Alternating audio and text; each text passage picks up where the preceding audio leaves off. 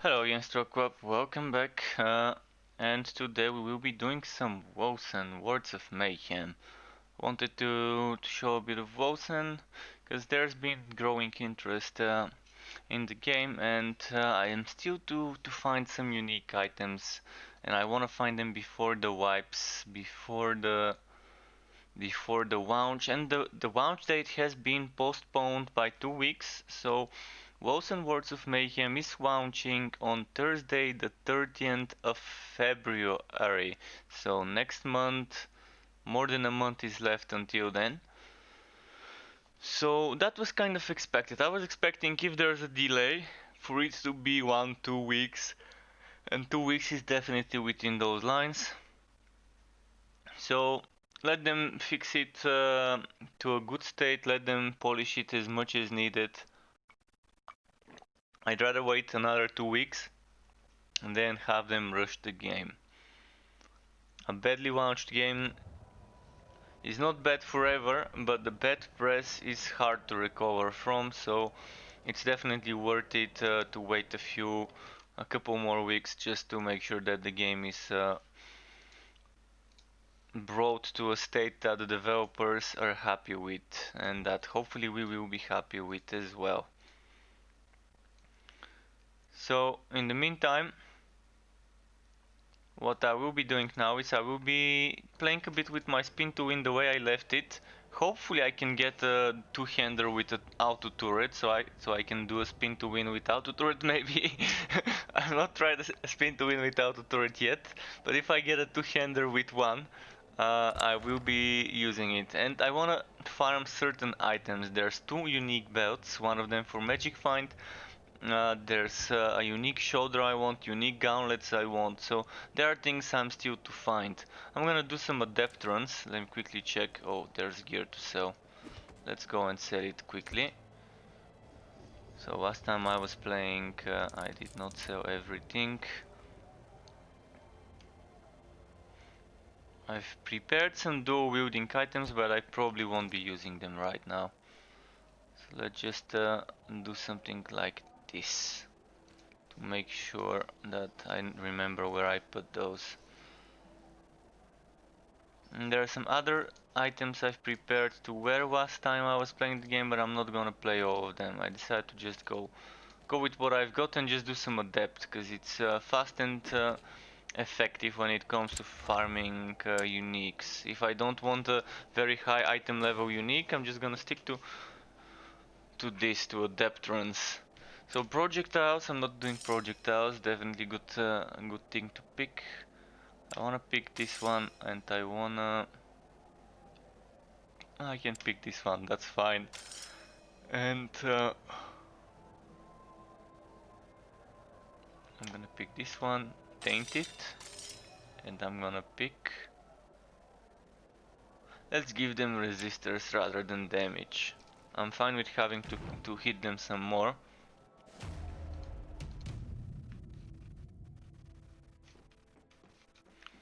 So yeah, let's see if I can get for the next few hours if I can get some of the gear I was missing. And just a moment, I need to fix some of my overlays here.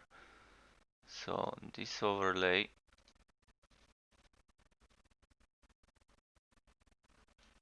needs to go here. Just a moment, because I was rearranging some stuff yesterday, because my Twitch chat was not getting fed to me yesterday, so I had to rearrange some things, so I'm just fixing them the way they were before. I think it works. I'm gonna do a quick test. Just a quick test. Okay, all my chat is working at the moment. Well, I'm gonna be testing it every now and then just to see it's all good.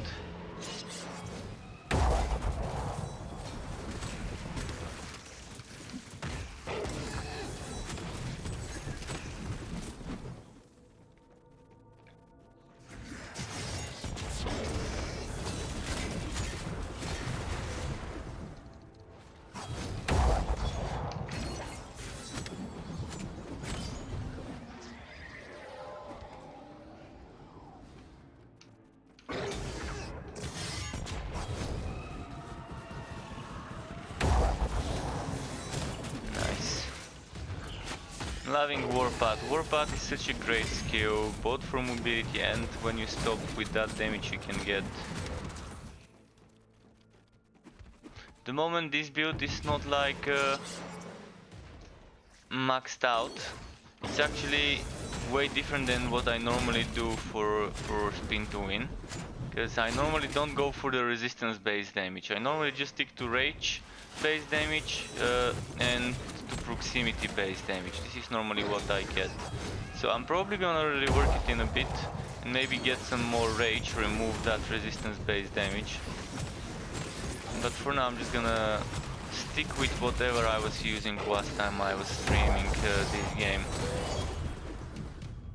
And I've not spent some offline time, as I call it, which is me playing the game without streaming.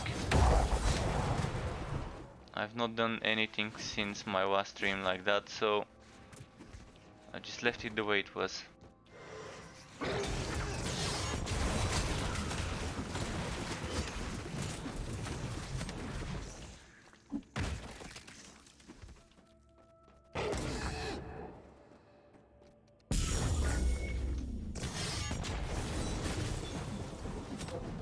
But spin to win definitely works great with proximity based damage and with rage based damage. Not with the all resistance based damage. My gear is not perfect, so that's why I decided to just try a bit more all resistance based stuff instead of the other regular setup. I have a bit better all resistance gear. I also want to play a bit with the tank build, so later on I will be changing to the tank build with the potions, like with the Praetorian and everything. Like a full resistance based setup for a tank. With the shield.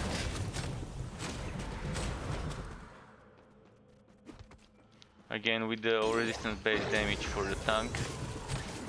So I will be doing that one, but with all the health globes spawning, which is probably good for support. But again, since the game is launching soon, I do not see fit to.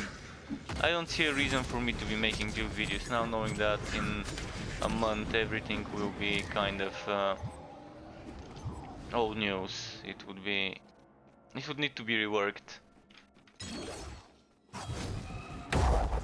But if anyone needs some builds, I can give you a link to the official forums where you can find some other people's stuff. I will be making builds for the game when it launches though. I decided long ago that this would be the case.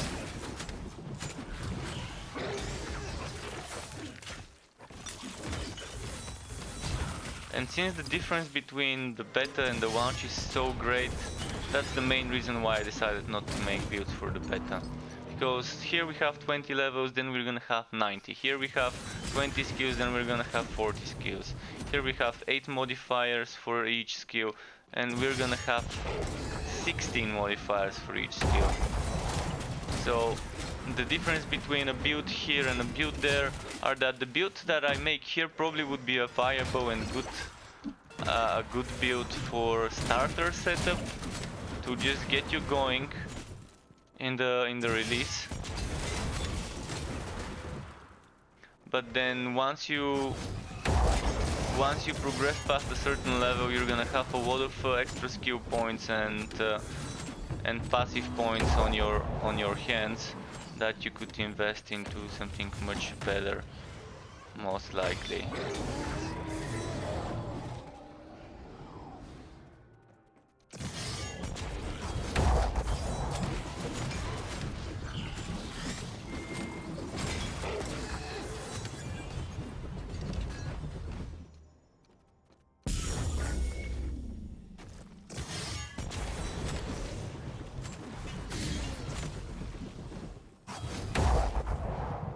So they're supposed to be... Okay, I've killed everything here.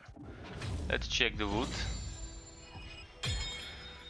5 minutes. I took my time this map, but it's not a forest, so those are a bit slower to do. Let's see if there's any other wood here. And also if any person or people wants to team up, let me know. Let me know. I'm happy to to help you with farming, leveling, etc. I do have some of my viewers who already bought the game after I recommended it to them, so if any of them is watching or are watching um, and wanna team up, let me know. I'm gonna look into some damage based gear. This one's not bad because 13 toughness would end up being a good material resistance. And you want physical, which is material, which is part of all resistance, and toughness for a all resistant based item. I want something with damage though. I want something with damage. I'm not sure whether attack speed increases the speed of spinning for Blade Storm, so that's some questions I'm gonna be asking in the forums probably. Not the forums, but the Discord. So let's see the dagger. This dagger is amazing. A firebow dagger with unfortunately attacks critical hit chance, not spells crit hit chance, and wife leech from attacks, not from spells, but it gives me also toxic damage to attacks and fire damage to attacks. I do wish daggers would roll with more spell based bonuses. I think the dagger needs to be the item that can be both for attacks and for spells. So you can kind of build a mage with dagger and catalyst, for example. This one's nice. Winter's Grasp on a one-handed, unfortunately 2 sockets and only 2 flat damage stuff, but Wife Leech, crit chance and speed for our attacks here. So I'm seeing some good stuff. I'm gonna check some things like first of all let's put those in there, and I wanna check the damage. How much the damage changes if I do this. I'm losing a lot of... I'm losing 16% material damage, but the things I'm getting are pretty nice. Like, look at my physical resistance here. Physical resistance. Physical. 1848. With this one is 1638.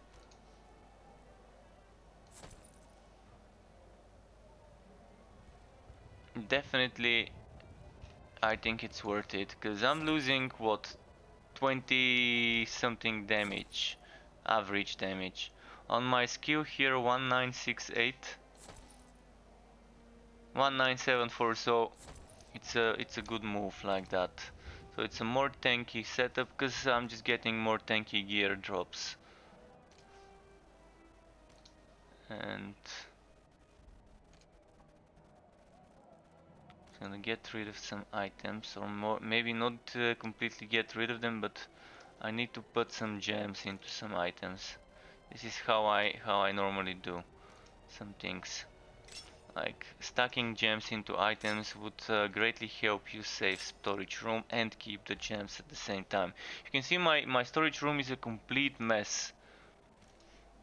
Like it's probably the biggest mess of a storage you've ever seen. And yeah, I just don't feel like taking the time to fix it right now. I will fix it sometime later. So let's just take those and just put some stuff in them randomly.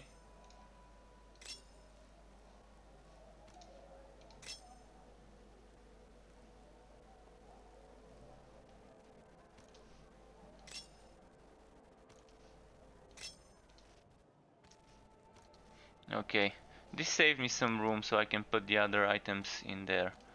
I want to be testing using this Rage Conservation. It's very nice for a spin to win, so I want to test how much damage I can get with that.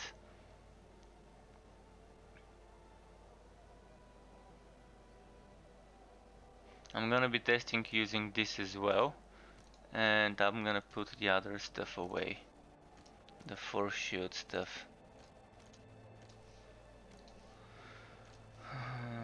Okay, so those 3 things I want to test and see what I can do with them in the setup.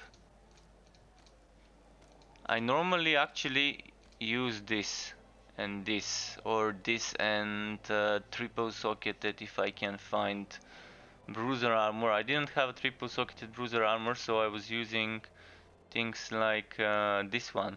I also want to check something like that. This is ailment damage though. This is more for ailment, so probably better for rogues. I was actually using this on my rogues, wondering if I should test it. I'm gonna check it. Enemies you hit, enemies that you freeze are frozen, and when you are frozen it lasts 20% longer. Okay, I don't want this. What about this one? Rage conservation, zero damage on attacks, crowd control immunity, no. So just a quick check. Okay, let's go. I think I'm ready for another. Oh, what the hell did I do? What? What did I drop? Catalytic strap. Oh, this one. Okay, let's do another run.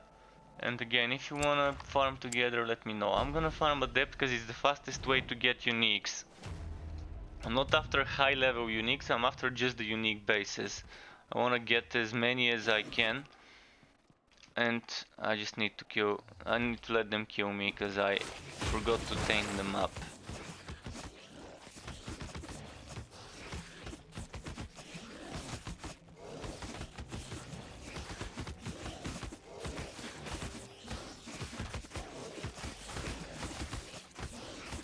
Come on, kill me.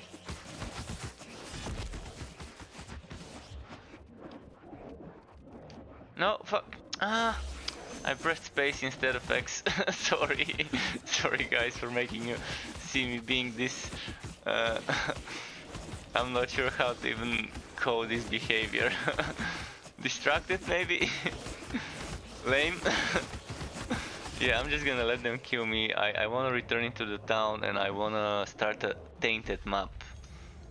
Tainted maps are just a single map run and slightly more rewarding, and they can give me the Rat of Starry Cell items which I'm after.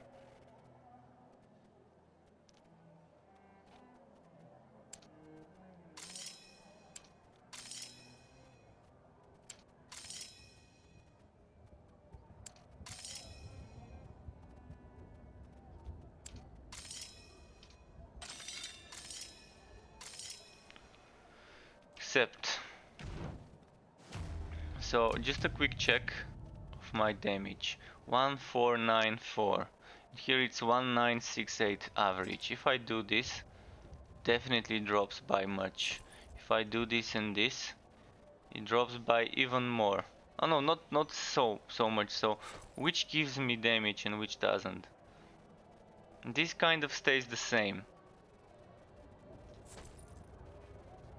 This actually loses me some damage compared to that one. Okay, let's play like this for a bit. And just a quick check with that one. 28.6 with this one. To 20.03. So the difference is very small. And I definitely want the rage stuff. Well, I'm gonna play with this for now. Because I don't think I even need to have that strong items. But having the utility of extra rage and stuff would be fun. Let's see here. Maybe this one would be fine.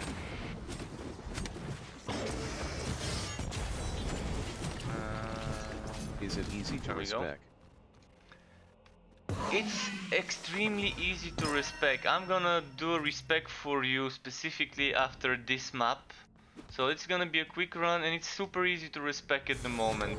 I think on the launch they're gonna keep it super easy to respec as well.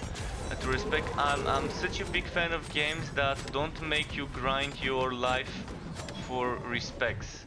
Basically you just need 2000 gold to respec all your attributes and spend them however you like, and you need 2000 affinity to respec your passive points. And the 2000 affinity is basically equal to one skill book you find. skill books you can buy for 1000 gold from the NPC in the town. And you can sell a single skill book for 2000 affinity. So let's say 1000 gold coins for the passives, 2000 gold coins for the stats. And Wow, just to good. give you an idea how much that gold is, one item, like currently at my level, I can sell one item for between 200 and 500 gold if it's a yellow item. So between 3 and 5 items to get respect. Currently this mode I'm doing is modified in such a way that the enemies don't drop items, but you get more items at the end of the map. And you can only get items from chests here. So you get items from the end of map chest, and you get items by completing the map as a reward from the NPC. So this is a tainted mob, and enemies like this assassin here, this shadow blade, appear. Those are tainted enemies, and you're paying to taint the map, and by tainting the map you change the way it behaves. Normally you start a map and then you have to do 6 runs until you unlock the next checkpoint. And actually you unlock two checkpoints, but you need to do 6 until you can return into the town and unlock those 2 checkpoints. You can always, after each map, return to the town, but then you're losing the progress towards this run. And as I said, it's split into six maps. You do 6 maps and then you can return, but with a tainted map you do only 1 map, and then you get the wood and then you return. And it's a very effective way of farming items. It's probably the best way to gear up in this game, to farm adept runs that are tainted. Adept is the easiest you can get it, where the enemies are level 20-21, while you're level 20-21. So of course when the game launches, or if you're not level 20, it just adds 1 extra level to the enemies. So I'm 20, the enemies are 21. But with the min-max build and a good build, you can go up to like the enemies being level 55 while you're 20. So a very good min-max build with the right gear, with the right setup, would be able to do 35 levels higher content than the player level. So this is kind of how you're testing a certain build with the regular mode when you're pushing the envelope. What I'm doing right now is purely farming. That's why I'm using spin to win setup, and I'm not using the most common spin to win setup, and I'm not using the most common gear used for such a setup. I'm just experimenting with certain things, but the spin to win is not a meta build at the moment. It's good for farming. It's definitely good up to until a certain wall that the game would throw at you, where the enemies get a bit too strong to handle on a spin to win, because they can kind of easily hit you while you're spinning and they can one-shot you. But it's a fun build. I'm gonna show you some other builds. I'm actually gonna let you even decide what build you wanna see. I'm gonna respec in the town after this if you want me to, just to show you how easy it is.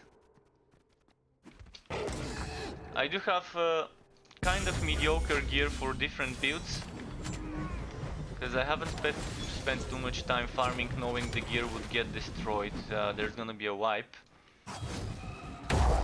on launch, and the launch was delayed by 2 weeks. And I actually, when I see a launch delayed, I'm happy. I know that then the developers are not rushing, and they would rather take their time improving the game instead of releasing early. So launch delays are normally for the better, so I appreciate them being upfront and letting us know.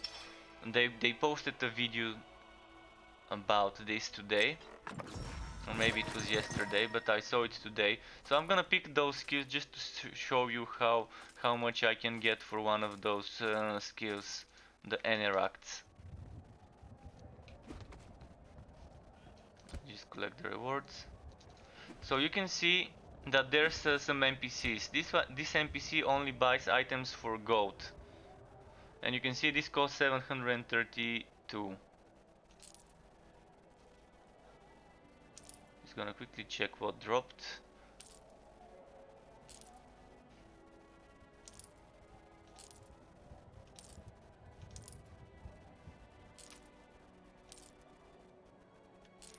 Okay. Oh, they dropped me a nice legendary agent's tunic. It's not too fancy, but it's nice.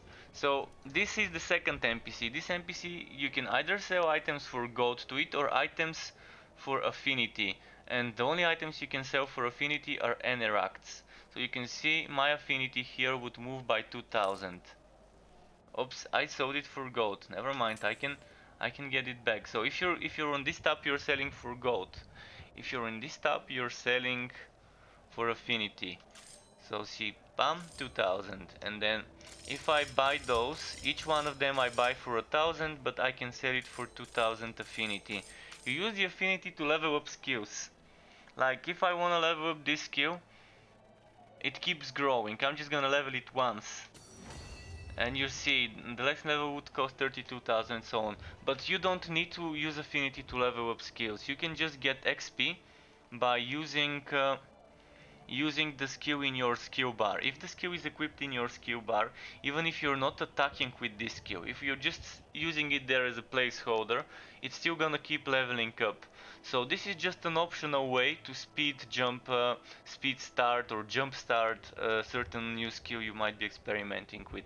Let's say you've been playing as a warrior, then you decide to change to a mage, and you've already unlocked the mage skills, and you have shit tons of affinity. What you're gonna do is you're just gonna level up the skills you want to be using as a mage, and start with the high level skills right off the bat without having to level them up while you're playing those skills. So that's just an alternative option. Now, as I said, it's cheap to reset. Bam, and I just reset my attributes. Just 2000 gold, and you saw me selling items for 700 each even. Then I can reset my passives. I'm just gonna quickly take a peek of what I was using, and if you want me to show you a tank or something specific, let me know. I can try and do it for you. I'm just gonna quickly go for I'm gonna not take this one this time. So let's go ahead and respec. I just wanted to check what I'm dealing with here. I'm gonna try and do something similar, not the exact same thing. So it's still something different. I'm gonna put everything into ferocity. You can either go 1 point at a time or 5 by 5 with holding shift. Definitely saves you some time. And then reset passives, yes. So I had something like this. Here I was taking this crit damage. It's a very good investment. Taking this on any build that can do it, that's using it doesn't matter whether it spells or not, but it's amazing to use this. So I'm gonna do that. I'm gonna take this rage cost reduction. I'm gonna take this and this. Extra health. It's never bad to have some extra health. Rage cost reduction, rage cost reduction. I don't think I need this rage per hit taken, but it's not bad if you want it. So I'm just gonna take this, all resistance. And this. And what I want here is, first of all, damage for nearby enemies.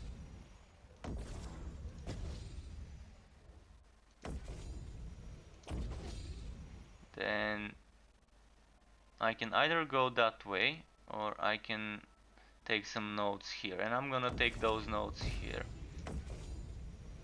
So this is damage per unspent rage points, like this one. So here I can either get melee weapon damage, which I'm not sure whether this applies to attacks, basic attacks, or whether it applies to skills. I know this one applies to skills that are counted as attacks, so this is worth taking. And I'm not sure whether movement speed helps me while spinning, but I'm gonna also take this global life leech.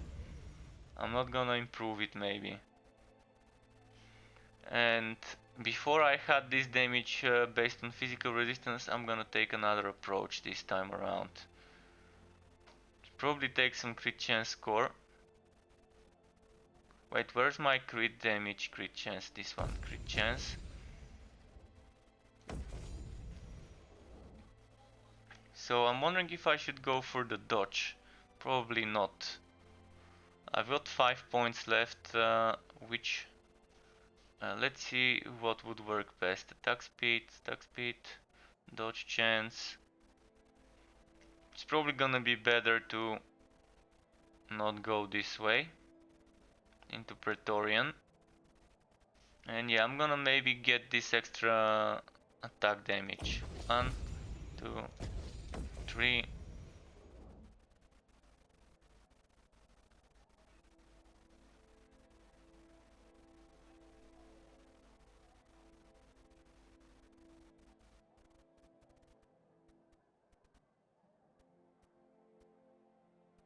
I could have gotten some damage, not damage but HP, but I'd rather not, it's fine.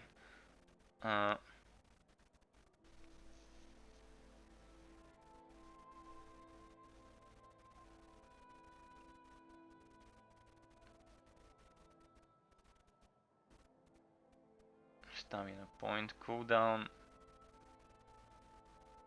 agility, 2 points, kind of wondering what to take for those 2 points.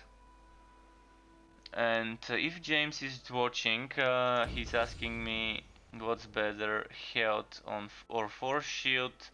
For force shield you want to be taking something, where was it? There's a note that allows you to not get poisoned while using force shield. I think it was this one.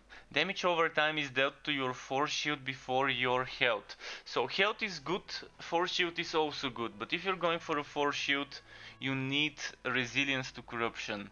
That would make poisoned and other damage over time effects dealt to you, taking force shield instead of your HP.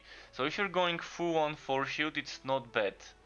It's not bad, and it's not for every build, but some builds are good for it, whereas HP is easy to stack up. So I'm not sure what to take here, but I'm gonna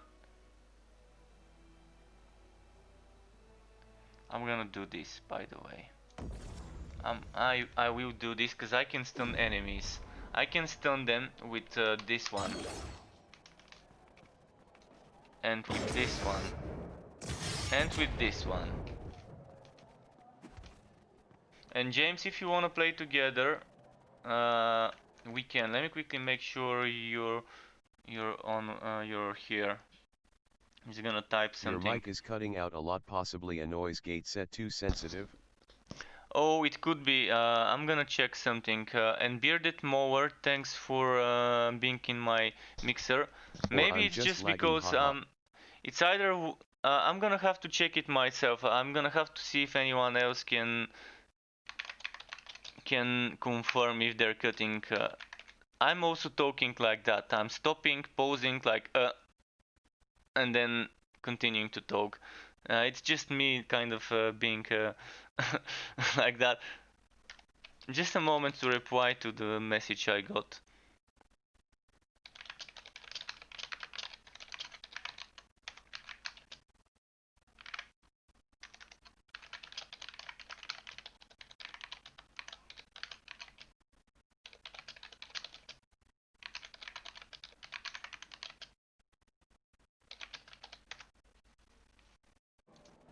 So yeah, let's do another map.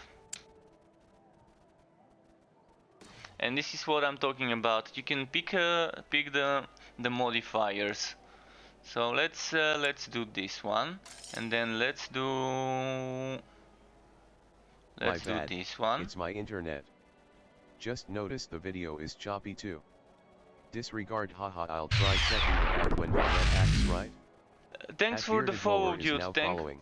Thanks, Bearded Follower. Maybe it's just in Mixer. I'm not sure whether it's just on Mixer, but I'm streaming on Mixer, YouTube, and Twitch.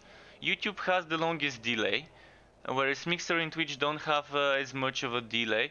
And I'm not sure how the Back off quality for is now. on Mixer Happy compared streaming. to.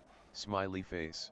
Well, thank you for the follow, thank you for being here, and have a good day as well from me. And I'm gonna try and enjoy my streaming indeed.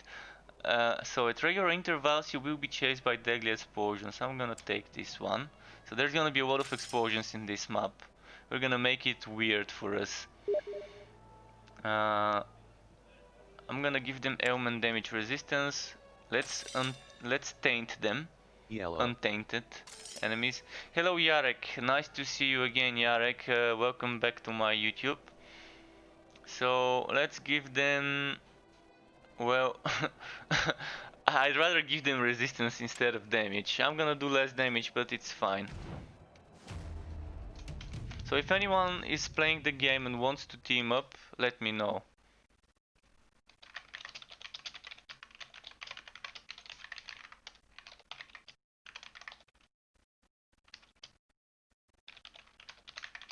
Just typing to James, because I'm not sure whether James is watching me. He's typing to me on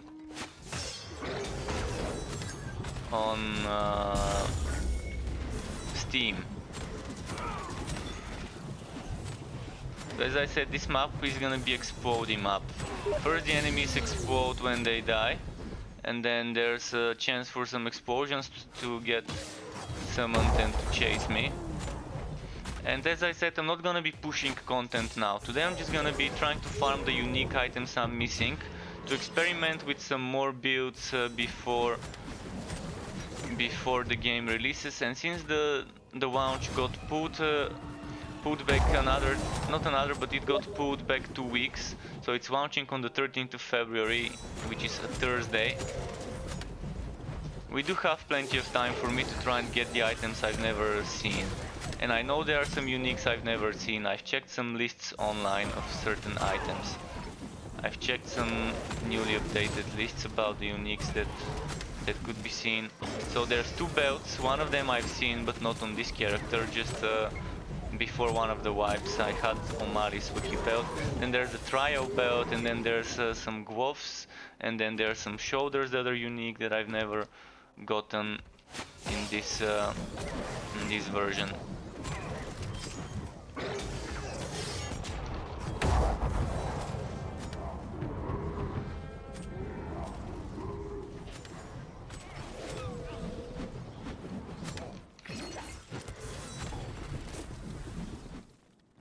What's happening? Oh yeah, Shadow Blade.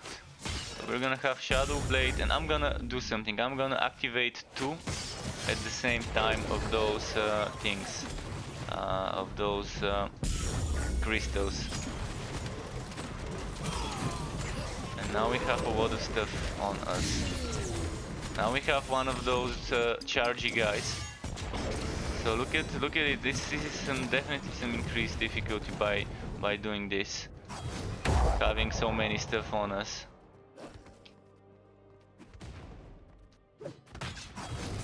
But since it's a depth, I can handle it. I do hope I don't die, because then I'm losing some wood quality at the end. And quantity of the wood at the end as well, I think, is also changed. If I get a lesser rank on my performance.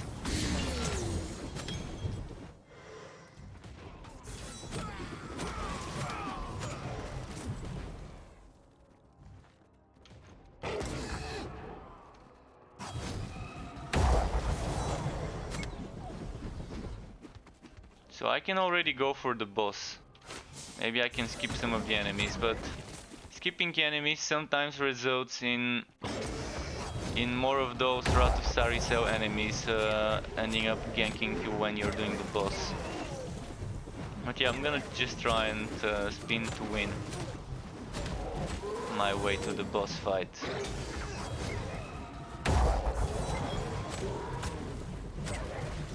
The biggest hits I've seen with a build for the spin to win with my mediocre gear has been 15,000. And that was a rare occurrence, but that's without min-max setup. For now you can see those 3-4,000 hits are more than enough.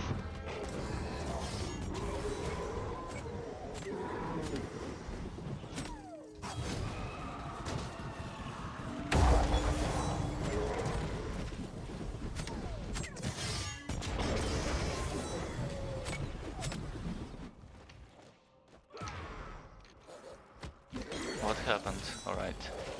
This happened. Am I gonna get one shot? Thankfully it's a depth, so I didn't.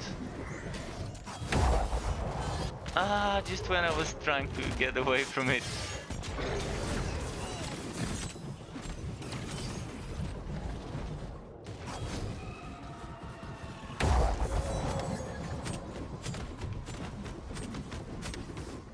Oh shit, his spins are harder than mine. Okay.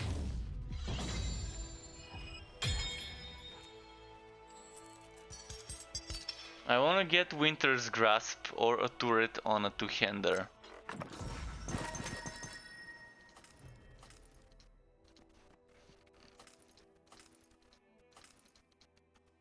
Well, the pistol is worth picking up. Even if it's a yellow pistol, I'm gonna throw something away and pick it up. Triple socketed yellow pistol would be fine.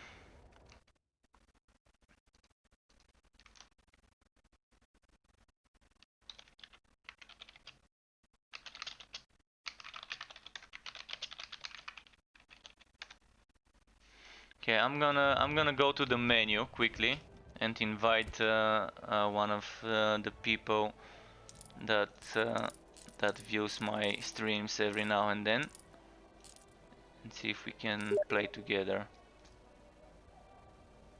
Okay, he'll let me know once he's done. In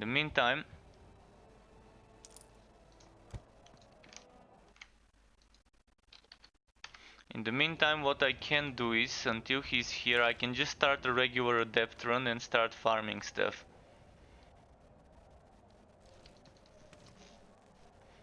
I can do a regular adept run, start farming some basic gear, and when needed, just let them kill me or go back to the town. I can start, what's it called, a mandate. I'm still not sure why people are doing mandates. Maybe they're better for gold farming, the mandates. And until today I've not played with this axe, the edgy. I have another two-hander I wanna try, and this is the two-hander with the 3 sockets. This one. But it seems to be better for ailments. Dash attack stuns enemies. I think the edgy is the better option for a spin to win.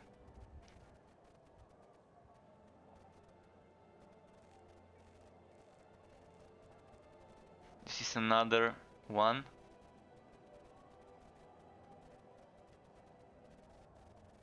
Wolcen sword, or I'm not sure how to pronounce the I with 2 dots.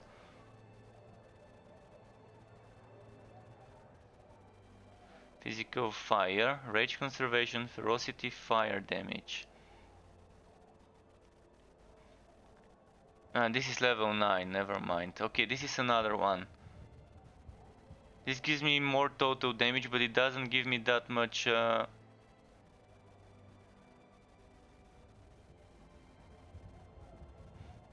gonna test it.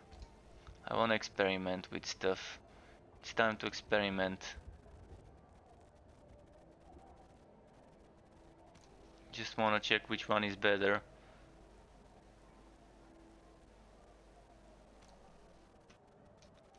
And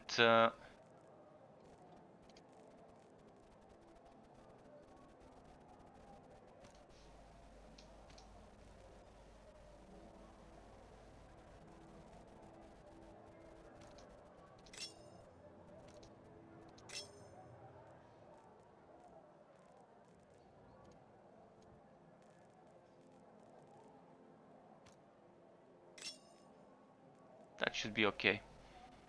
So yeah, there's some stuff we will be testing. This one, I might as well test that one too. But if I'm gonna be testing this one, I'm gonna change my Blade Storm to Frost later when I'm testing it. This one changes physical to Frost. But if I'm doing the physical to Frost, I'm probably gonna have to remove this one. For now I'm gonna keep playing with that and just check this one out. So let's do a mandate. I think the mandates are the best way to farm goat, maybe. That's why people still do them. That's why they exist. Otherwise, they would seem to be unnecessary if there isn't something specific about them.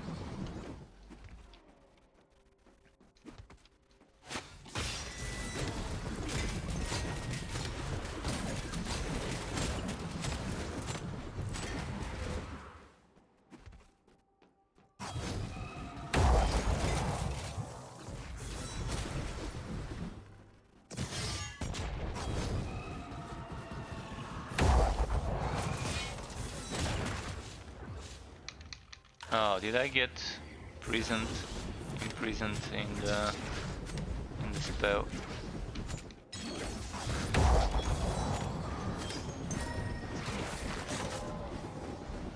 And I'm frozen now. Crowd control reduction probably is gonna be good for the spin to win setup. Like resistance to crowd control and stuff like that.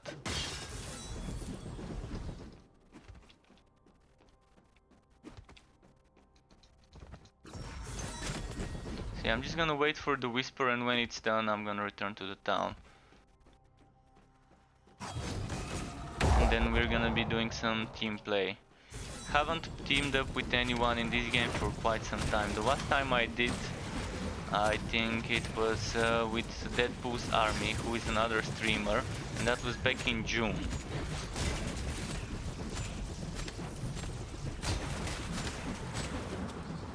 So since then, I don't think I've teamed up with others.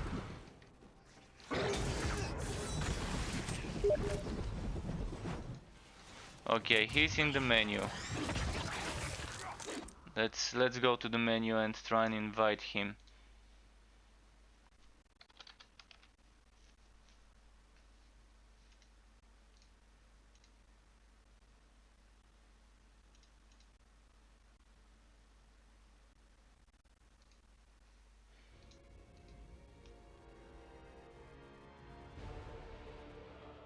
Oh, never mind. They already have people here. We have a tank dude, and it's 3 of us. Sup?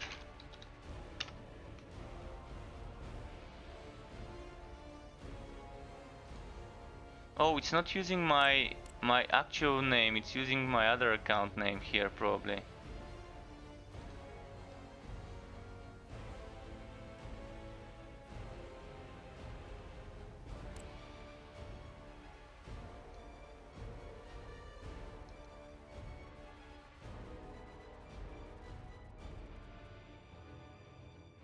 Might try and change this account name because it's an old one.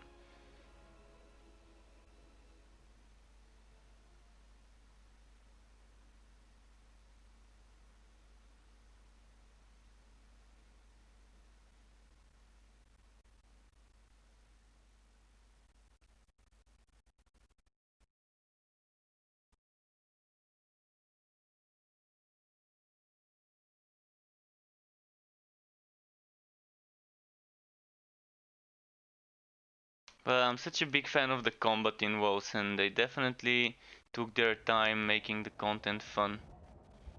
The combat and the content.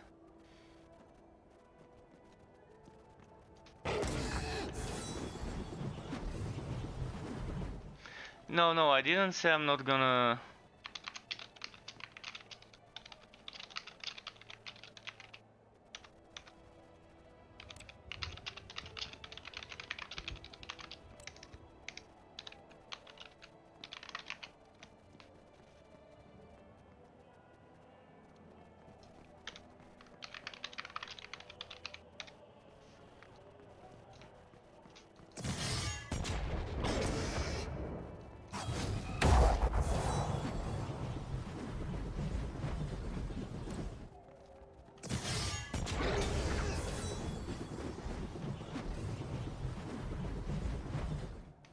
Yeah, the changes are gonna be...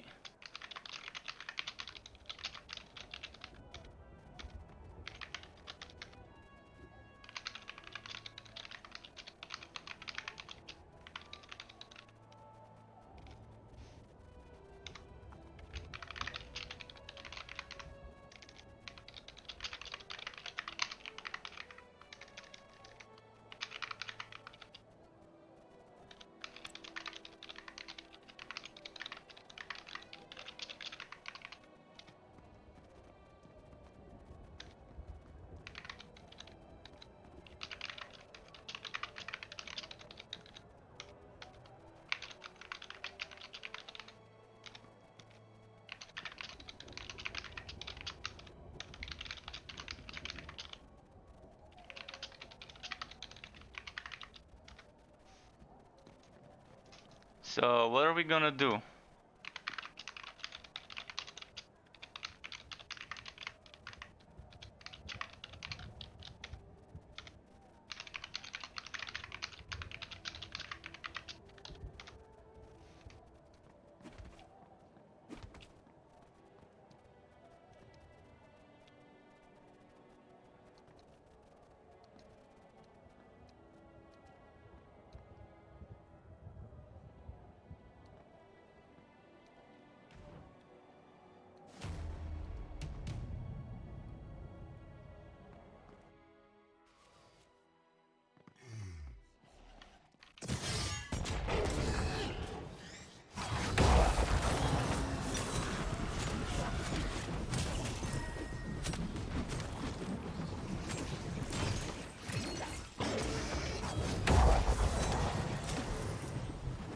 Are they both here?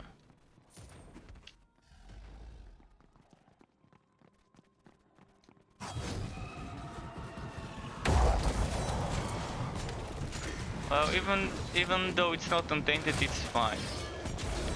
I can just help them with some pushing.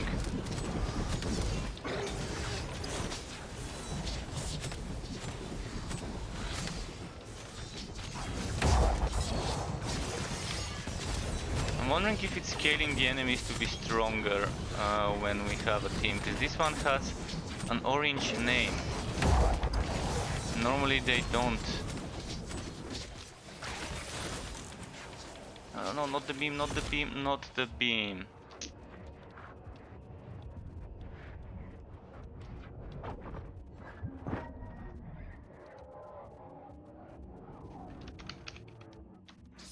He froze me and then beamed me.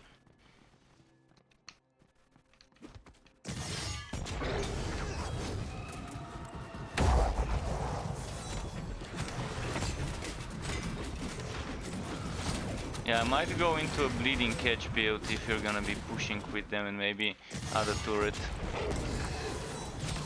Yeah, of course I'm gonna die. Everything can kill me here.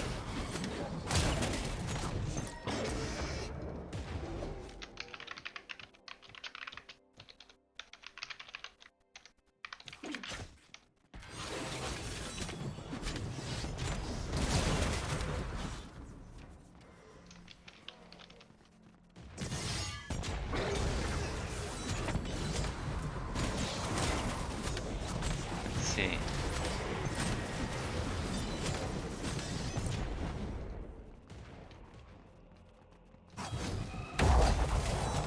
I do think the enemies are stronger when we're in a team. I need to check.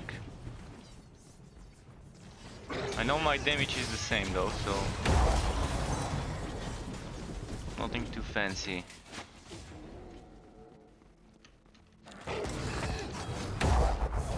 Ah, he teleported. Wow, I'm slow.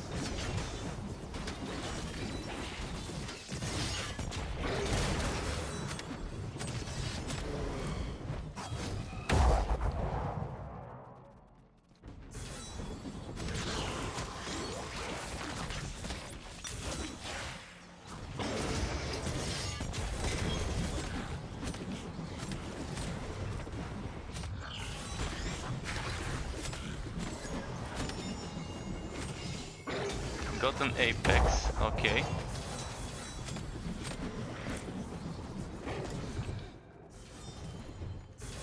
Apex is nice. Apex is good.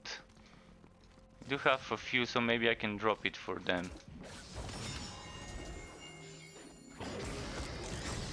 I'm wondering if they can even see it.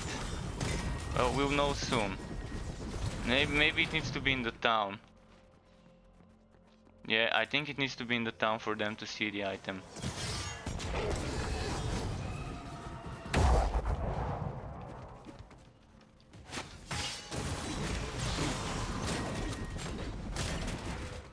But I definitely have a lot of gear to give them. And I can do that in the town, I just forgot about it. Like, it's not gonna be great gear, but it's still gonna be nice for a starter. An extra few uniques or so. Because I do have some repeating uniques.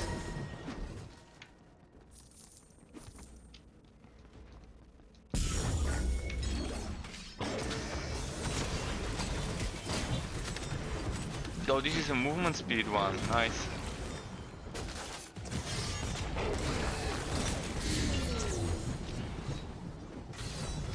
So movement speed does affect the spin to win, which is nice. This is the way I like spin to win working in games. Being affected by movement speed bonuses. Something Warhammer Chaos Bane should learn. And I do hope I see movement speed affecting the Whirlwind of Blades in Chaos Bane soon.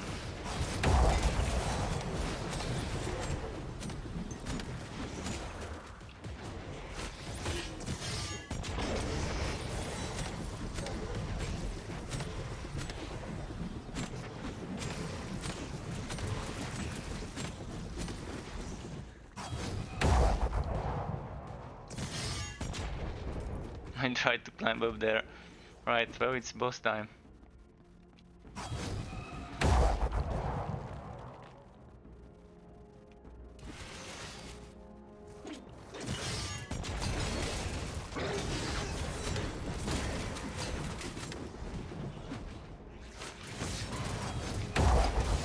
After this run, I'm gonna test the frozen spin to win to see how it works with the frozen item.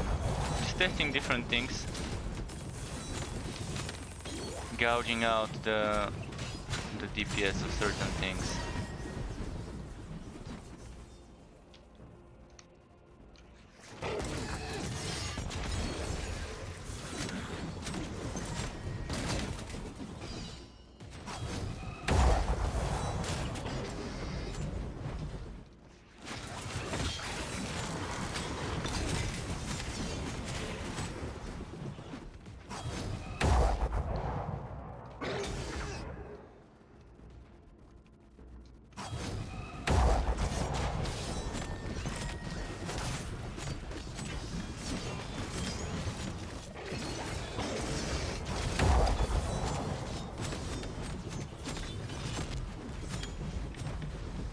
Oh, I'm gonna have to try and res.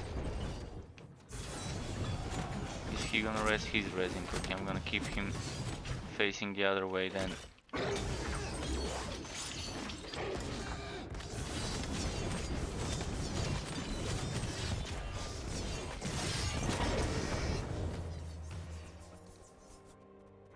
Okay, at least the resing is fast and easy. So let me try and drop this for them. Can they see it? I don't think they can. Or maybe they can.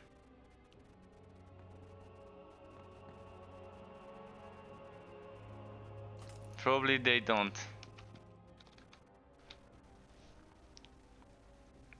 So on the next one I'm putting the soul thingy. And I'm modifying this to be with frost damage, just to test. Hey, sorry for the DC the other day. We have bushfires here at the moment and lose internet all the time now. Just wondering, I know you are playing Wolcen, but with Chaos Bane, what is the easy beginner class and build to play? Hello Blade and welcome back, and I hope you're fine with those bushfires. I've read some news and I've heard some things about them. So when it comes to when it comes to Chaos Bane, I think the best quest to start to level up would be probably either Bragi, just to level up, not to push harder content, just to level up quickly, to do the story mode quickly, is Bragi or Elessa. Bragi and Elessa are amazing for speedrunning the story. And when it comes to endgame, currently the strongest two classes would be the mage and the soldier. The soldier on the Sovereign's Justice set and the mage on the Ult-1 set for survivability and on the Dragon Tamer set for damage.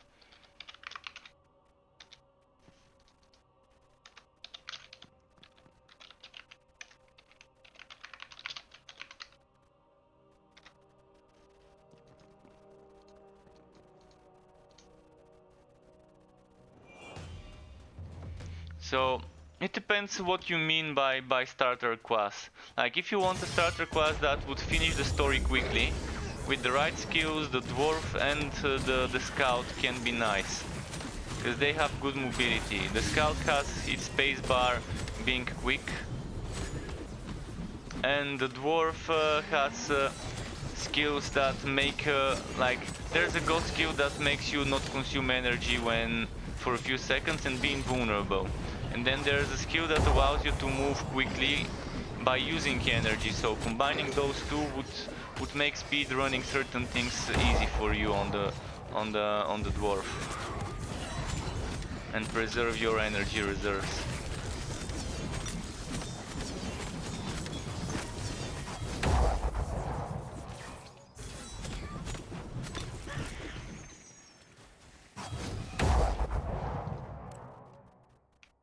I think we're racing quicker when it's two of us racing at the same time.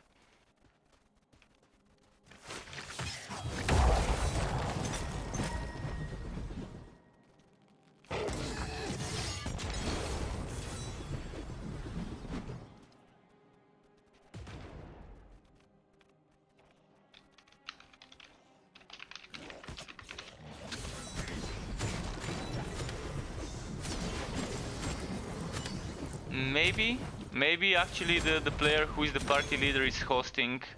I'm not sure how it works, but I know it's online only. So there should be some data on the servers, on the Steam servers.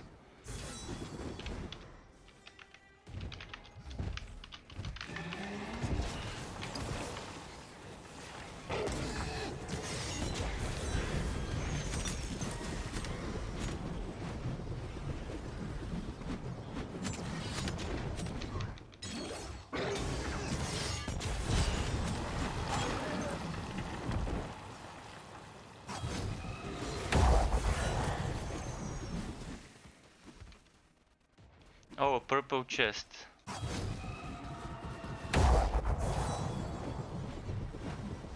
Oh, they're not taking damage, really?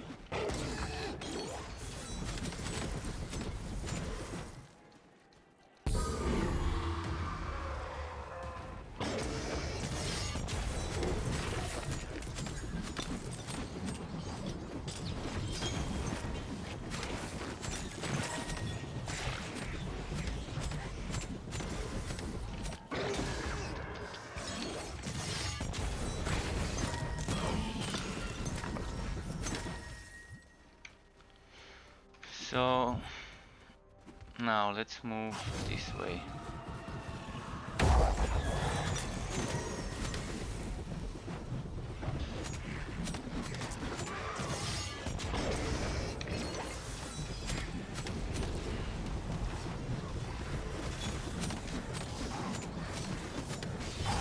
So using the small spin to win instead of the big one, but with ice instead of physical, seems like an interesting way to play it.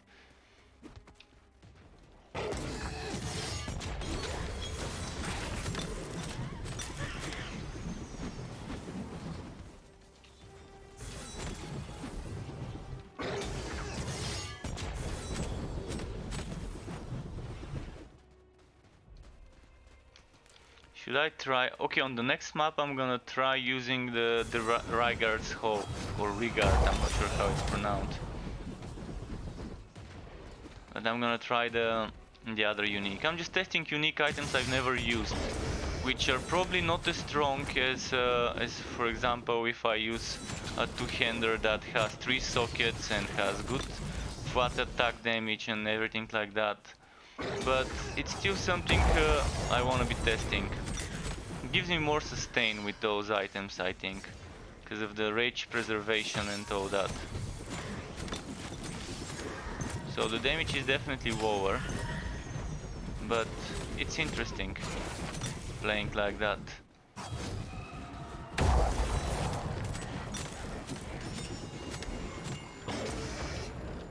And another unique drop. Mournful threats, yeah, I've gotten those before. I need to drop them some items when we're done, when we're in the town. Because those I probably don't need, because I've got 1 or 2 more of them in my warehouse.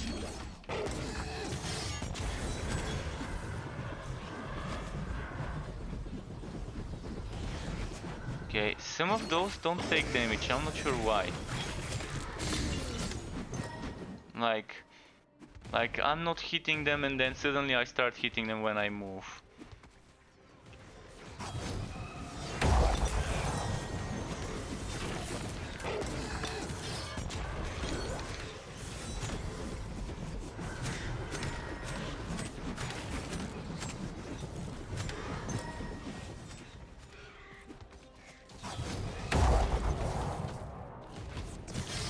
Oh, did I get stunned? Oh no, I'm just trying to go where I can't. I'm trying to go into the water. Wow.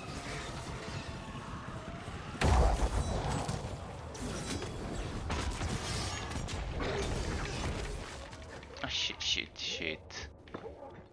And I can't self-res on multiplayer.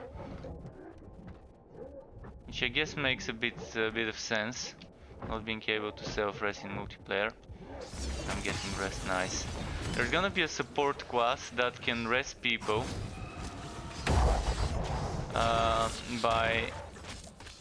with their skills. So there's like a support class called EOS from those masteries that you can take from the passive trees.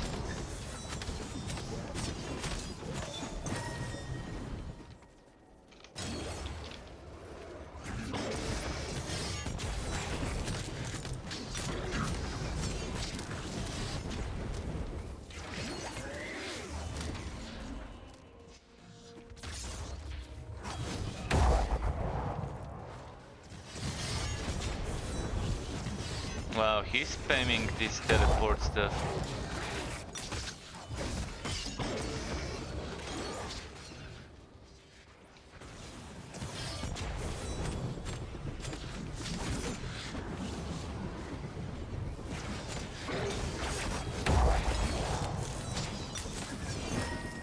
Okay, we got this one.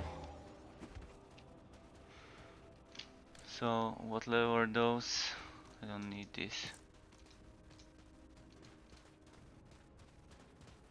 Mournful threats.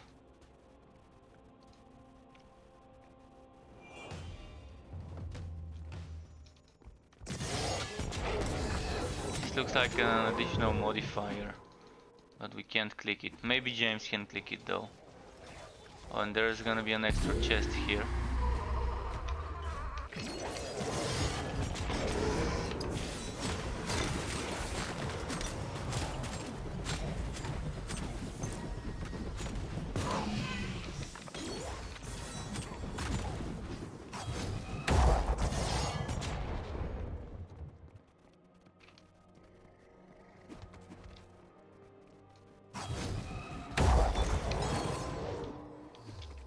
Oh, that was good damage.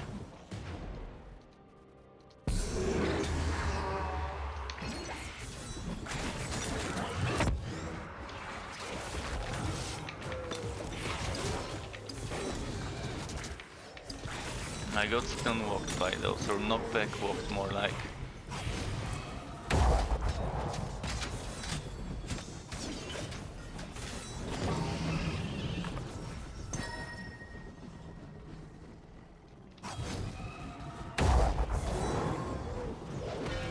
See again, my attacks sometimes get glitched, and look at they're not hitting the enemies until I stop and try attacking again.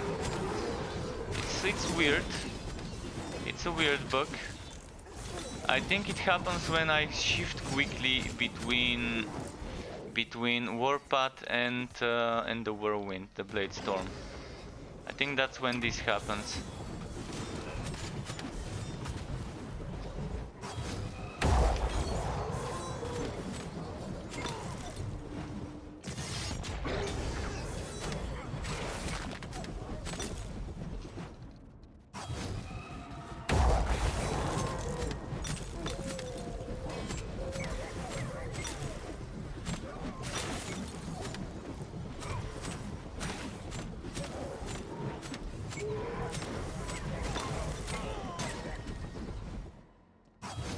Something there, let's see what.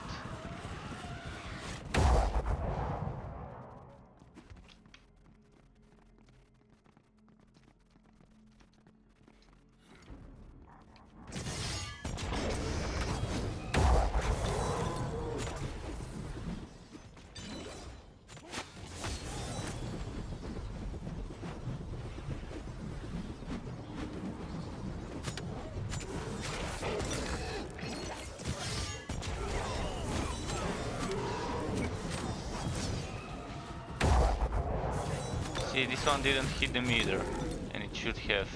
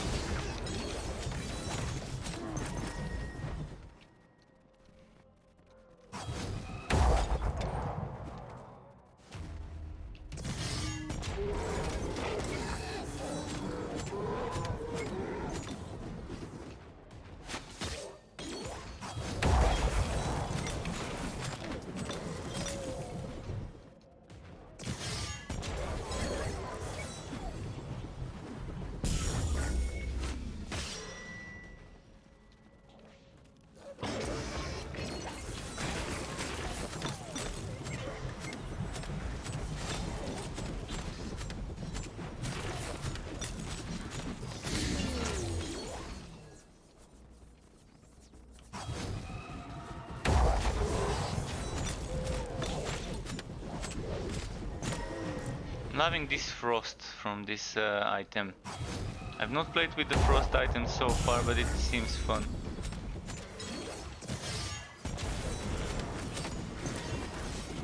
Being able to crowd control them with this freezing.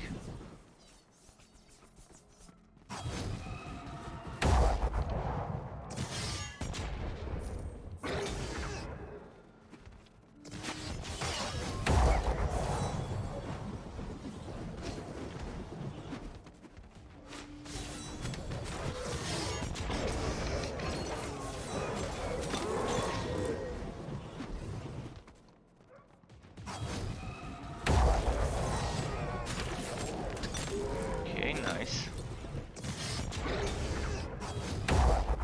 Shit, right into the stones. The boss is this way, yeah, I can see it.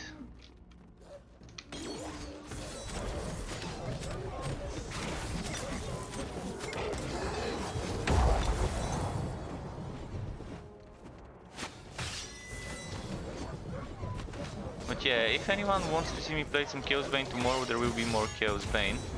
Today a bit of Wolcen, just something different, and I know there's a lot of people who are interested in this game, wondering whether it's worth buying it, so feel free to ask questions. If you want me to show you different setups, ask for them. I can change my skills as soon as we're in the town.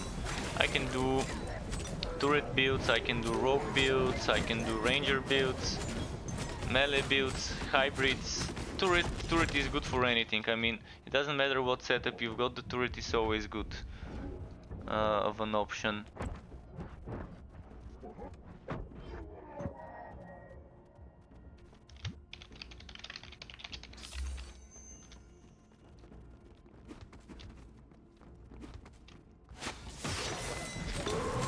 And yeah, Torchlight Frontiers update 10, I'm hoping we are gonna receive this month. This is my hopes for this month being the release for update 10 in Torchlight Frontiers. It's gonna give me enough time to level up, to maybe make a build or two before it's time for Wolcen launch. YouTube for Braggy a good one to use for the no entry build? The build I have on Braggy is not a no energy build, but it's a very strong build for any set. Yes, you do have the unique skill, not unique, but the God skill that gives you no energy consumption for a few seconds and invulnerability, and you do have the movement skill. So this is actually the setup I do suggest using. So you want that God skill, which I normally put on my number 1. I forgot the name, I think it was something Bastion maybe? No, it's not Bastion, fuck. It was that yellow looking skill that gives you invulnerability, the God skill. That requires 5 or 6 points invested in the first God skill 3. I really can't, it just ran out of my head, the name. But yeah, you use that God skill for invulnerability and to remove any energy cost. And then you start spamming the Avenging Charge. While leveling, this is great for Braggy, because it's gonna give you a lot of mobility. You can probably do the basic campaign in 3 hours, 3.5 hours with that setup.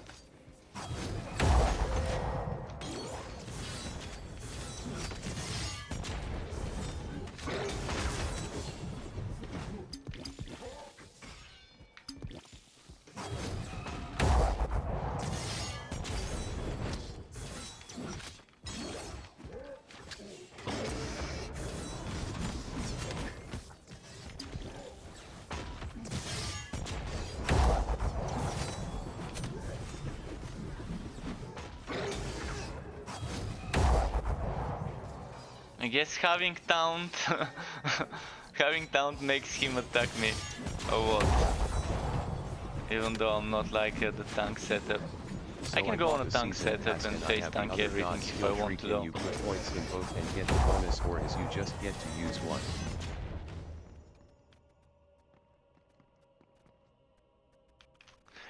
Yeah, you can put skill points, you can put God skill points in any God skill tree you want.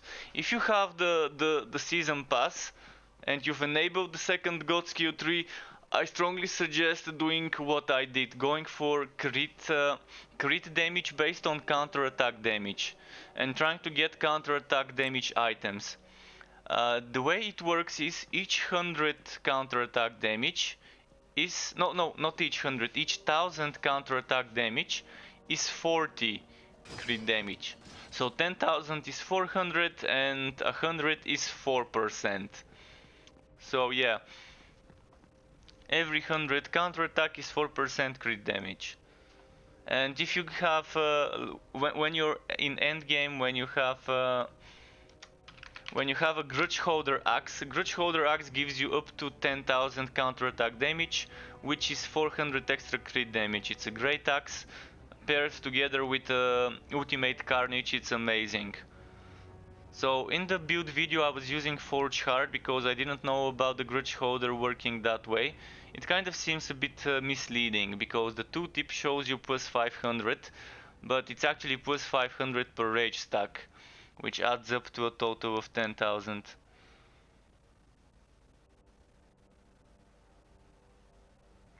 And Ultimate Carnage is probably one of the best axes for flat damage increase, because again it works great when you have high rage, and getting high rage is easy on any build. So get Fighting Spirit, get that extra 50% counter attack damage on that God skill tree. Maybe get a bit more counter attack damage, but don't get the 20% counter attack damage that loses cooldown, and don't get the 10% extra flat damage that loses cooldown, because at the start I assume no one would have enough cooldown reduction, and you want that cooldown reduction to be able to spam. Thankfully the crit monster setup I've got on YouTube for Bragi works. It works for any set that you're using on Bragi, with very slight modifications. So in certain cases you might just want to change the axe throw superior to some of the basic skills that cost 0 points, so you can just accommodate for the skill points that are needed. But that's just one of the cases only. Only on the Deep Gaseous set, on the Wolcen set, you would need to do those changes. Otherwise, everything is kind of the same in regards to points. You're just changing which skill is heroic and which isn't.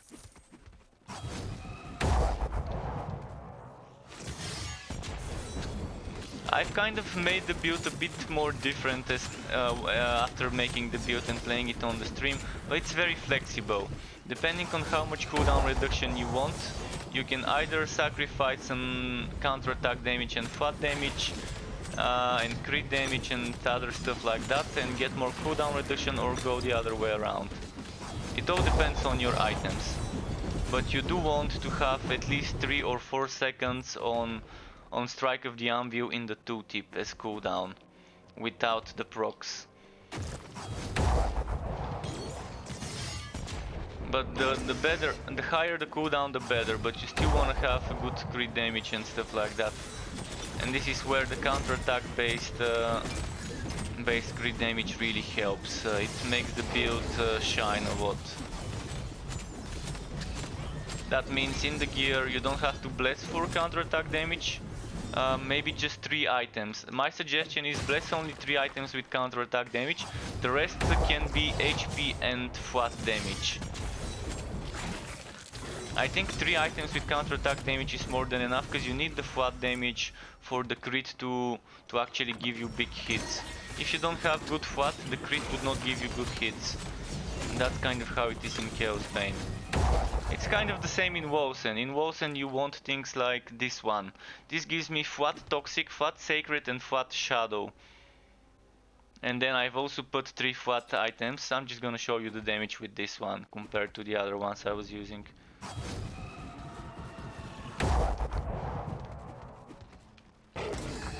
But yeah, flat damage is always better than percent in most games, and this is certainly an example of a game that is made like this.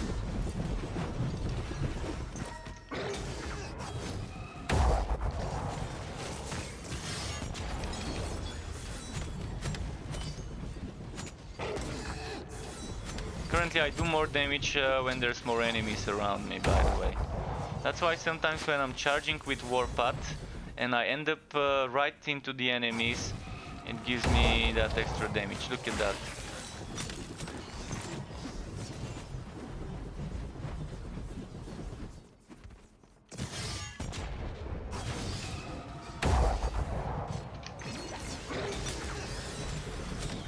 So I'm gonna remove the frost now. I'm removing the frost, I'm going back to the white AoE, and I'm gonna switch to this one. I wanna see how strong it would be. I've never used this one, Rigard's Hope. It's not that much stronger, by the way, so it's kind of the same as the other uniques, but the unique weapons were kind of weaker than the non-uniques I was testing, because the legendary one I had is amazing. It's very, very well wrote.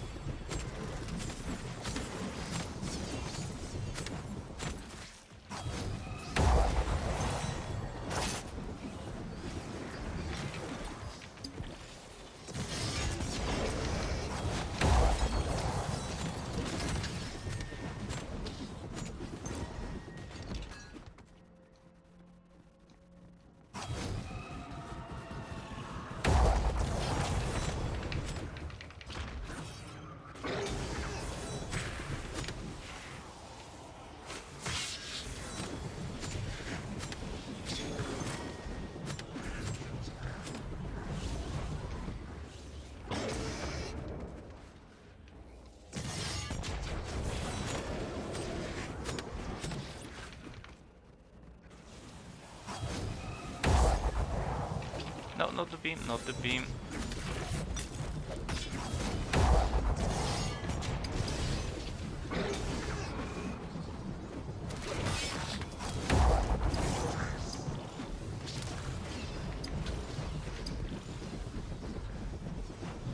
You can't see what's happening. Yeah, this boss is not the best one to be doing on a spin to win.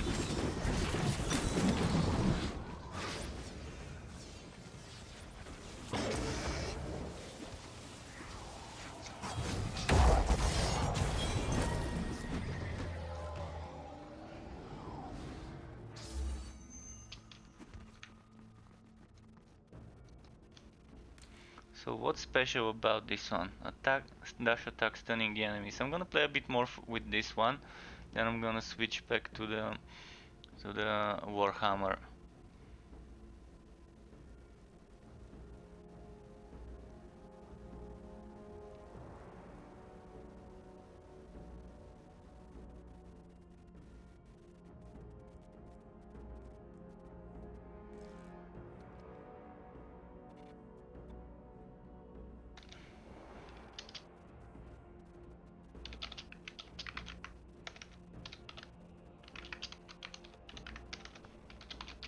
Just gonna explain.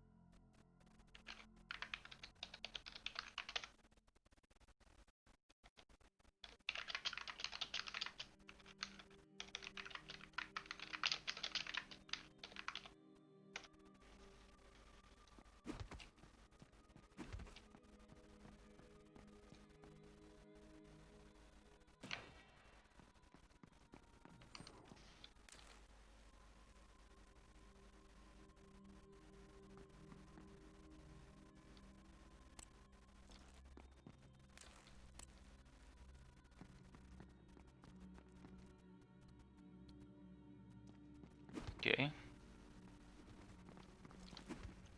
So maybe we're good to go.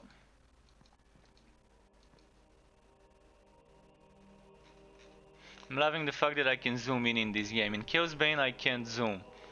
And I'm a huge fan of games where I can zoom.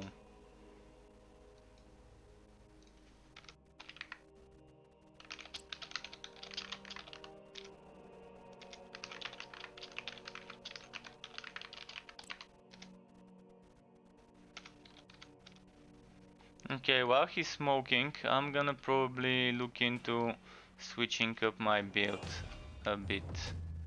Or never mind, maybe not.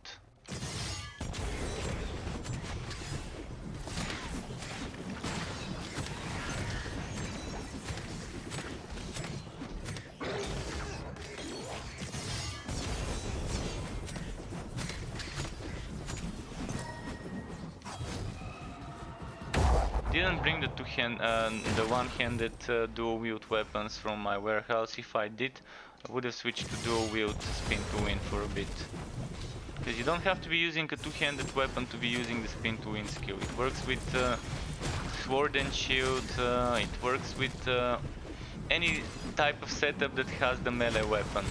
Hell, maybe even with dual daggers, if one of the daggers has this skill as a skill given from a mod, you would be able probably to do it.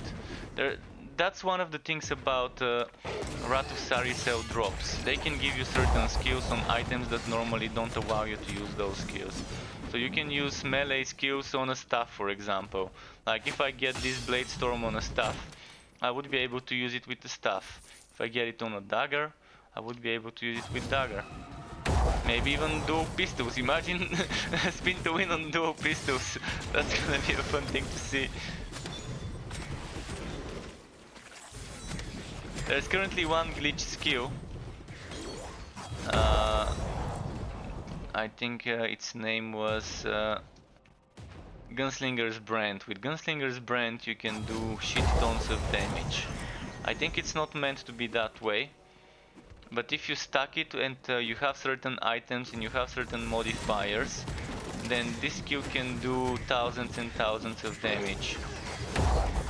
I think it works in the way where you're just shooting at something with the skill and then your next shot after that deals all that damage. So on a good ranger build with this you can be kind of one-shotting most trash mobs. O'Malley's Wookiee belt, finally! It was about time. I'm gonna sacrifice some more stats to get that belt equipped.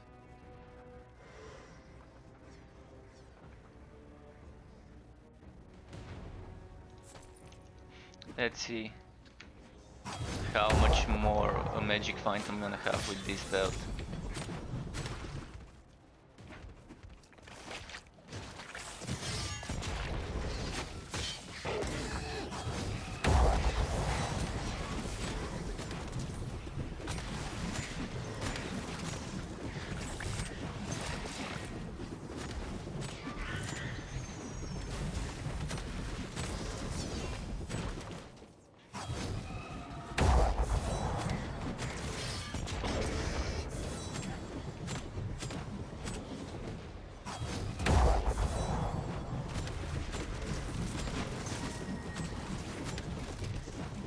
Okay. Ah, fuck, I missed. Missed by a lot this time.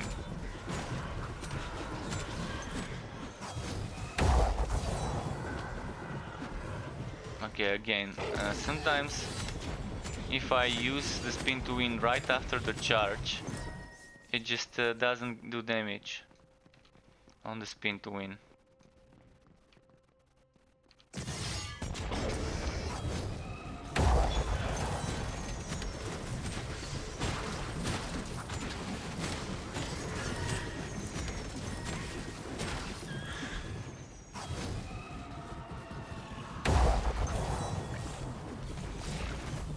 And again, I should probably do something else right before using the Blade Storm, just to make sure it procs the damage. Otherwise it's glitched and doesn't always do the damage, as you can see.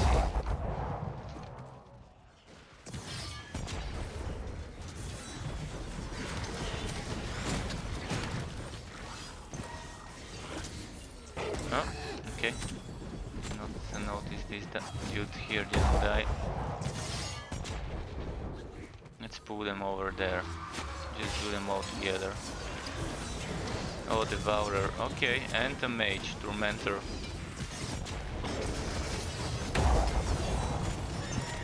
And another unique. Maybe the O'Malley belt does work. Oh yeah, the O'Malley belt, but that's from the chest. But still, I'm gonna keep the O'Malley belt. I'm gonna try and farm with the O'Malley's belt. Raw items, were they the ones? No, they're not the good ones. So what did we get? Tempered boots for Rogue. The steel sword, which is a one-handed sword, by the way.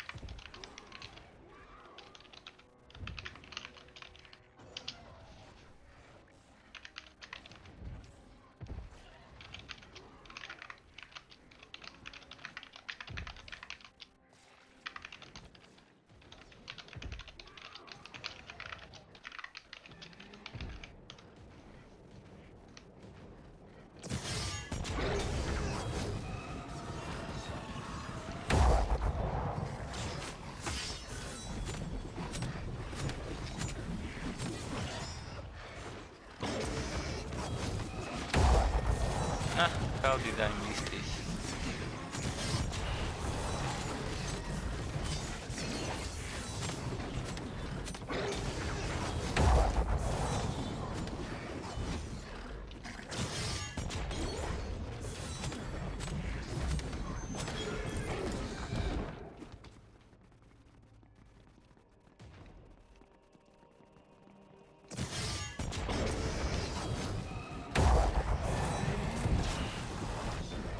And again, it just doesn't do damage right after. So I think I found the bug. Right after Warpath, Blades and Shadow Storm, you see just now again, I replicated it again. So right after Warpath, if I use Shadow Storm before moving, it doesn't do damage. If I were to do a movement, any kind of movement, regardless whether it's a skill or not, then it will do damage. So you just wanna move after it, even if it's just a bit. Otherwise it's gonna glitch out. It's probably gonna get fixed. It might also even already be fixed in the version that we're getting on the 13th of February. But yeah, 2 weeks is an unexpected delay. It's something that's reasonable for a delay. And if they only need 2 weeks, then there's not that much that was missing in regards to polishing, fixes of bugs and other stuff.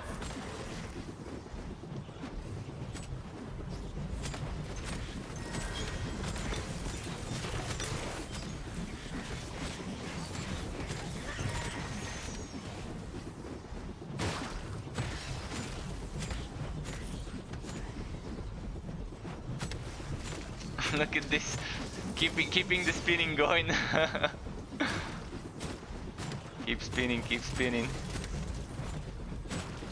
Keep it moving.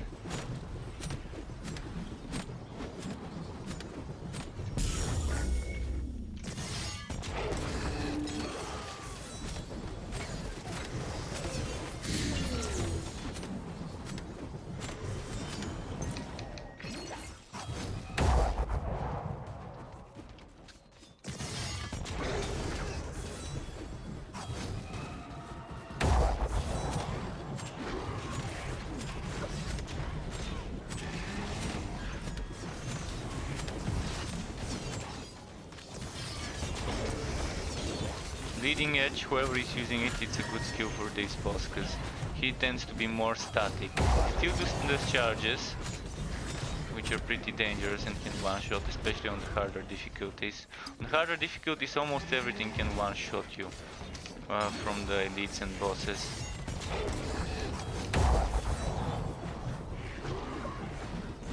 So the game definitely wants you to be dodging certain things, to be moving more often.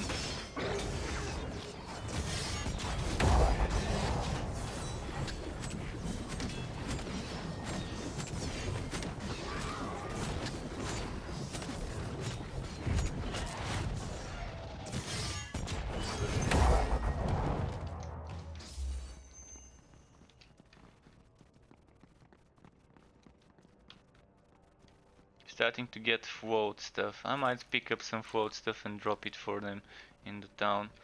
So we need what, 1 or 2 more maps, I think, in order to reach the checkpoint. I'm gonna switch to my main weapon, this one.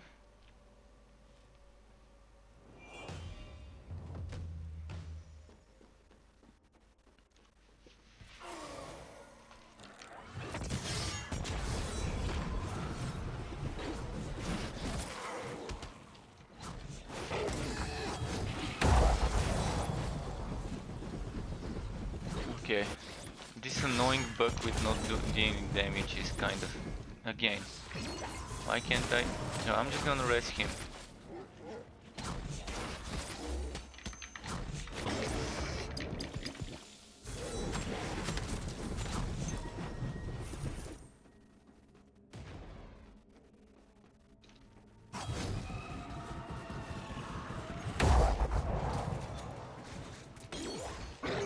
Okay.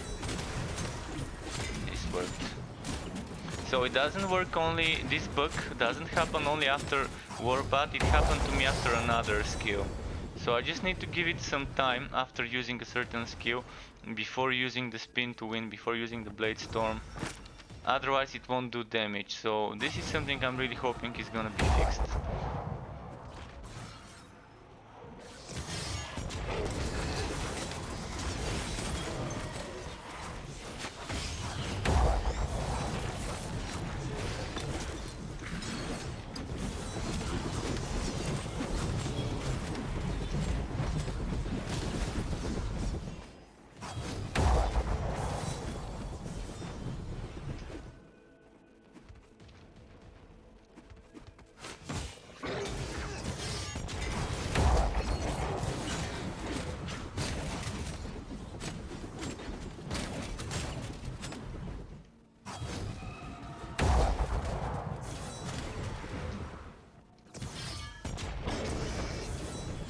Yeah, just doing two of them at once. Just gonna group up some more enemies maybe. Seems fine. Because the way I do damage is the more around me, the better my damage.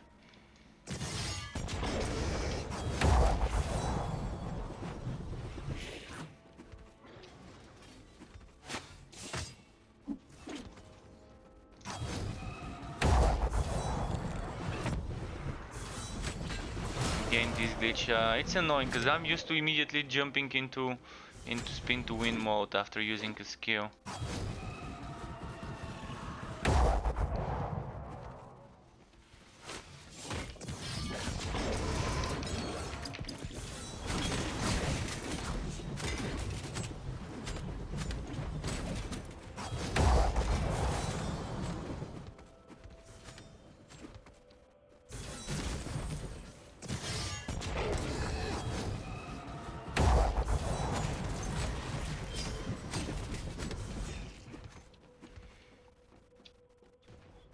Just trying to pull those armored enemies, the walking armor, whatever it's called, to where there's more enemies. Because they're pretty tanky, and there's a chest here, let's do this.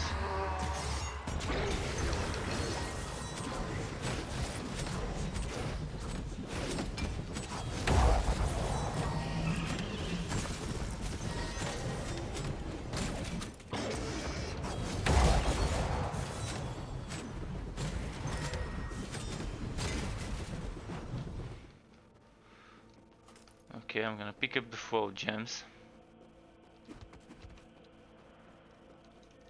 The boss is this way, yeah.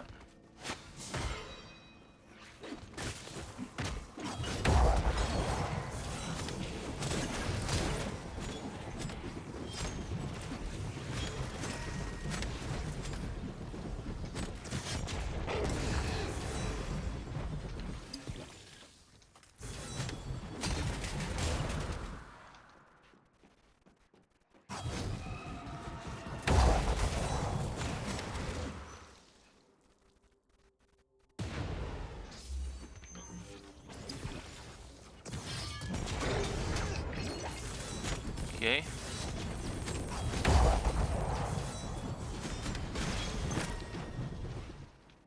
We have to kill the boss now. I think the one who died would be rest after we beat the boss.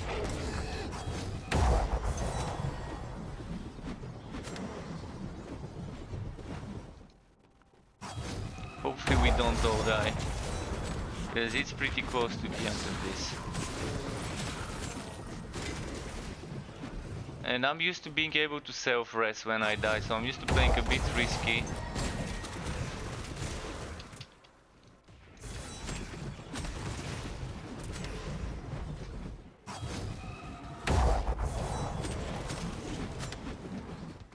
So what I could do is get me a bleeding edge, put it here, just for the boss fight, little bit of extra damage. Oh, James died as well. Shit, let's go and rest. Where is he?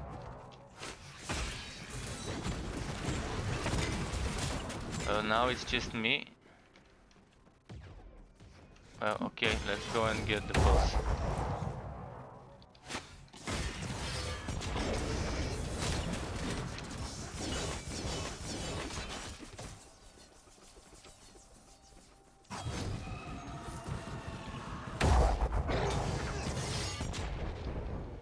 So, if I'm not mistaken, it's just around the corner.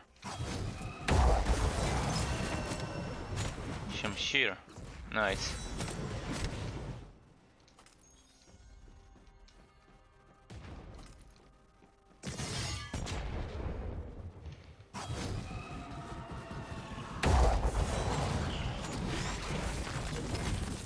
Oh, no! Fuck. Well, it sucks when it's just me alive. And yeah.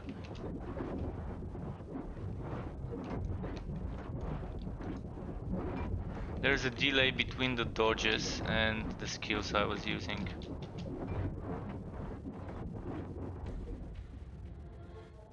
Oh, how did they resurrect? I'm not sure how this happened.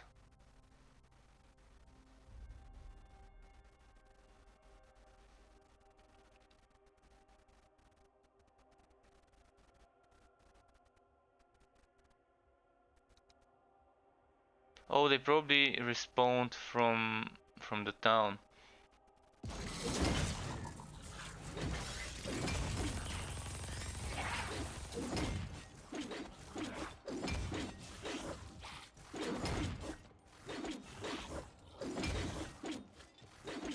I'm not sure how this works. Like, I had a respawn button, but would it put me in the town or would it put me here?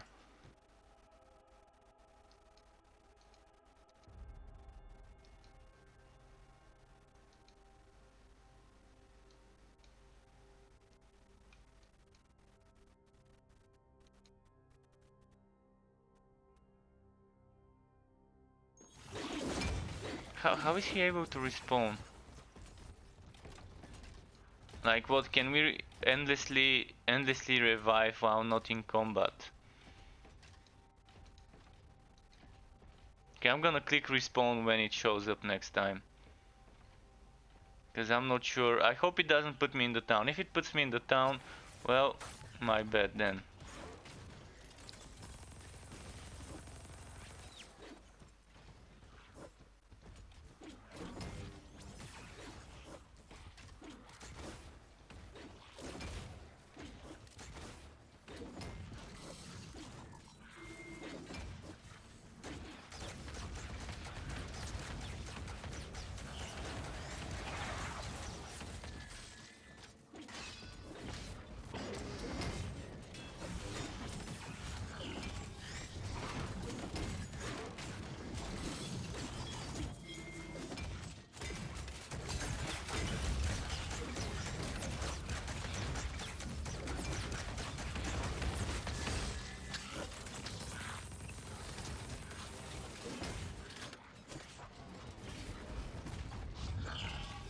Yeah, the game definitely seems very difficult when it's in team.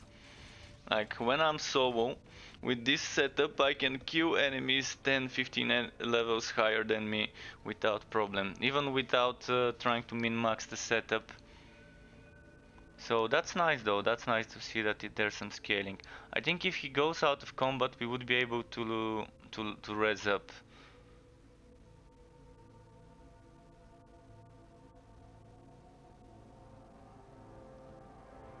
Thing is, the only way for him to get out of combat might be to die.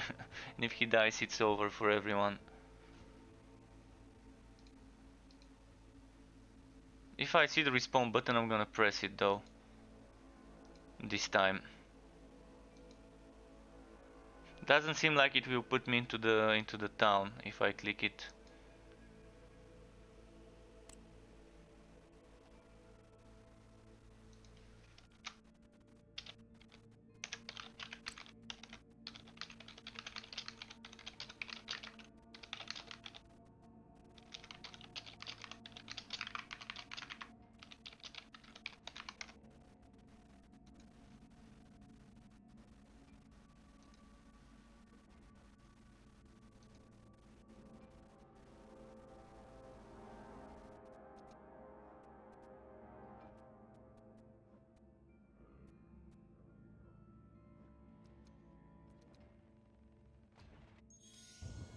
There we go. Well.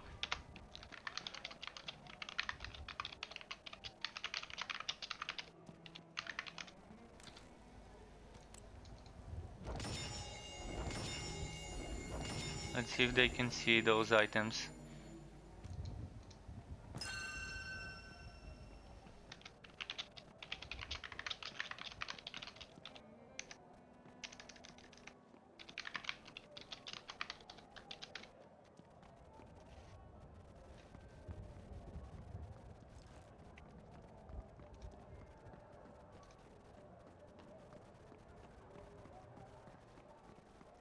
They probably can't see them. So maybe we need to trade. Let's try with trading.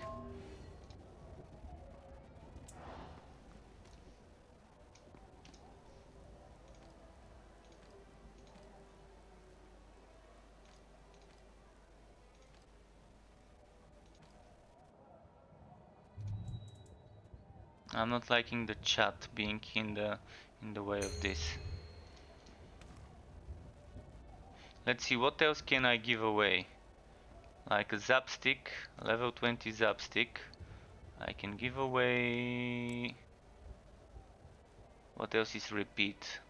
This one is a repeat. This one is a repeat.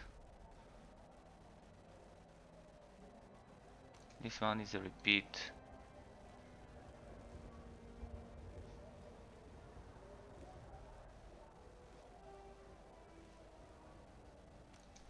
This one.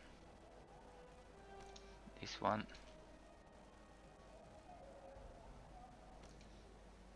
This one. And ah.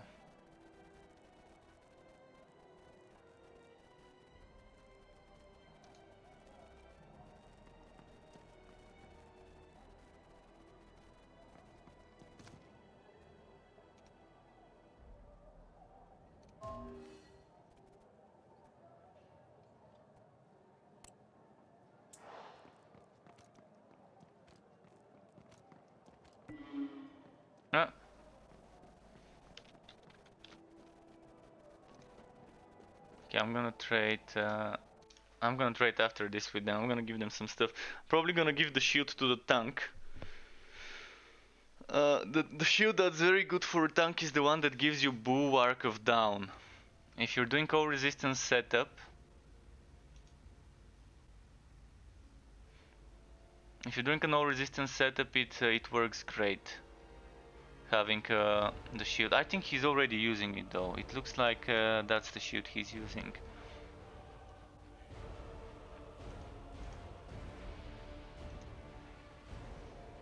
I'm not sure how we switch leadership though.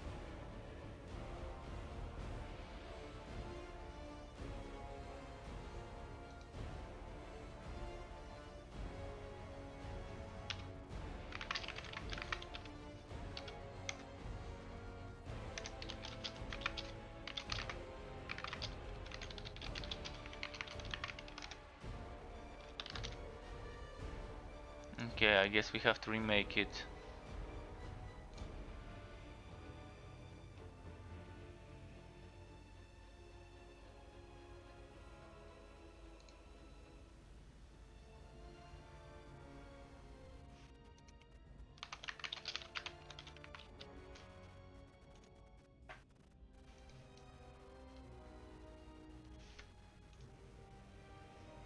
Oh, there's promote leader as well.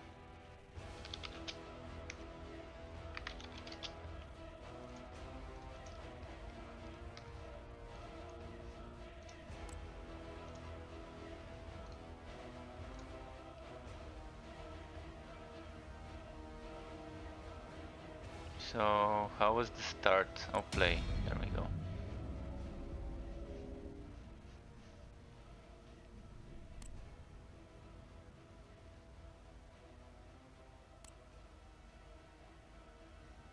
So there's option to pass lead, which is nice. For the next time I'm gonna know. And now I'm gonna try and give them wood. So, by the way, dropping wood, they can't see the wood I drop, but they're straight, so... Oops, sorry, I was kind of trying to fix my headphones and I touched my microphone for a second. Hopefully I didn't give you ear rape. So as I was saying, there is trade, so I can give them some wood, which would also help me farm some more. And I'm currently using the Umali Waki belt, which I finally got. So we'll see how much more wood there will be. I'm gonna probably switch to dual wielding bleeding catch setup. Or a pistol. I can switch to pistol and hammer, pistol and mace with turret, because turret is always nice in the setup. It's just great DPS. I'm wondering how strong turrets will be when the game launches. Currently they're the top tier skill probably, together with a few more. I think there's three skills that can deal shit tons of damage, and that's the turret, the gunslinger's brand, and for the mage the ice spear is pretty strong. So let me quickly give them some gear first.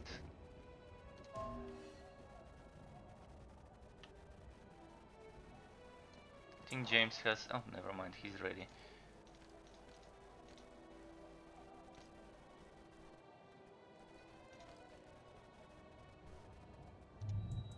And I'm gonna give the shield to the other dude, because he might want it.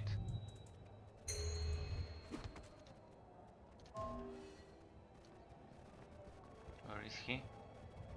He's here.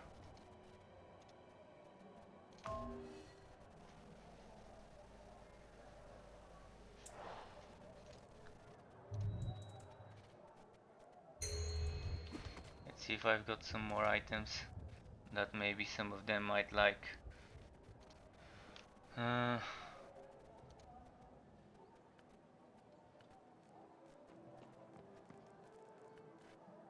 So, first of all, I want my one-handed mace. The good one. The good one-handed mace.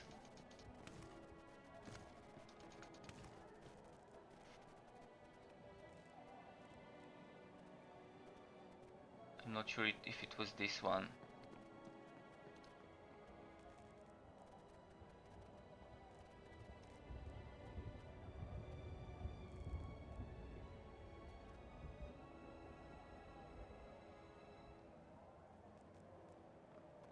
One, two, 8.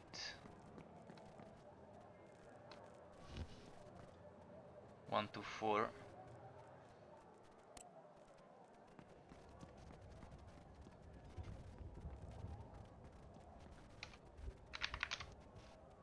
Yeah, I'm straight. What? So maybe it's this one. No. Damn, I know I had a very good one-handed mace somewhere. This one, physical and aether. This is not the bad one, but again, I don't want that Arctic spear.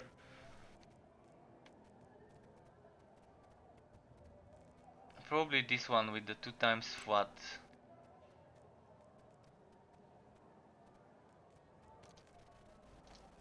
Would be what I'm gonna use. And then I had a pistol. I think this was the pistol I used to use. Just gonna quickly check. Pistol. This is the pistol I used to use.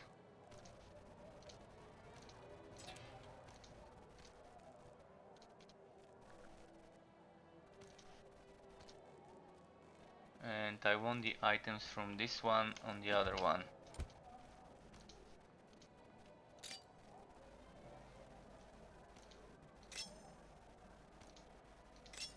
No. Shit.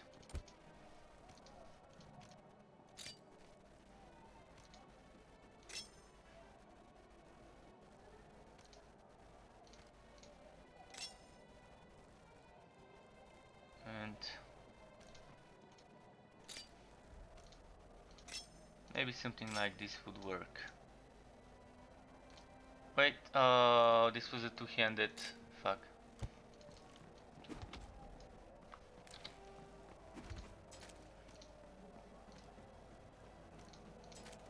So yeah, it's gonna be this maze, it seems.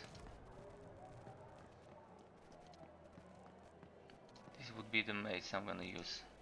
Just gonna grab this gem quickly.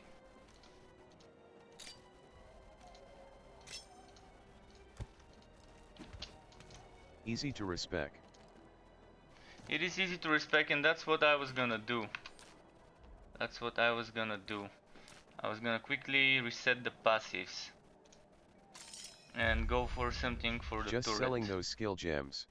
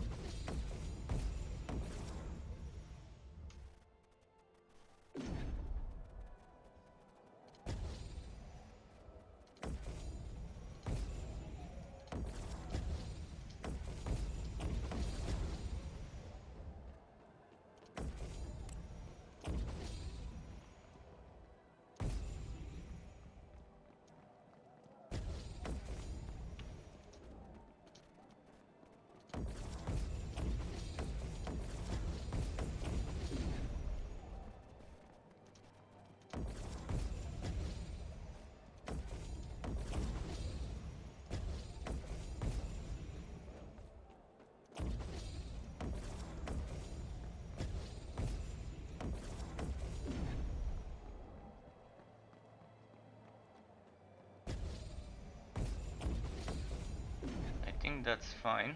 And now, where was the crit? Crit chance score, and I think I'm gonna go for this setup. Let's go. Adept modifiers.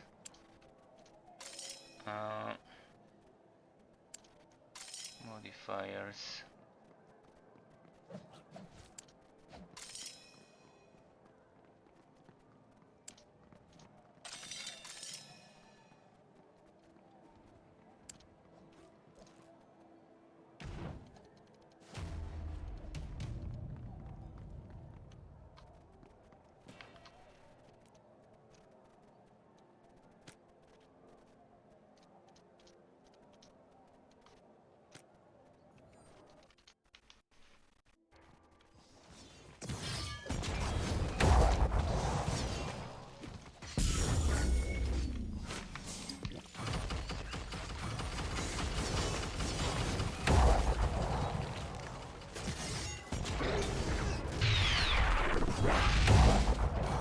Hello Sirigari Natu. I hope I'm pronouncing this right. Welcome to my channel and thank you for the Twitch follow. Hope you're enjoying your stay here, dude. Thank you for the follow and welcome to the Struck Club.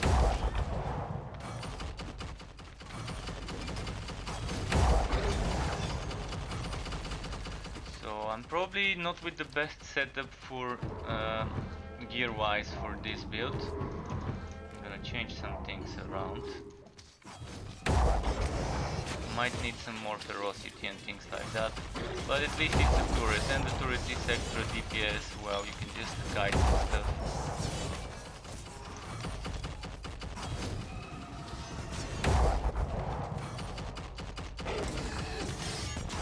So yeah, moving on from the spin to win to some turret leading edge mix.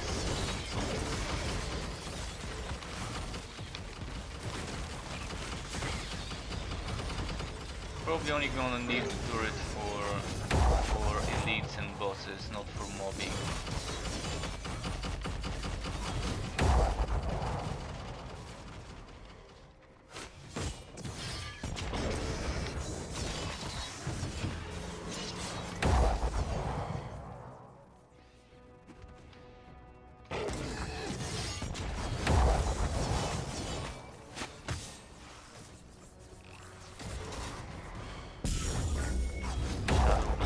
Okay.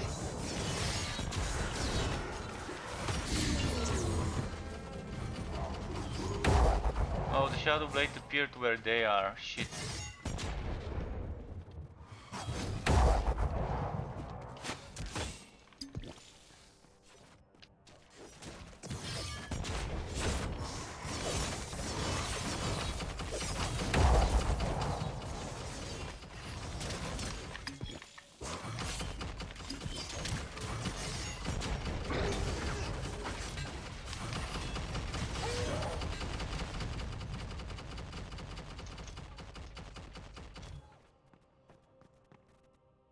think he can rest now.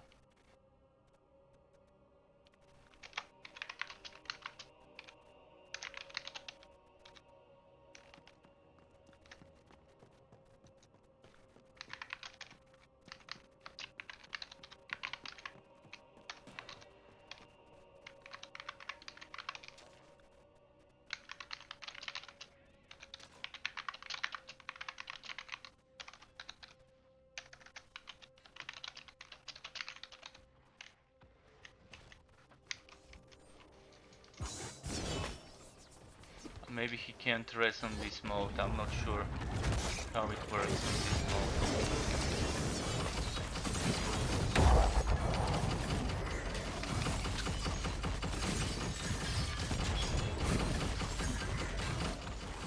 Oh shit, no, no, no, no.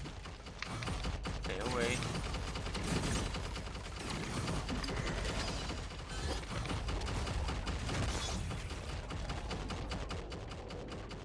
Okay, this one's done.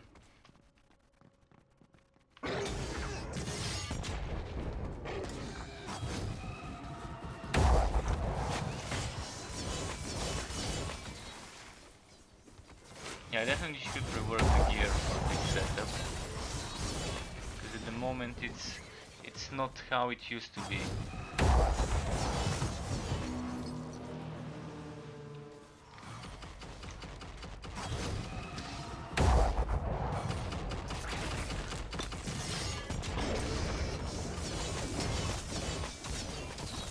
Like this bleeding edge used to do like 10,000 damage before when I was using dual wield a few days ago. But I had more gear with ferocity and things like that, and I was not using that on Mali's belt. Wondering if I should put where did that amulet go? Tax.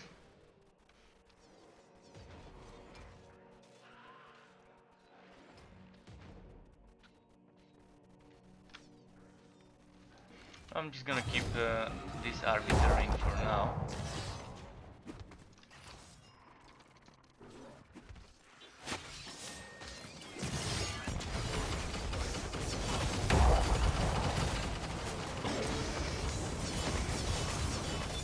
Did James get downed?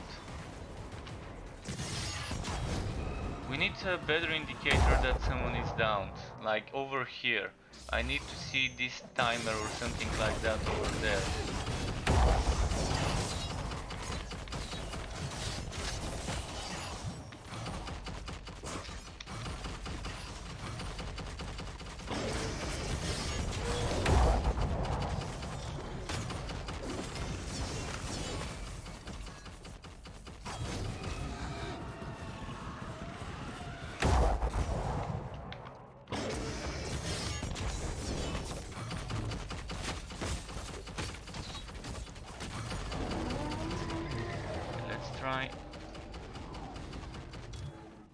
Let's try using this ring, and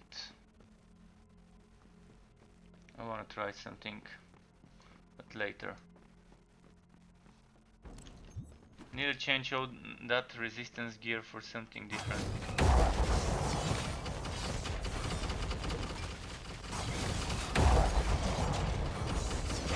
Oh, he's in the Twitch. Okay, you can't see in the Twitch. I can talk and hear. He's gonna hear. So yeah, it definitely needs to be showing us when someone is downed, if he's far away from us.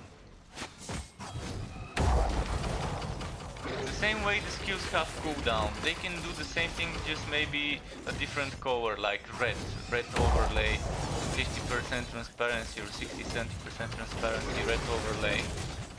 That shows us how much time is left. On top of that square in the party menu.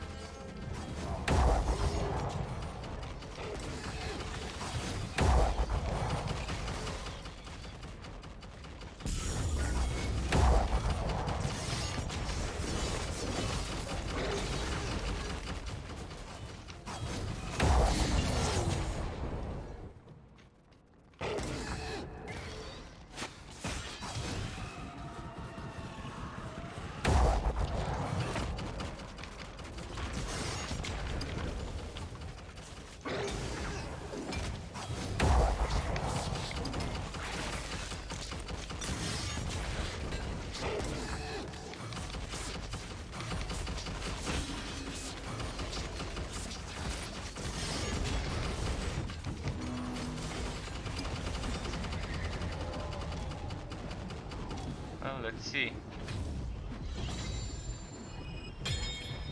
Oh, the rank is together for everyone, so it counts everyone's performance for the rank at the end. So it's not separate per person. Bullier apparel. Float stuff. Avenger auto turret, maybe one of them might need it. Let's pick up the rest of the stuff.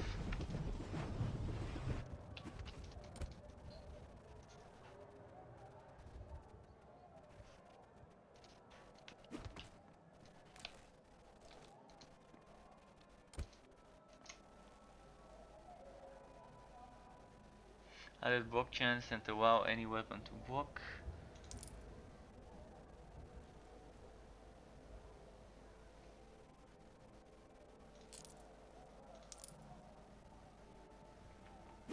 Life leech from spell damage. This is not a bad heirloom for a yellow one. And this is a bruiser with 3 sockets, finally. This is actually a nice armor that I booted just now. Very nice one.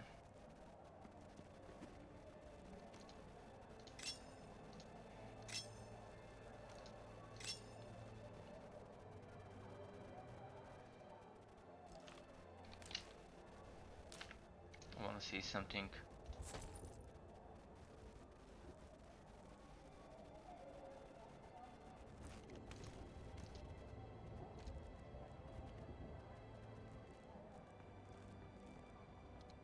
Shit, this chat window is so annoying. I can't make it go away. And it's just hiding my inventory. I can't see much what's underneath it.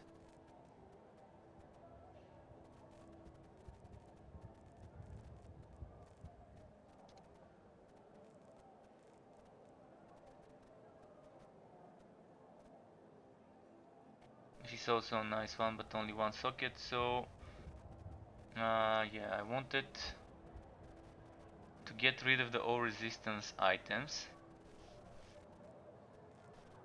and get something more suitable, like this one and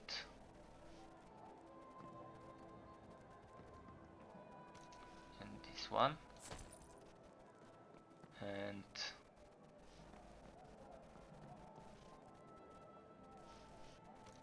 this one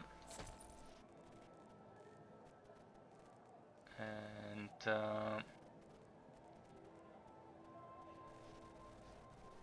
this 130 material damage is a lot, so for now I'm gonna have to keep it.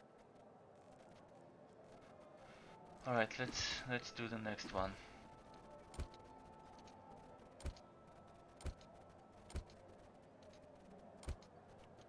Wait, is it glitched? Can we not complete it?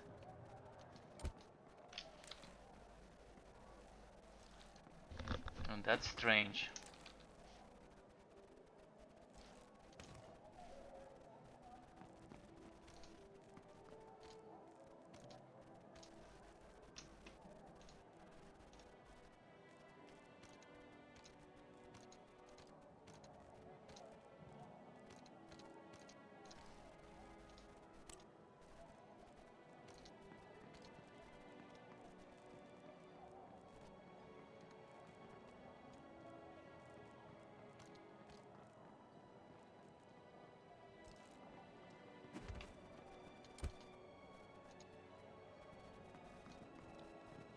Yeah, there we go.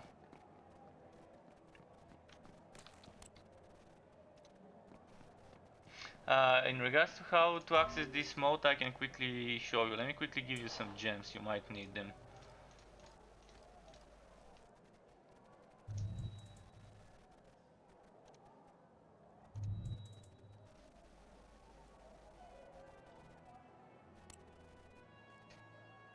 Okay, he doesn't need them. Well,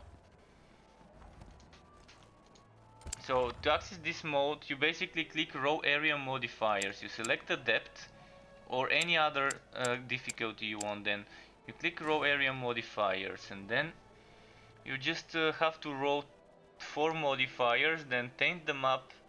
So let's do this for example. Then I do another one like this one. Then I do another one like this one. Then I do another one like this one. Then I can wear enemies. After 4 modifiers I can do this, and once you do this it enables Wrath of Saricel. Then you pay another one How if you you want enter for the previews mode. extra bonus damage. Previews mode? I'm not sure what previews mode is. Ha.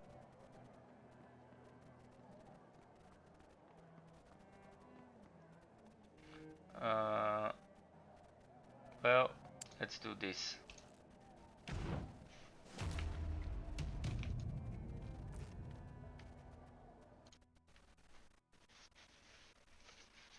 So you just click on the NPC and select the mode, and then you click row modifier. I talked about the one without loot and chest at the end. Well, this is the mode. This is the one with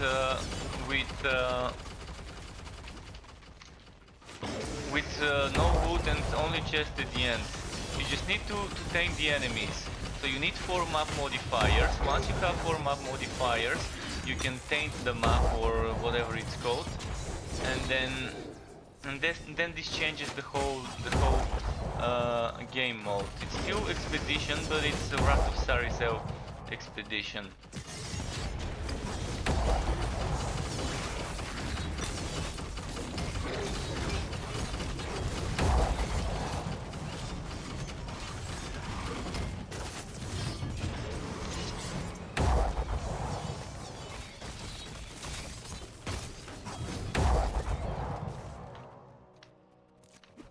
And there's still gonna be wood from chests like this purple chest we have in front of us. This damage is so low, wow. I really need to look into what gear I was wearing before. Might look into some of my old streams later today. Watch my old recordings to see what items I was wearing before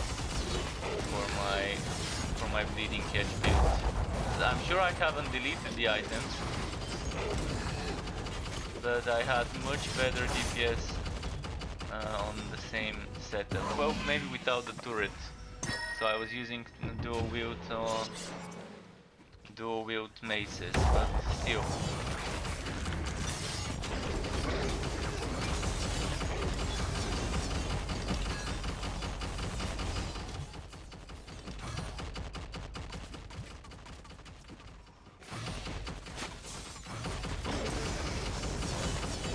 Pistol shield is also an interesting setup for a tank with turret.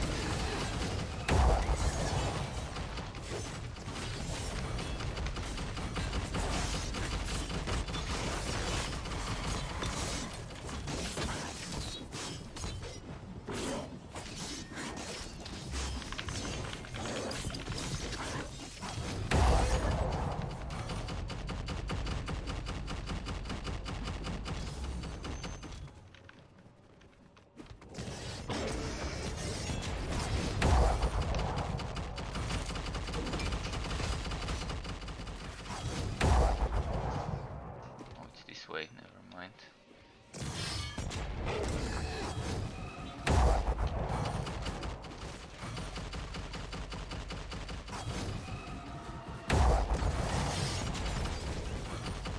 Wow, they keep attacking my teammates. They never appear next to me.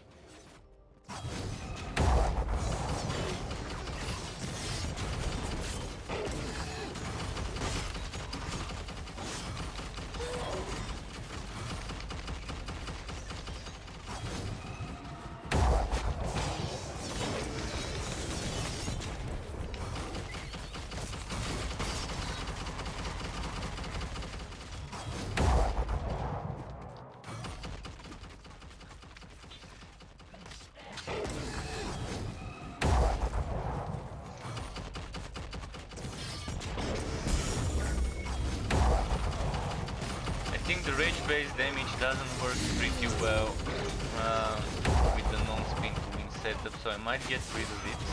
I might get Praetorian for extra all resistant based damage, we'll see. But the damage based on nearby enemies, it's not bad.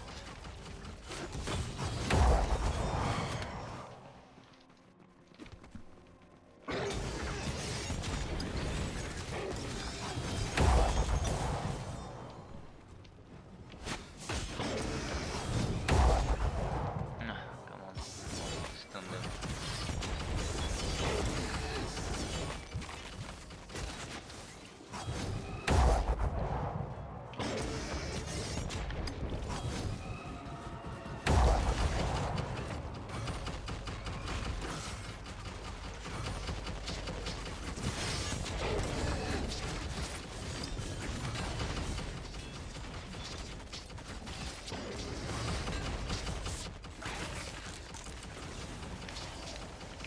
Oh.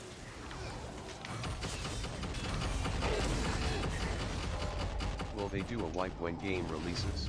Yeah, when Kevin Kidder, welcome to my YouTube channel, and yes, they will do a wipe when the game releases. The release date was pushed back 2 weeks, so it's gonna be the 13th of February, but that's for the better. A pushed release date at this state of the game is at this stage is pretty good news, because that means they're not rushing. They want to take their time to make sure everything's in tip-top shape before they release it. So there will be a wipe, because there's gonna be huge difference. Currently we only have 20 levels, we only have 20 skills, we only have 8 modifiers per skill. We will have 90 levels, 40 skills and 16 modifiers per skill. So there are some exceptions that have 9 modifiers, but there's gonna be 4 rows of modifiers for each skill. That would allow us to customize how we want to play the skill. And there's gonna be twice as many skills. This is 20 skills at the moment.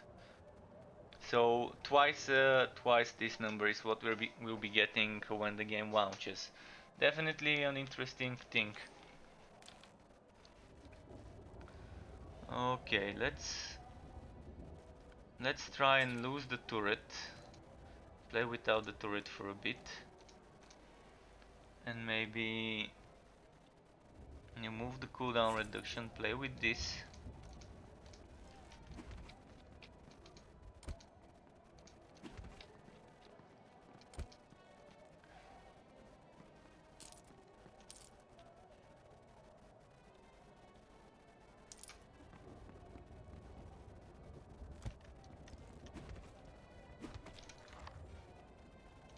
I'm pretty happy that respects are so cheap in this game.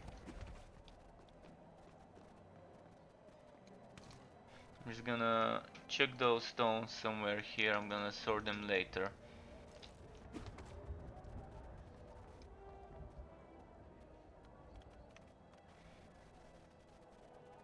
Incomplete game pushed for a launch is a bad thing. Warhammer Chaosbane did this mistake. They released something that probably should have been beta.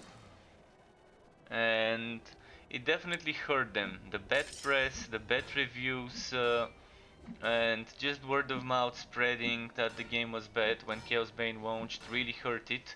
And it's kind of trying to recover. The game is definitely much more playable now. I'm not talking about Wolcen, I'm talking about Warhammer Chaosbane. Another game I play, make builds for and stream. Let's give them ailment damage resistance, let's give them frost resistance, let's give them this.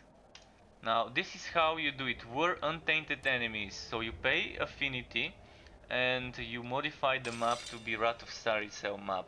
And that adds those enemies that are working in the shadows.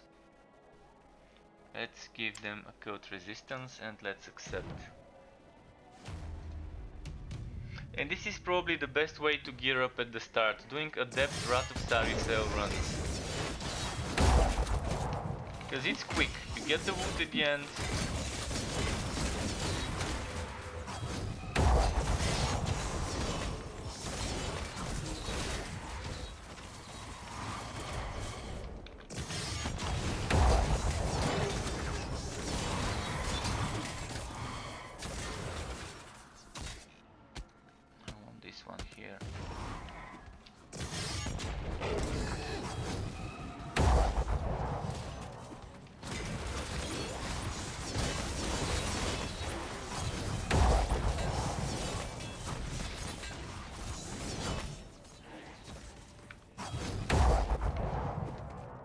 Okay, James will be AFK, but that's fine. Hopefully an enemy won't appear next to him and kill him. If it does, we're gonna have to try and dress him on time.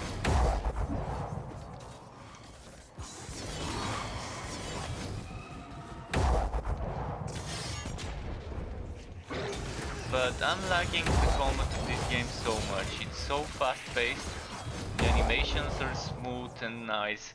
The game was so clunky when it launched, so as the CEO, as the owner of the game, um, Daniel Tossure, I'm not sure if I can pronounce it the same way he pronounced it in the video released today. But yeah, as he said, the game when it launched was so different. Not when it launched, when it released in its first alpha state, was so different than this. So for the past few years, there's been a lot of changes, and it definitely feels like a completely different game. Can I reach him on time? I don't think I can reach him on time.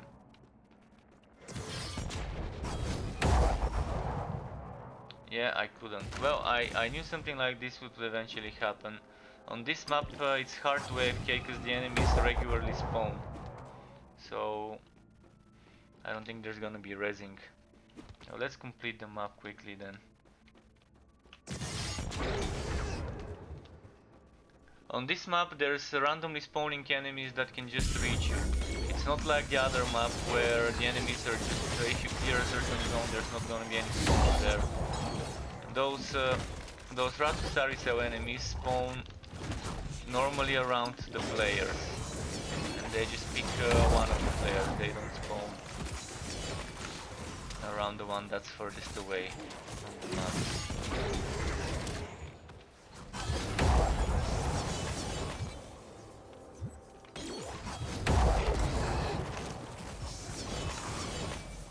Did we kill it?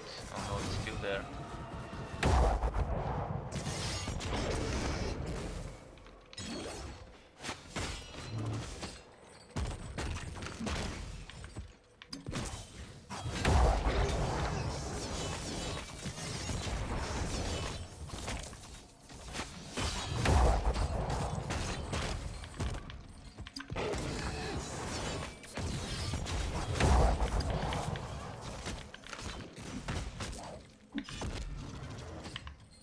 Fuck.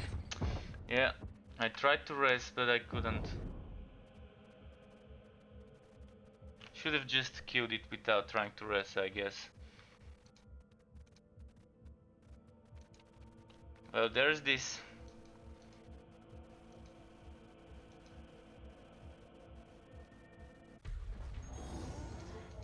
Okay, let's start another one.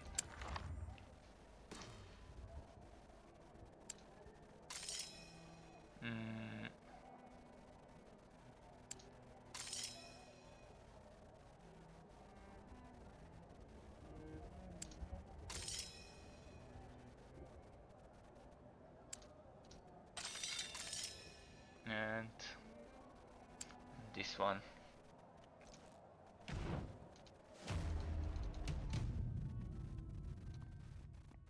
Okay, that's fine. I'm still not seeing forest maps. I would much rather play a forest map. They're my favorite ones when it comes. So this bug happens with bleeding catch as well.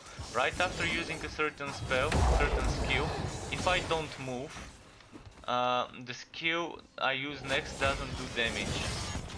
So this is pretty annoying, and it's the first time I'm seeing it. It seems to only work when in party. I've never seen this happening when I'm solo, and I'm not sure why this is the case. But yeah, look at that. I used Sovereign Shout, and then immediately after that I used Bleeding Catch. Bleeding Catch did not do damage. I can replicate it just now. See? No, it did some damage now, probably because I got hit. Let's try again. I'll try and replicate it. Okay, this time it worked. So it's not every time. It's not every time, but it does happen. Let's try after this kill. Strange. I'm not sure what exactly the cause is.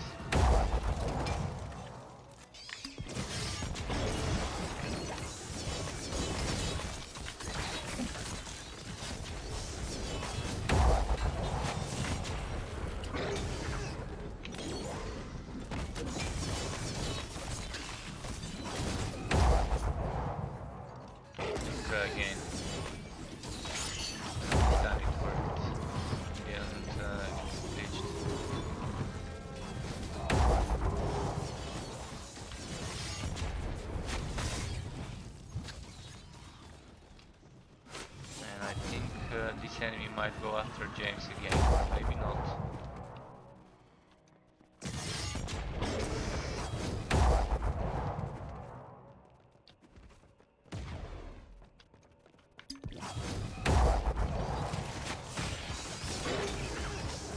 See, now it didn't do damage.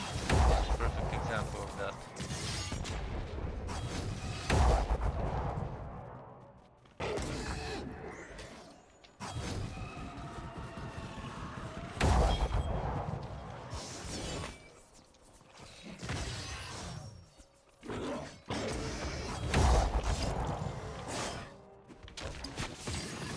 Oh, it's two of them.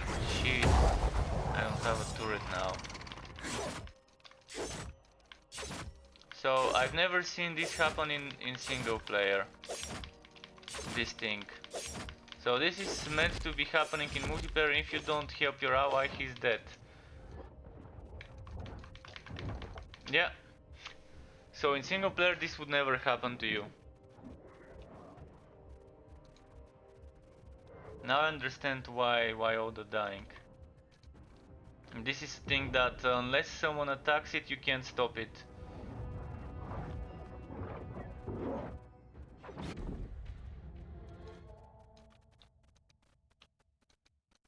So they're suggesting to play this mode in multiplayer, but this mode is much easier in solo rather than in multiplayer. Even though they're suggesting to play it in multiplayer because they're saying it's harder to solo. I think it's the other way around.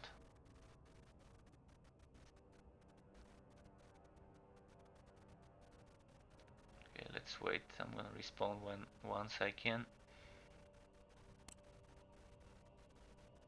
I do think we should be able to break free from this attack ourselves. It's just too overpowered to make something like this.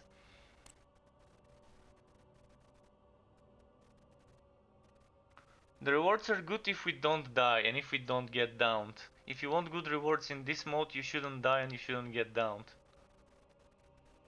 Otherwise, it's gonna be bullshit rewards at the end. For solo farming, this is the best mode, because on solo it's pretty rare to die on this mode, even with crappy build and crappy gear. If you're doing adept. At the moment I'm not sure why my damage is not as much as it used to be before. I must have put a lot of the unnecessary gear on me.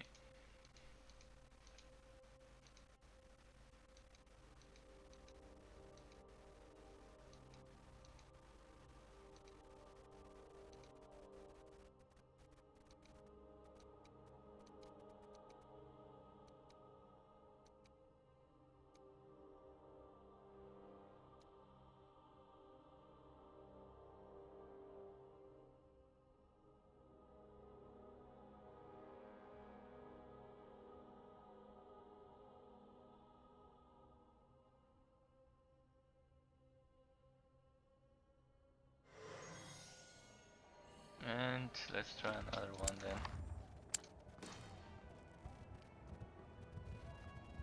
Now we just have to stay together. I think we can probably do it if we stay together, but it's still difficult. Okay, we don't need willpower.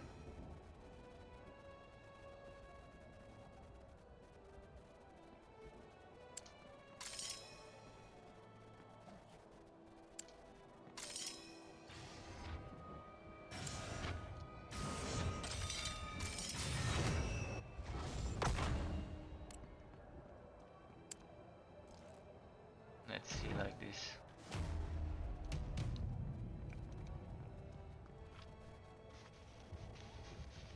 What you need is probably mostly ferocity. If you're not using core resistance based setup, you wanna max out ferocity. In most damage builds you max out ferocity. The way to go is like that. Max out one stat, get some of the other things from the gear. Like if you're not doing core resistance based damage, then there's no point into maxing out things like toughness. If you're doing core resistance based damage, maybe maxing out toughness is fine, but even then, getting for some extra ferocity is not a bad idea.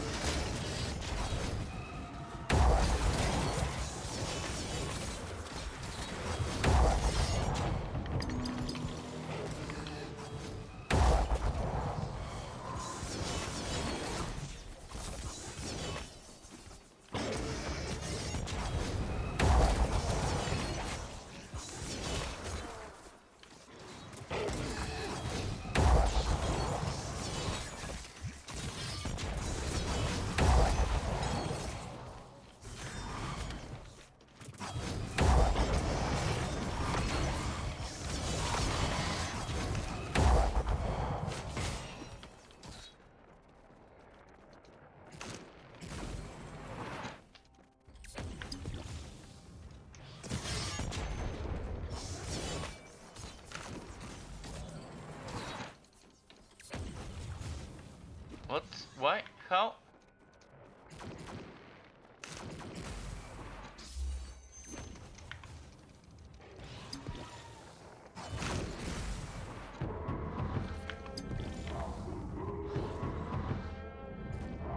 Wow, okay.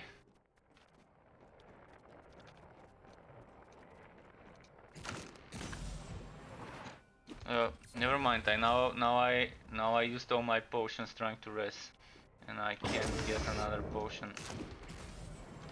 And the enemy can one-shot me now.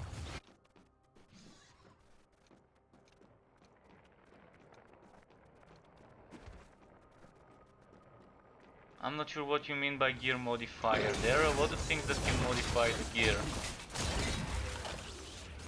There's gems, then there's different stats that you can get, and on this mod you can get certain modifiers that you can only get on this mode, that you can't get on other places.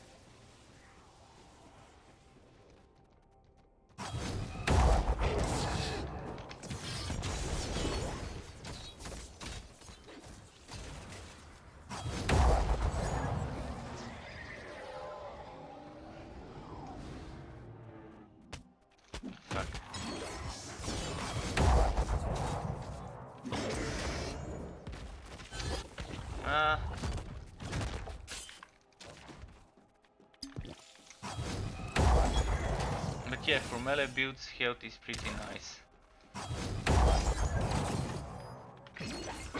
Unless you're going for a tank. If you're going for a tank, stacking core resistances is probably what you want. You still want health though. Fuck, fuck.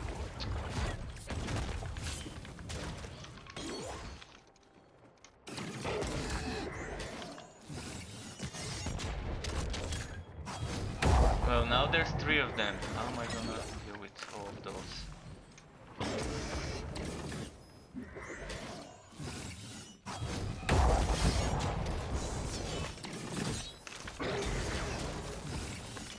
Fuck no.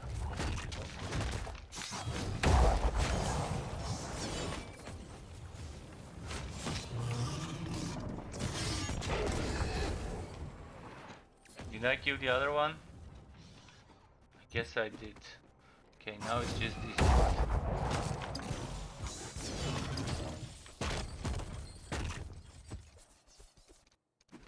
Great. Great. Look at this glitch. I fell through the ground. I can still get back in there though. Oh, now he's here.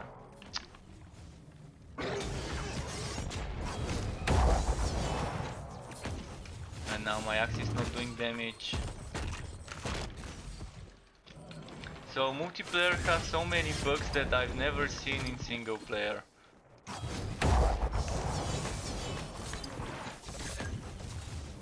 Not sure what's causing the bugs to happen in multiplayer that makes them not happen in single. Should have taken a turret though.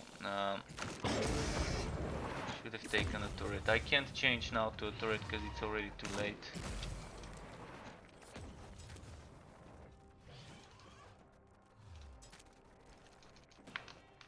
Or maybe I can.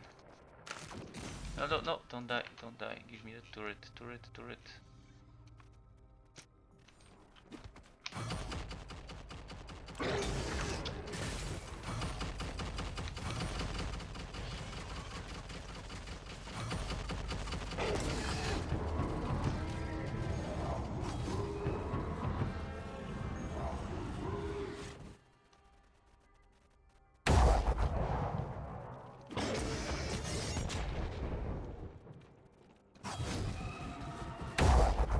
I'm gonna keep the turret on because we need it.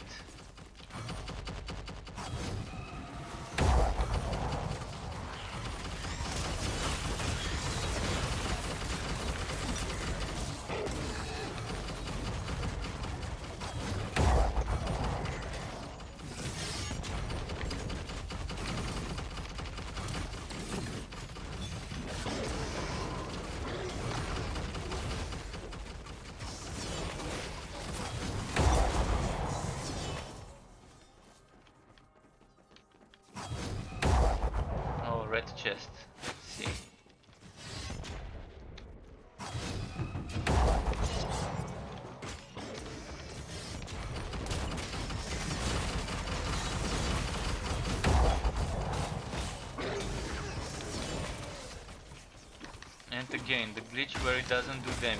Just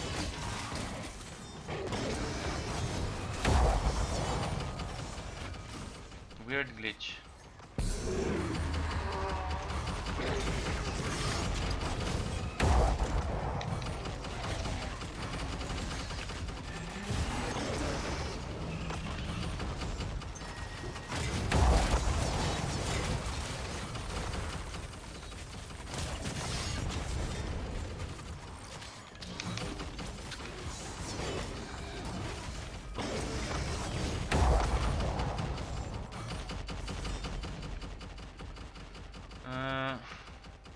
Okay, let's go this way.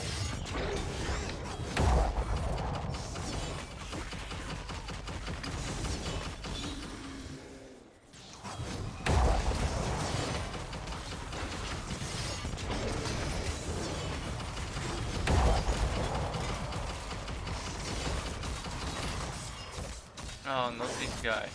Look, I'm attacking him and again, he just...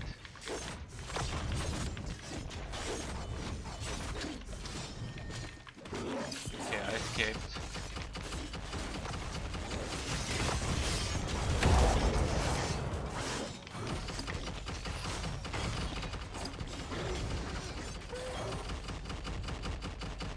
There we go, he's dead.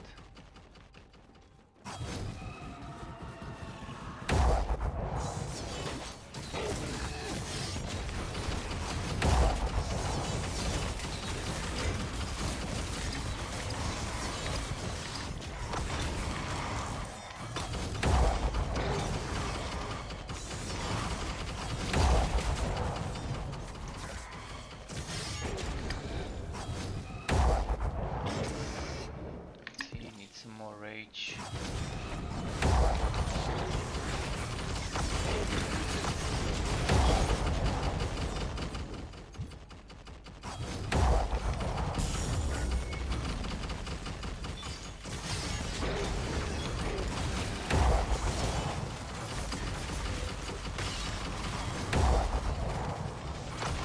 But yeah, as soon as I had the turret in the setup, it immediately became a bit easier for us to do stuff. Even though it's kind of not built that much for turrets.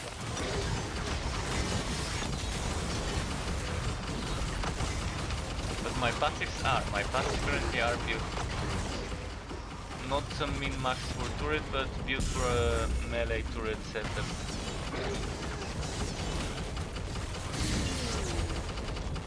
But the gear is kind of not really for turret, just a pistol.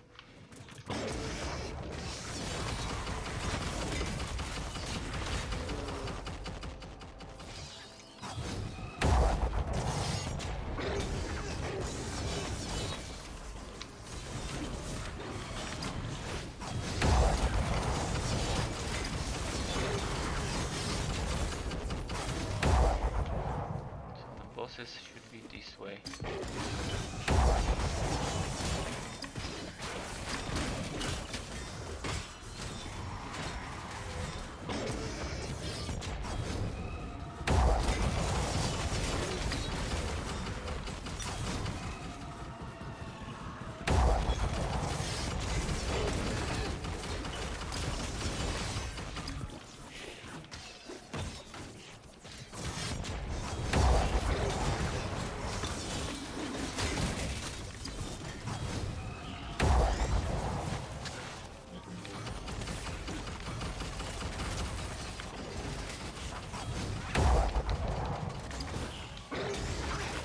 No, no, fuck. I got frozen. Okay, we have to kill him maybe.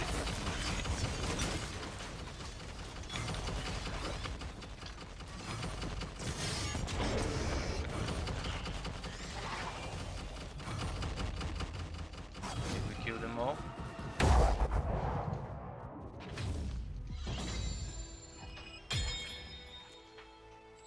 Anxi.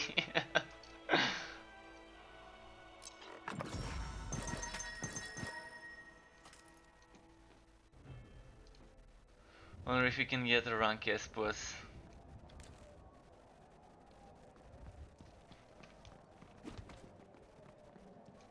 there's more all resistance gear that I need to get rid of.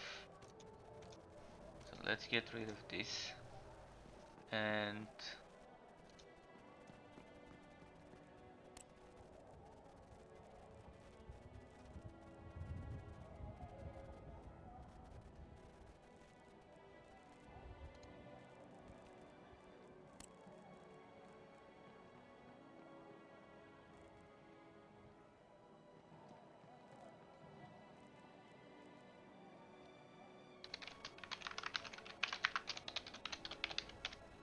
I've got like an hour and a half more, roughly. So I wonder if I should put this one for extra movement speed and stuff. And I need another gauntlet. Maybe this one. I'm gonna lose some damage if I use this one, but let's check it. Let's check it, and I needed boots. So not sure where my old boots went. Like, I can't find them. Oh, maybe, no, those are new ones.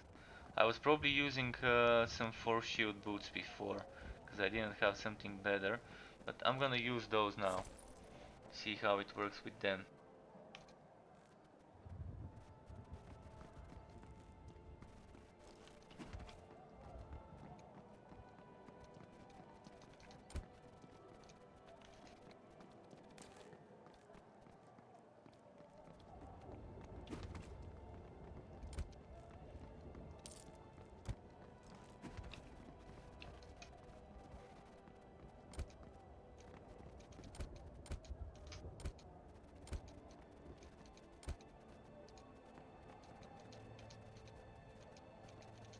I can't.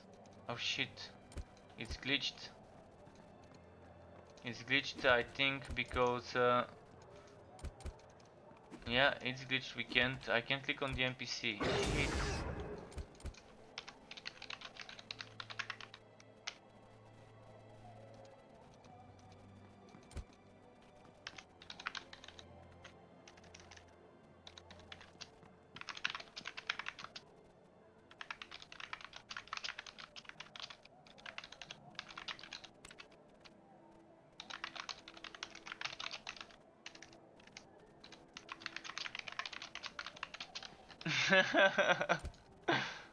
Ah, never mind. There we go.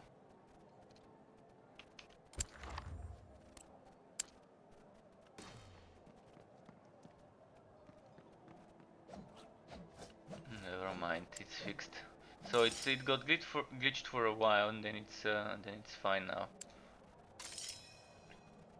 Now I'm trying to pick something that's not as annoying for modifiers.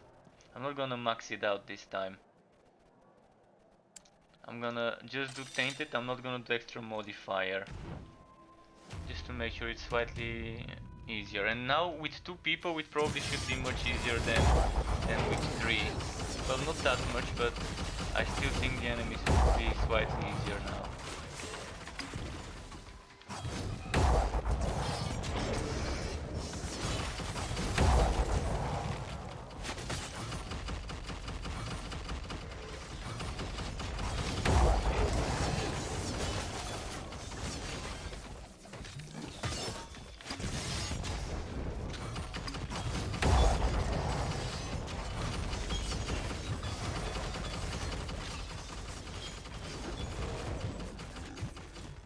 Oh, that's the support build. I think he took the passive for potions, for health globes. This is a nice tank build, the one where you are giving health globes to your teammates all the time. It's kind of an unkillable setup if done right, and it can still dish out a bit of damage via Praetorian, via one of the skills, like this one. Retaliator and things around it.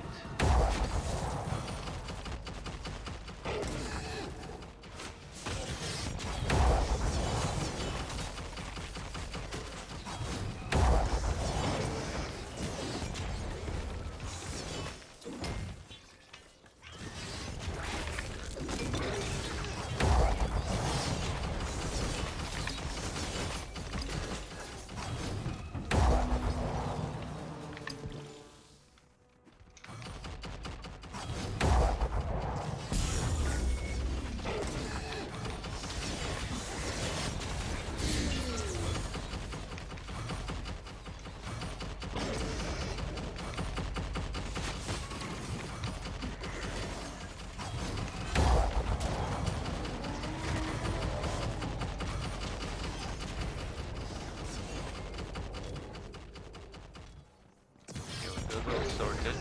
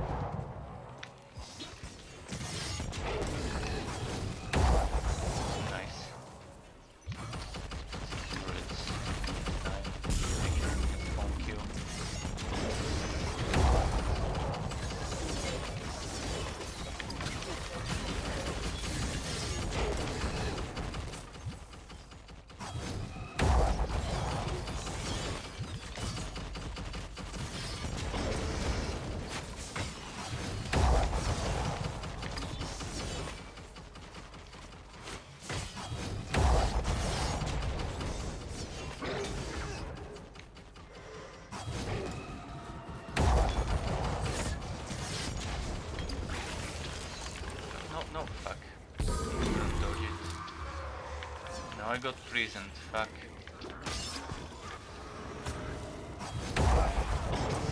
No, fuck, move. I'm in a very tight spot here. I'm gonna go out in the open. Finally.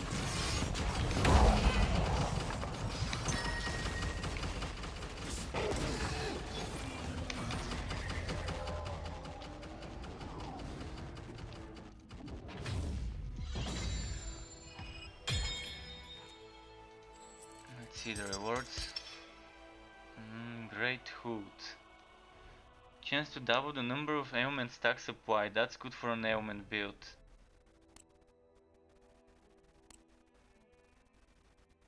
Not bad. Oh, and Powdrons here. Check this and let's see.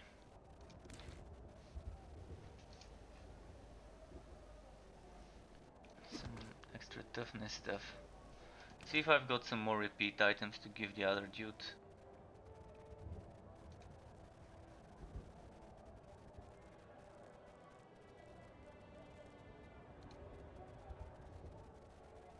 I think I gave most of my repeat items to James.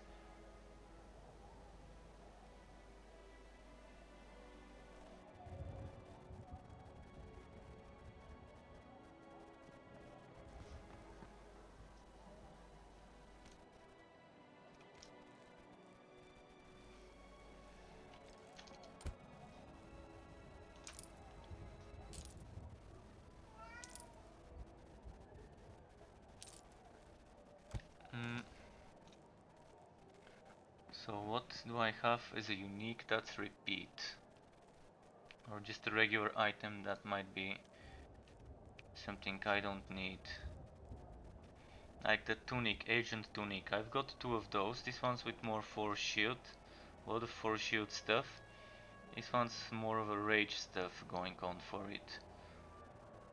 A mental occult resistance.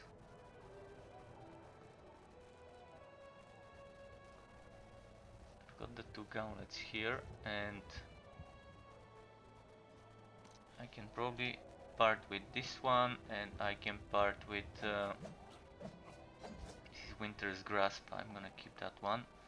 I can part with this hey, one. what rarity tiers do exist in this game? Currently there's white, blue, yellow. Then you have legendary, which is a very strong yellow, and then you have uniques. And uniques normally don't have sockets until unless it's a special unique which can have socket. So there are just a few of those. And it's pretty simple, but it's pretty nice as well. And you do have things like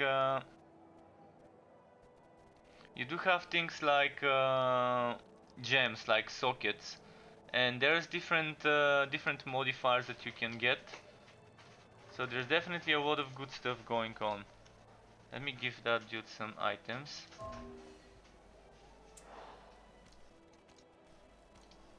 All resistance stuff.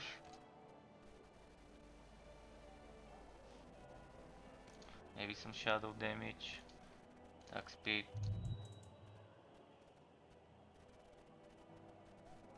And welcome Naxwell, welcome to my YouTube. Hope you enjoy your stay. I don't think there's much more that I can give him. Maybe this helmet. Cool, thanks. What about the stars? The stars are kind of like an indicator based on the rarity, and I'm not sure whether the stats on the item matter that much, but yeah, you can see a certain item of the same rarity might have a bit less stars than another one, probably. Like this one, this is level 20, yellow 2 stars. This is level 21, yellow 3 stars. So the stars are kind of maybe checking the stats on the item together with the... Like this one has a lot of spell damage and wipe leech from spell and spell critical, so it's pretty nice, and it also has sockets, so maybe that's what gives it more stats.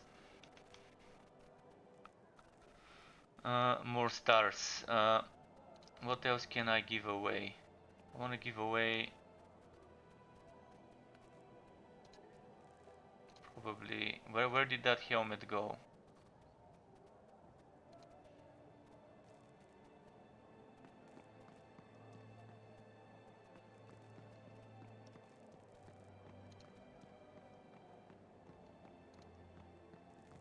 Okay, let's go. I'm gonna give him some more gear after the next run.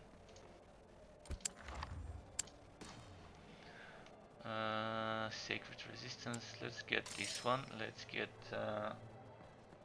poison chance is not so bad. Fighting resistance, I think it's better. This one's fine. This one.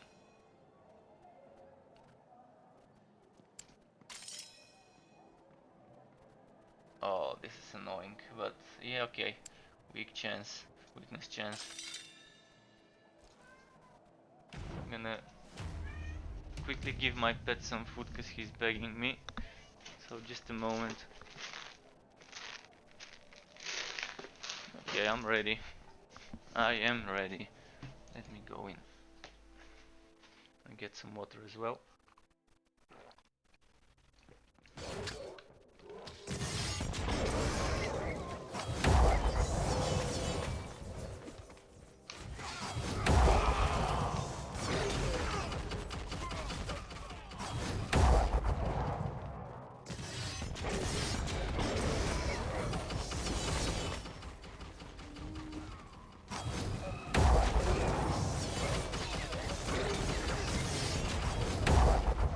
So this adept difficulty, the most basic difficulty on this specific mode, is a great way to get starter gear, to get uniques and legendary items.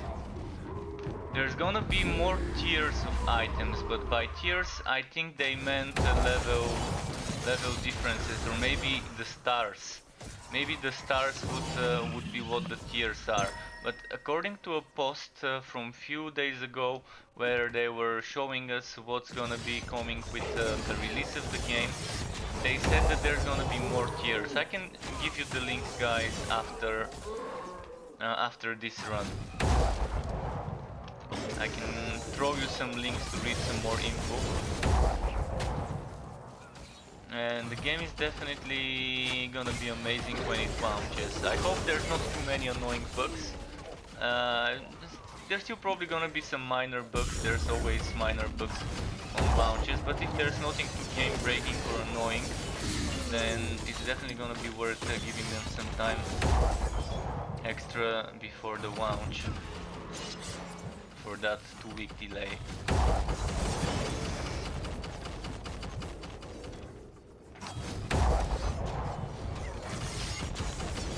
And just look at the animations. I'm probably not playing on the max settings. I might check what I'm playing on after this map, but the game looks so pretty. And it's not just the visuals of the skills. It's just the background, the enemies. Everything looks so detailed.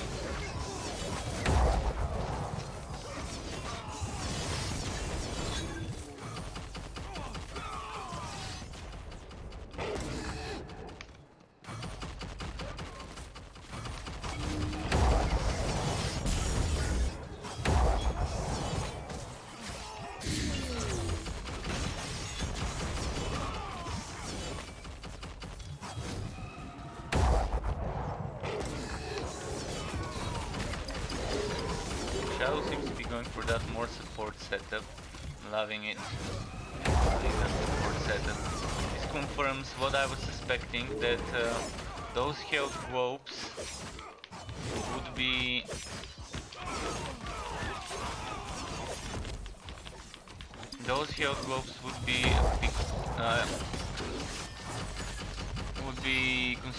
consumed by me. I mean, I can pick them up. I would be able to pick the health globes that drop from his passive.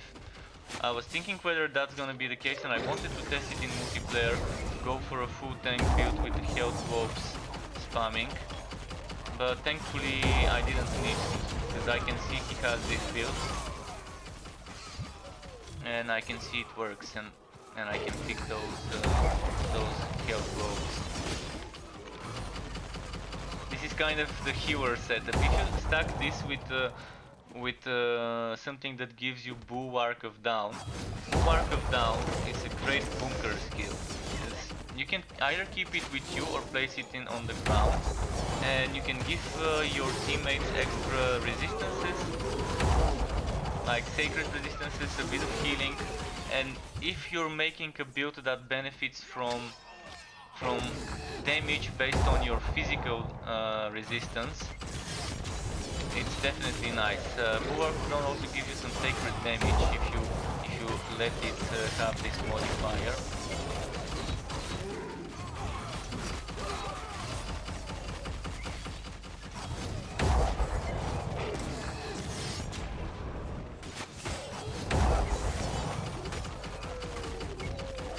And since Bulwark Down is normally a mage skill, there is a shield that allows tanks to use it. And there's also other things like Ratusari Cell drops items that allow you to use certain skills on an item that normally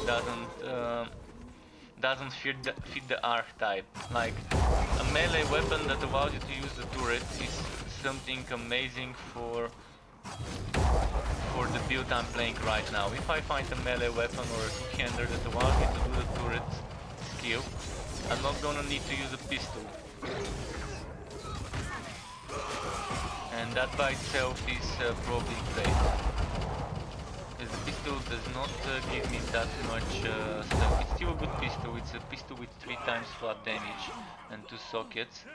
So it's not a bad one. But I would much rather find a melee weapon that gives me Avenger out of turret.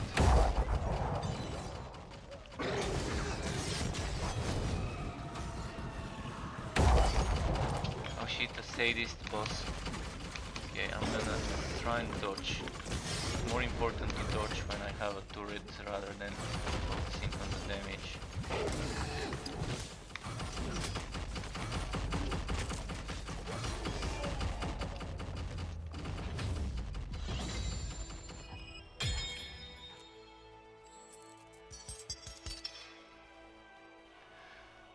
Oh, this is nice. Damage per unspent rage points. This is amazing.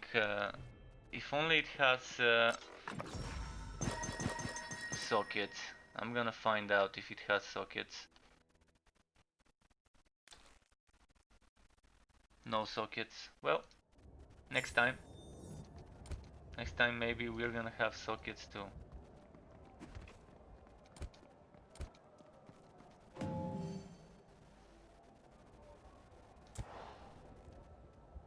What does he have for me? Oh no, I don't need this.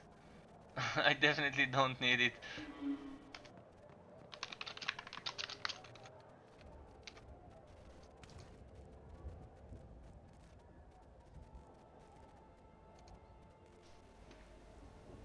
He's probably gonna need more that item. So I'm gonna check this there.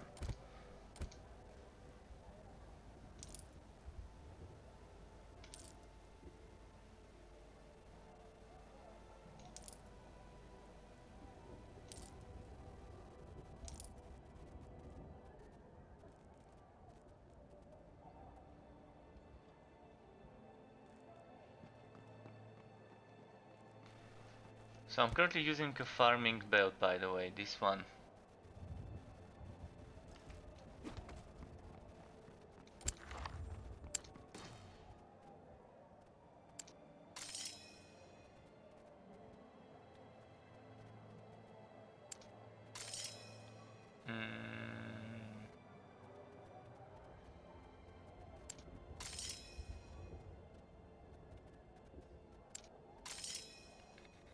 There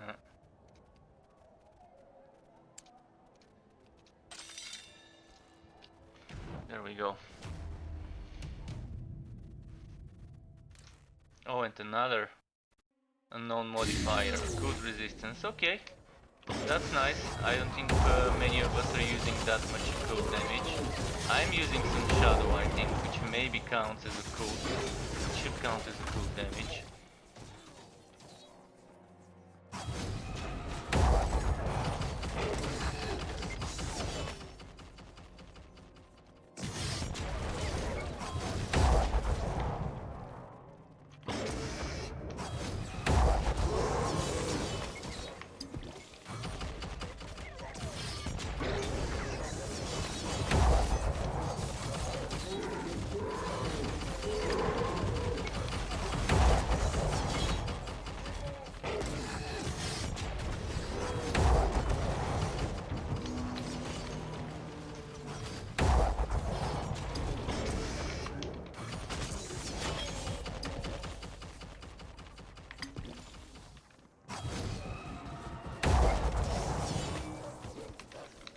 See this glitch where it's not doing damage right after a shield charge?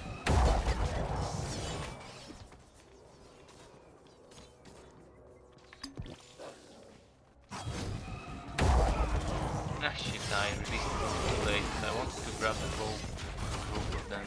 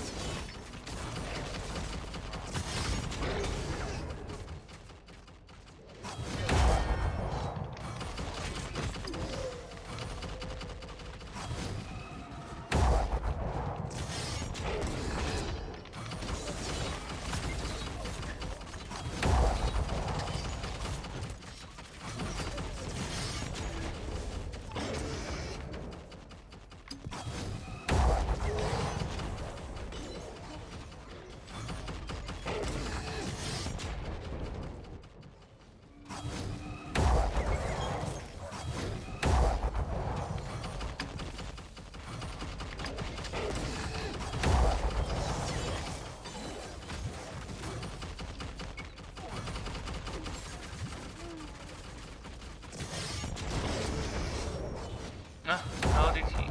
Oh, actually I escaped it. That was a nice escape.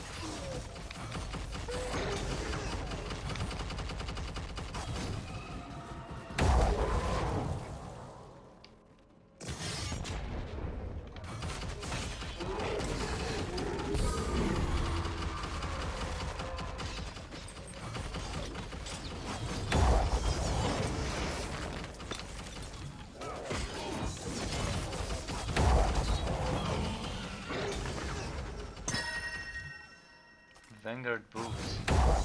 Was that the... Yeah, bruiser one. Perfect. 10 ferocity from this.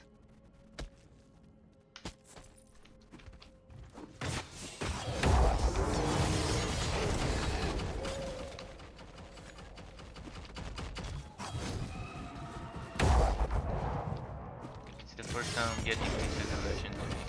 And the bruiser boots.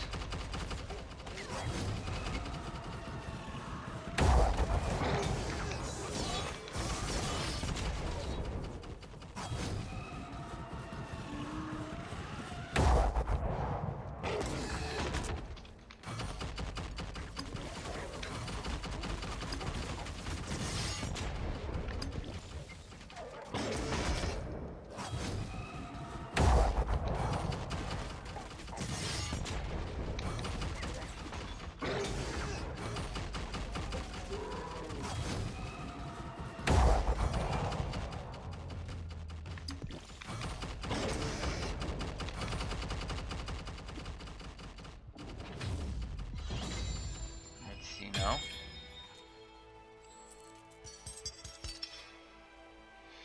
Oh, triple socketed grand rope. Not bad. Not bad.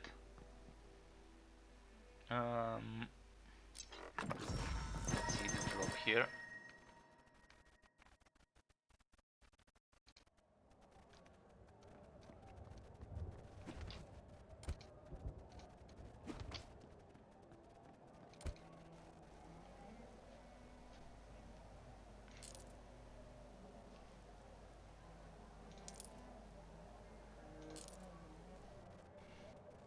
So it's nice to have this ground rope. Let's check my other ground rope.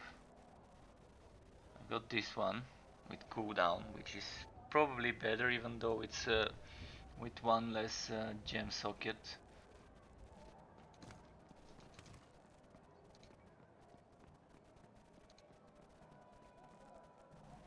This one, definitely don't need it. And then, why does he keep moving when I click? Yeah, I've got quite a few ground ropes. Most of them I really don't need.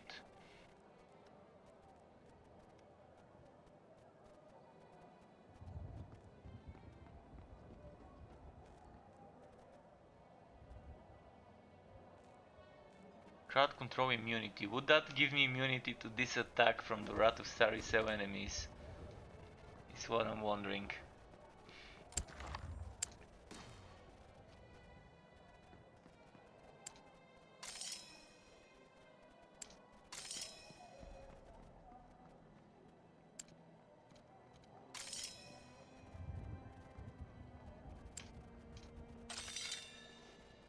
Let's do it like this. So, roughly 1 more hour from now is when I'm gonna stop the stream.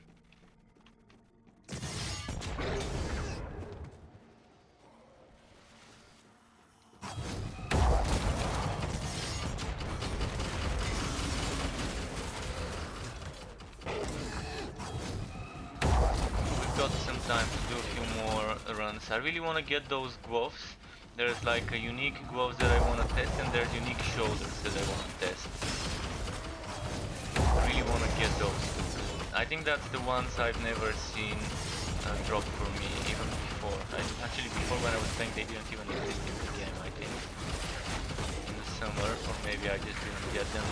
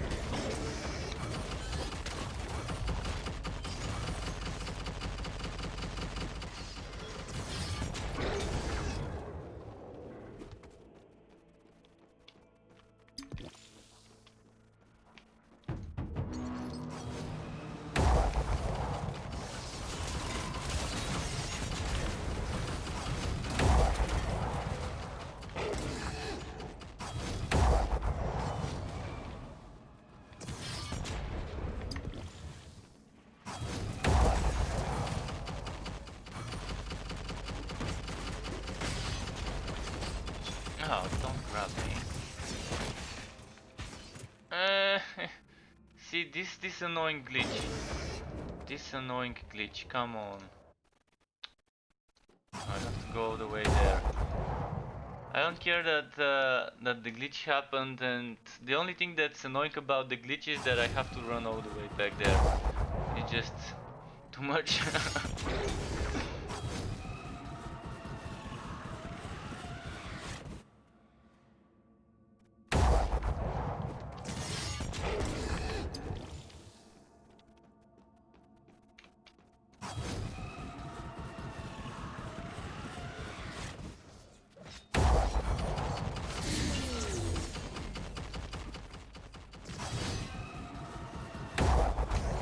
Thankfully, I think this doesn't count as a death, it just counts as me getting put into the town and being able to re-enter the map.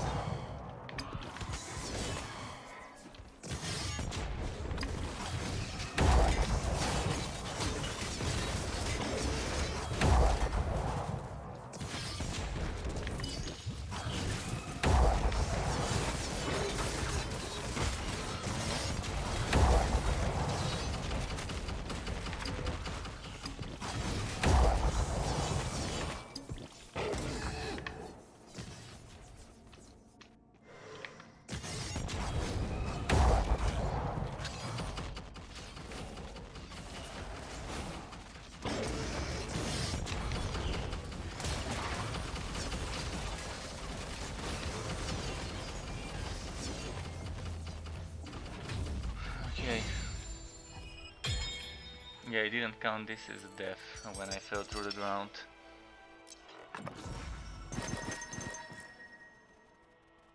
Well, this time no legendary wood.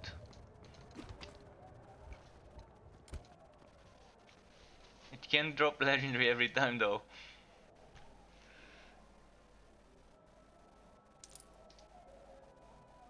I'm gonna probably try and use this one for a bit, or do I? Do I even need it? I'd rather have extra ferocity and crit damage instead of a little less ferocity and cooldown.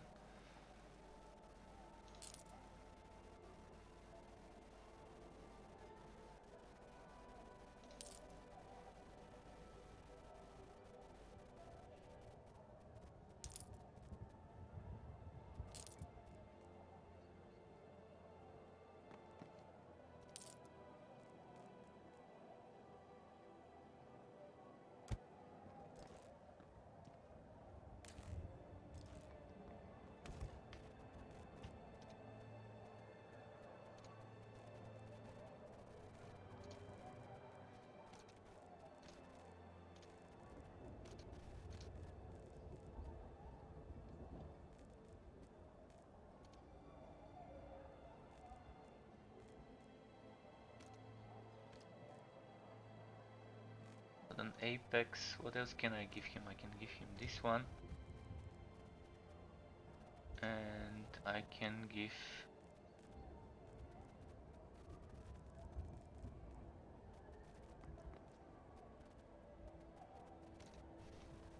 this one, and let's see, for a one-handed weapon.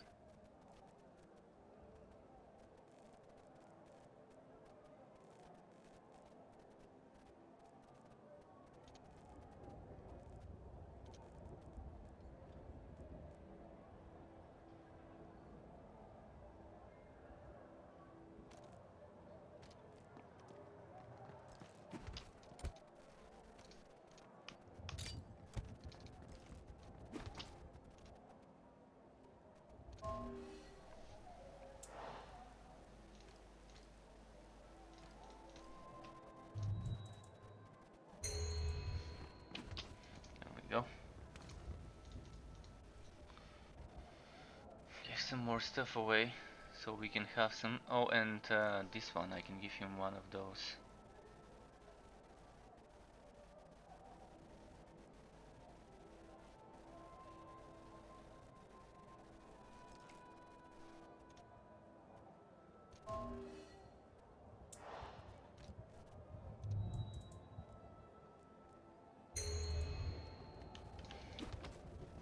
Okay, nice.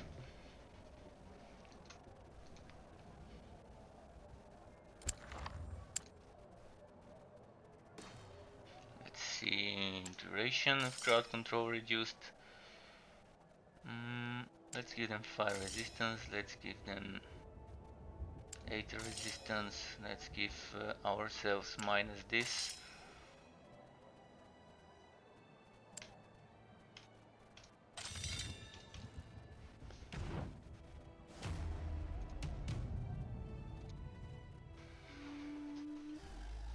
Oh, nice extra modifier. And it's a forest map. This is my favorite biome.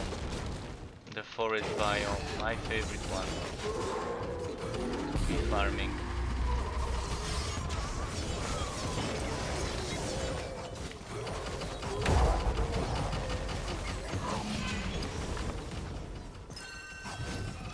Something dropped. I can hear it. My wood sense is tingling.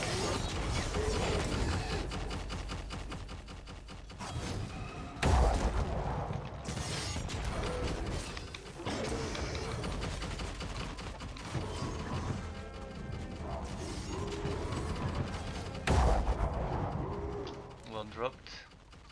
Oh, resistance and health. So bruiser legs. Oh, they're better than mine. I'm losing cooldown and ferocity, so probably not that much better. I mean, extra cooldown can mean a lot. Extra ferocity as well. Sometimes yellow can be better than the bullshit legendary that might drop. I'm gonna compare properly in town, because it's kind of not the best place to compare it here.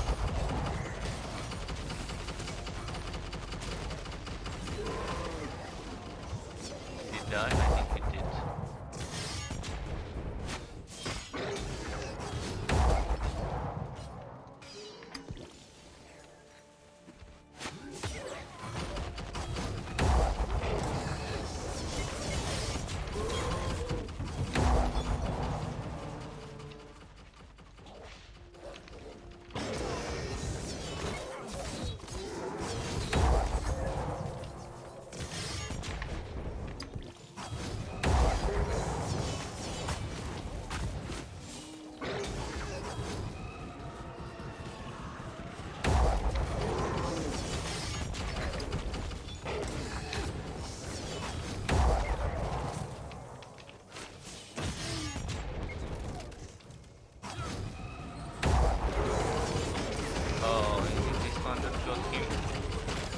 Oh, he fell through the ground. Oh, and I fell through the ground.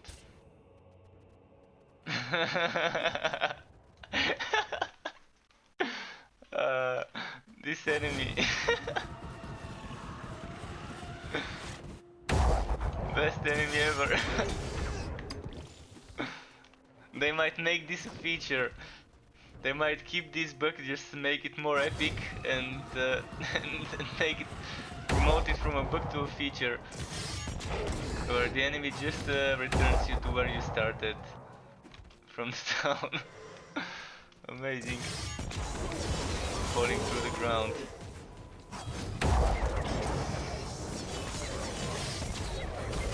The mighty have fallen. Yeah, let's see. Was it somewhere here where that enemy was? I can't remember well. Maybe he died from the turret.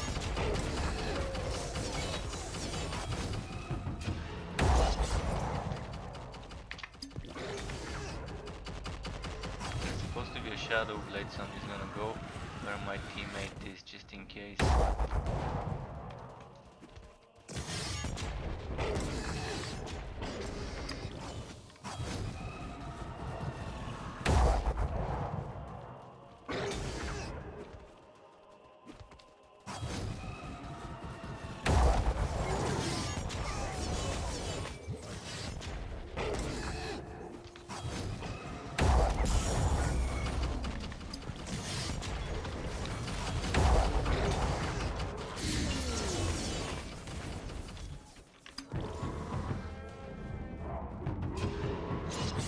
Let's get the Zealot before the bosses. It's gonna be painful if we do the bosses and the Zealot at the same time. But the Zealot doesn't seem to be appearing. I bet my ass that it's gonna appear while we're doing the bosses.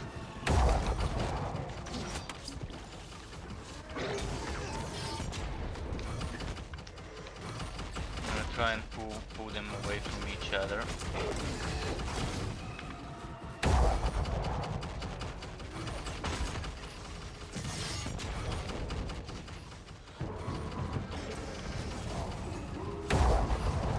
See, the zealot appeared when we were doing the bosses, as I expected.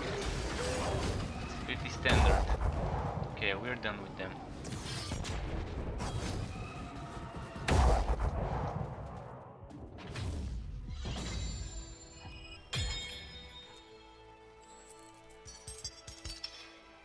Oh. Allows me to cast Gunslinger's Brand. This one, Havoc Orb, okay. Okay. And this one, triple socketed, flat damage, percent damage, not so good but still nice. White Leech, Sovereign Shout. Sovereign Shout on a staff. that's a weird combo, but okay. Oh, and a Masterwork Breastplate with Ferocity. That's not bad. Let's check the ring, by the way. Okay, nothing too fancy, but it's still nice for a spell caster. Oh.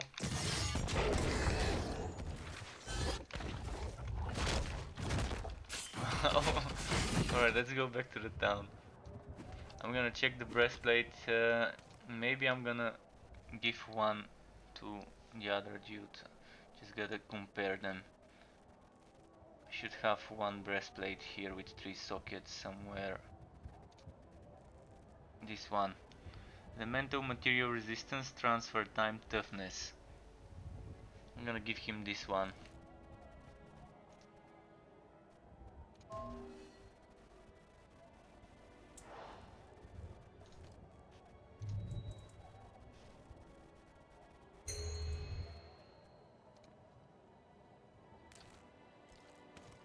So let me check this one.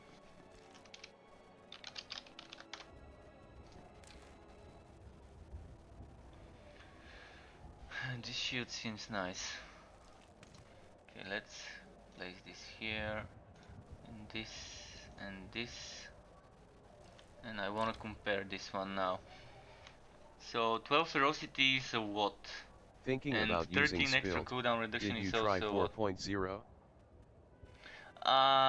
No, I've never tried XSplit. I'm using Stream Elements. I used to use Stream Waps, but I like Stream Elements.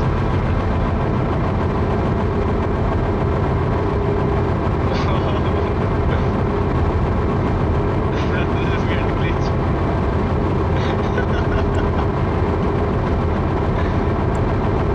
Okay, let's throw a new maps to get rid of this guy.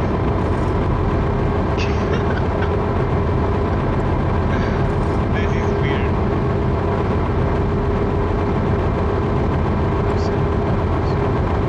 Yeah, I know. I can hear it. It's a glitch. I'm gonna fix it.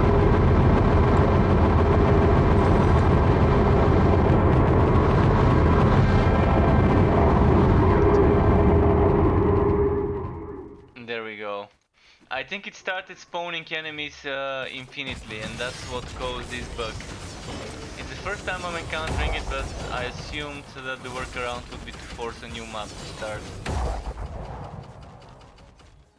Because the old map started infinitely spawning untainted enemies, which is weird. After the boss fight, it shouldn't be spawning untainted. So they need to have a check, an if else check to see if the map is finished, if the boss is killed. If the boss is killed, stop the script that randomly spawns enemies that are tainted. Nice, my friend still playing with you. Yeah, he's still playing with me. I'm giving him some wood as I'm getting wood. We're doing good with him. Definitely. This last map just gave me 3 legendary items. And a 4th one, I think, from the drop from the chest, if I'm not mistaken.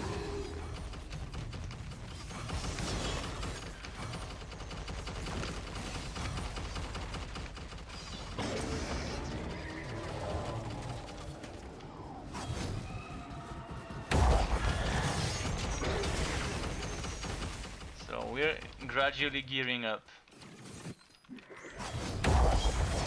like he liked the game. Yeah, I'm glad he liked it, and if he's liking the beta, he's definitely gonna like the final launched version. Because this is just a glimpse of what's gonna be in the final version. This is probably the perfect game for a Diablo 3 player to migrate. If you're a Diablo 3 player, this is a nice upgrade. This is kind of middle ground between Diablo 3 and Path of Exile complexity of build making. It's not as simple as Diablo 3, but it's not as complex as Path of Exile, and it's still fun and nice. Chaos Bane is still kind of as well in the middle between Diablo 3 and Path of Exile, but Chaos Bane is lacking in different departments. About Stream Element, I used it for OBS, but I just don't like the OBS UI. Yeah, I guess I've never tried XSplit, so that's why I guess I prefer using this one for now. I did use Streamlabs before, but the migration from Streamlabs to Stream Elements was kind of easy, so I'm happy with it. I also record footage for my builds and everything. I record the footage through this as well.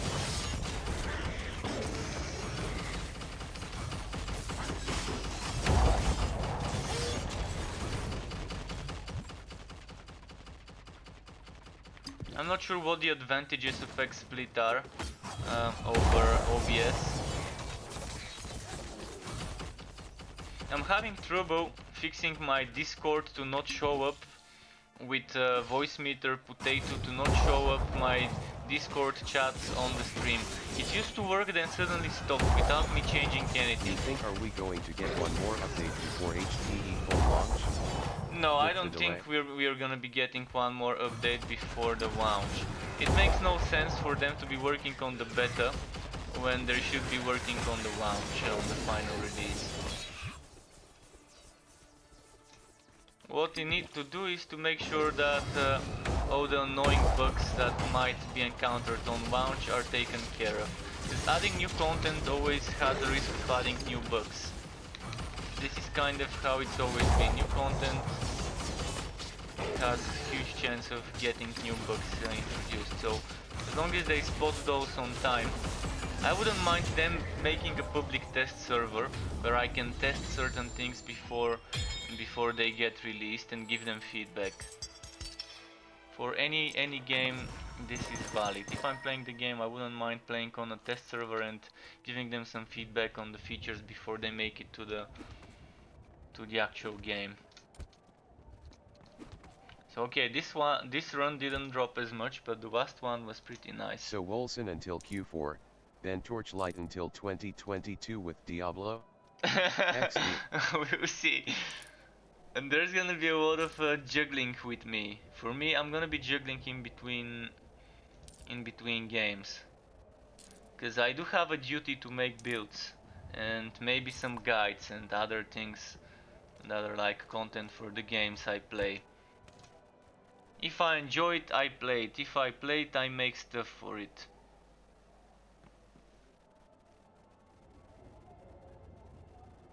So yeah, I'm not liking those pants more than the ones I've got. Yeah, a bit more HP and more elemental resistance, but I can give that to your buddy. The yellow ones I'm wearing seem to be the superior item. That's how you need to be.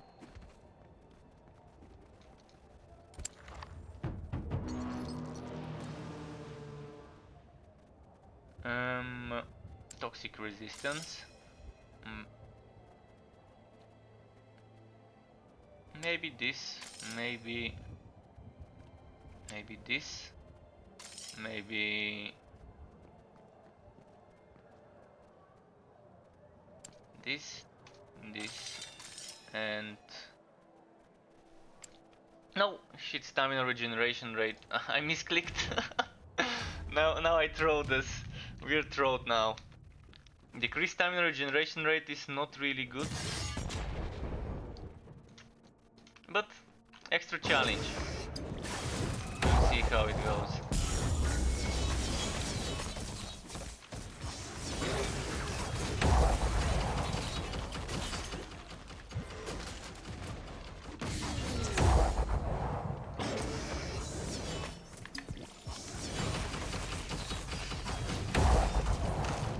Oh, there's one of those? Where is he?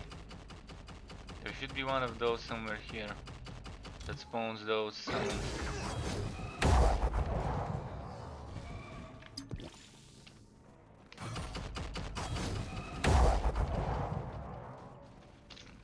The mine sewer, yeah, that's the one I was looking for.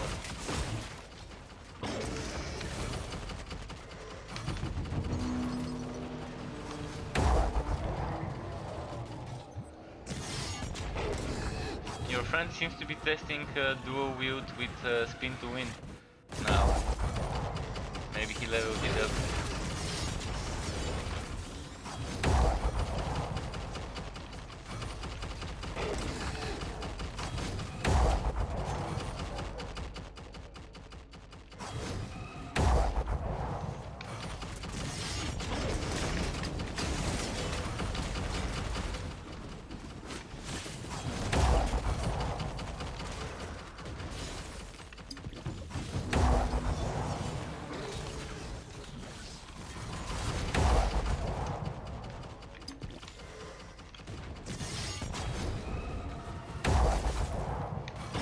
About this game is it's gonna have that online only mode, so we're gonna know that when we're playing in online only mode, we're gonna have legit players with us, and that's something nice. That's something that's if it's not there, many people don't play the games. I know there's a lot of people that don't like playing games that don't have some cheat protection or online only mode and things like that. Well, good news for those kind of players. It's definitely more pleasant knowing that you're playing with legit people.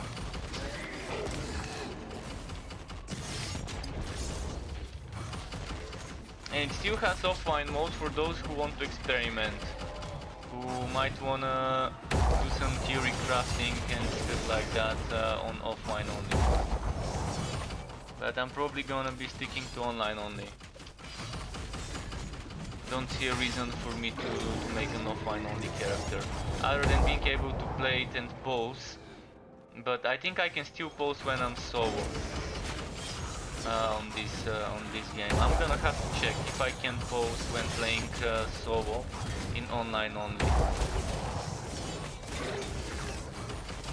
because I do like being able to pause sometimes when I'm chilling and playing by myself.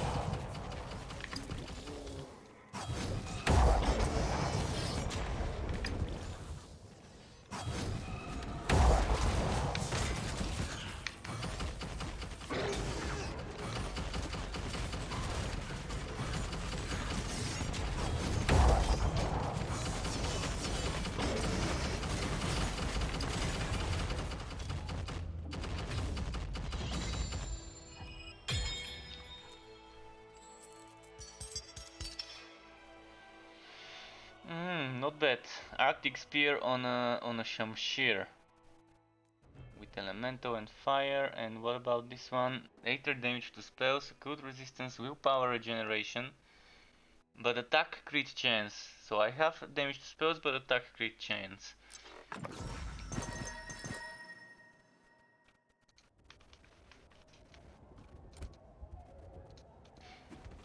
So half an hour more roughly before I'm ready to stop. Look at this, all resistance, all resistance, all resistance. If this had sockets, it would have been amazing.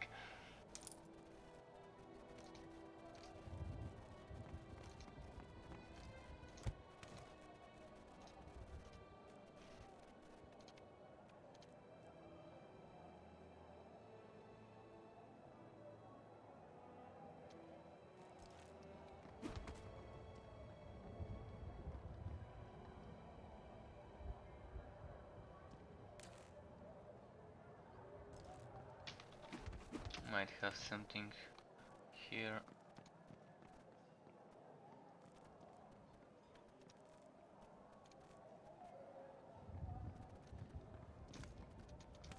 Quickly check this.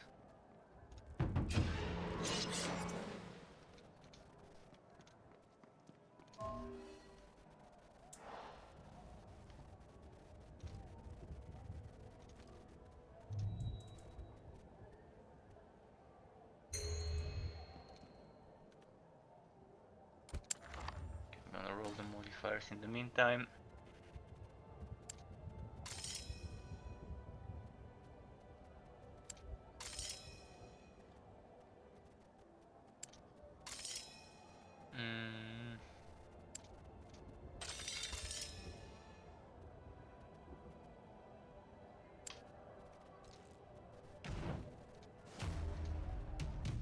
Let's see.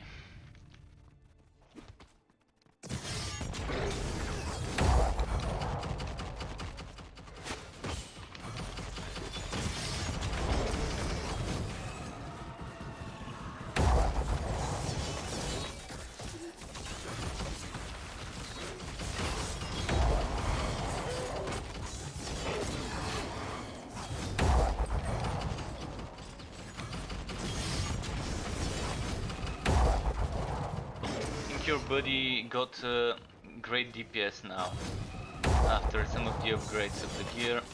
He does seem to be dealing a nice damage now. He's probably dealing 4, 5, 6, 7k hits.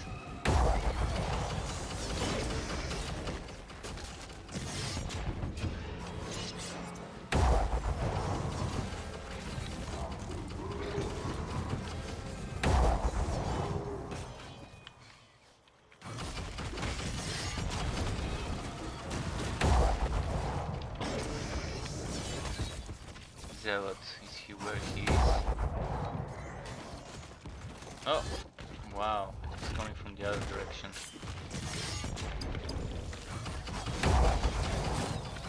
Yes, kicked me out BC I was with and now you tell me that I'm not playing with you anymore. Grinning face.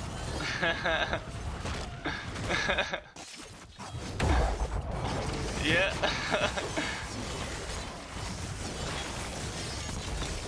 Now it's just me and your buddy. I stole your buddy, man. Your buddy is now my buddy.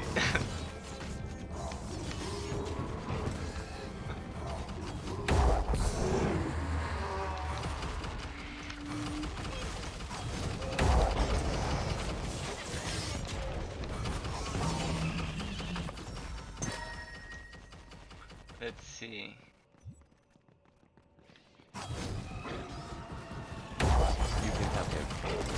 I'm going to play with Riker from now on. Oh, is that Riker? Okay. Oh, I mean, you're going to play with Riker. Okay. Riker is good, man. Riker is amazing. Grinning face, grinning face.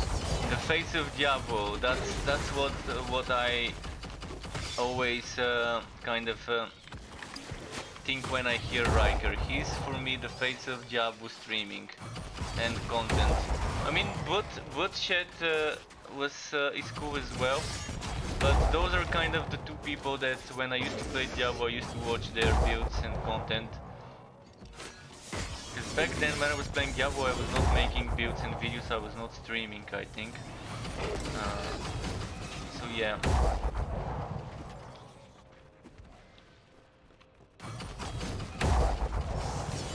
They need to pay him.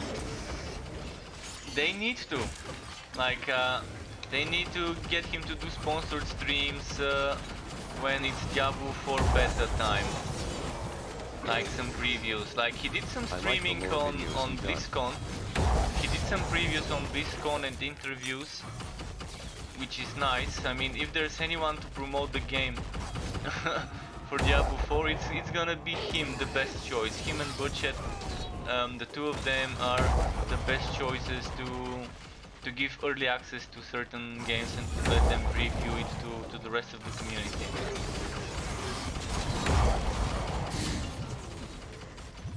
There's some other people, but the top two that I used to watch builds from and that my buddies used to give me links for It's Blizzard builds Activision dash you were going to those do two. the job for us for free.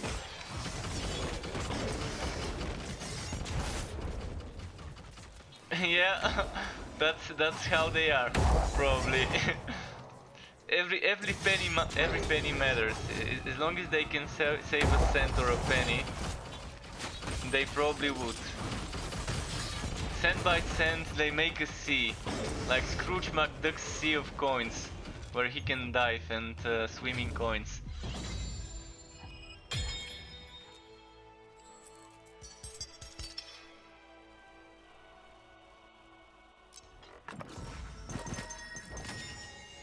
Vulcan Steel Sword. I do have one. Might give this one to your buddy if he needs it. Let's see if it's better than mine. Giving your buddy my have me notes. Okay.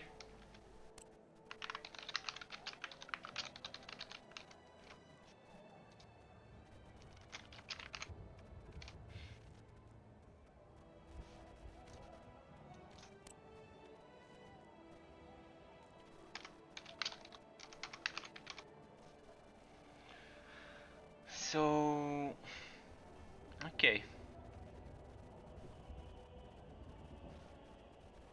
Save me some force shield armors if you got something nice.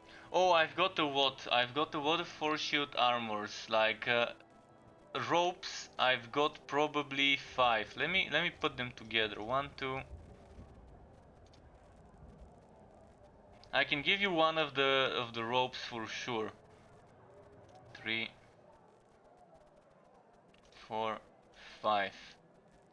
Yeah, as I thought, 5 Grandmaster ropes.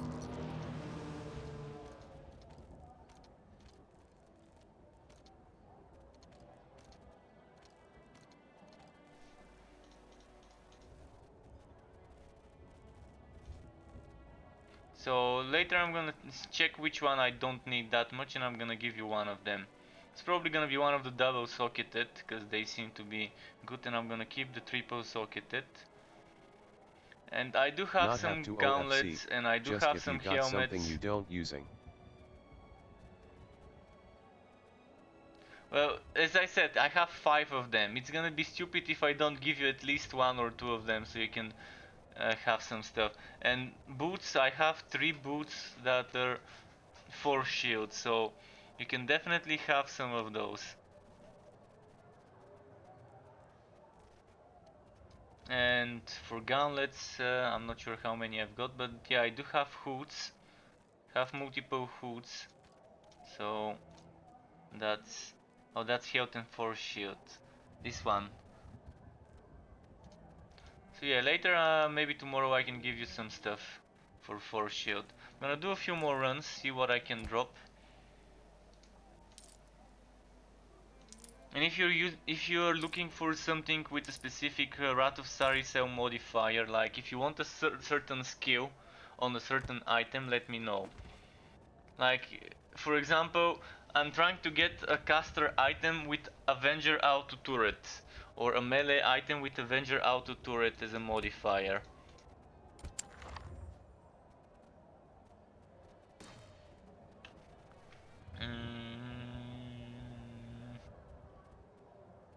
This I and want to work on a force shield male build. force shield melee build, that might be interesting. But yeah, for that, Like not the best attack, but with the enemies can't touch me. well, if you want the enemies to not be able to touch you, you want all resistance, and you want this thing. I'm gonna show you. I'm gonna show you the setup.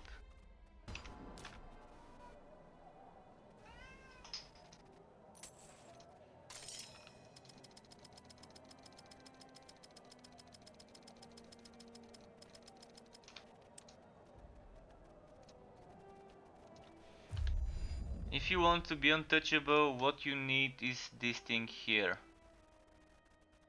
This one.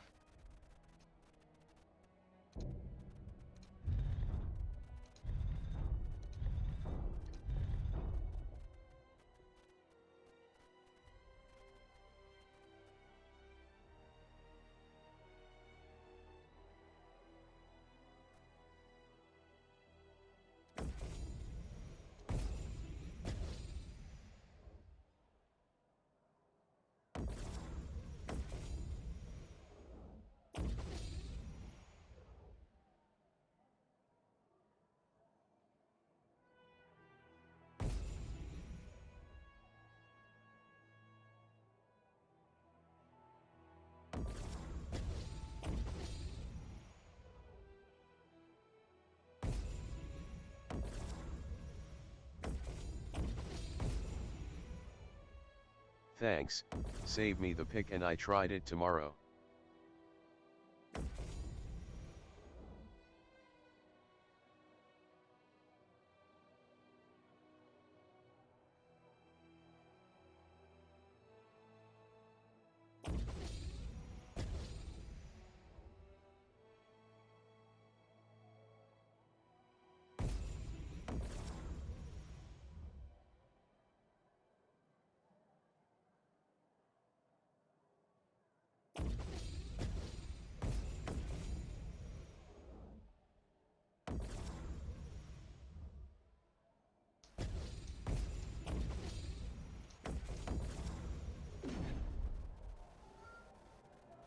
This is not bad, but I'm probably gonna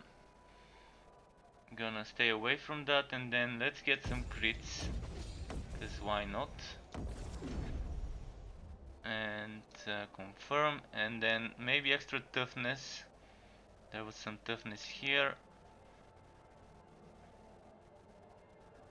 Dodge rolling through enemies is also nice, and here I can get material damage and extra HP, although I'd rather get some more resistances, because you're doing damage based on your physical resistance, and physical resistance is increased by all resistance and by material resistance. So any item with material resistance, physical resistance and all resistance is nice. Toughness also gives you resistances, so it's definitely good thing.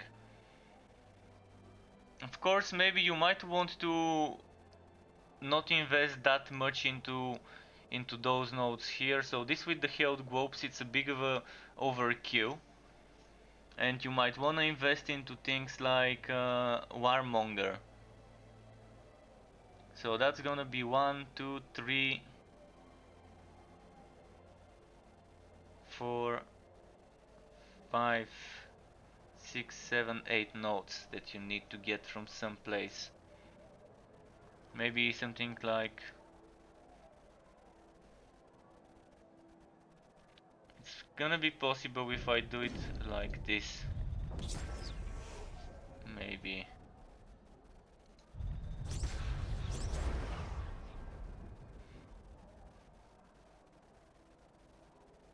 So this is all resistance, this is attack damage and stuff like that. And then It would be nice if they like add a little symbol / logo for the classes. yeah, it would be nice on each tree to have something like that. But yeah, let's just not think Like little about that interface rage update. damage now. I'm gonna think about the rage damage later. For now I'm just gonna do what I was doing, and so I've got to either get some more damage or more survivability. Probably more damage is nice. I'm gonna get extra HP though. Extra HP and maybe even some more HP, or this crit hit damage is also not bad. Attack damage, crit chance, score. HP 20%. 15%. I can get extra block chance.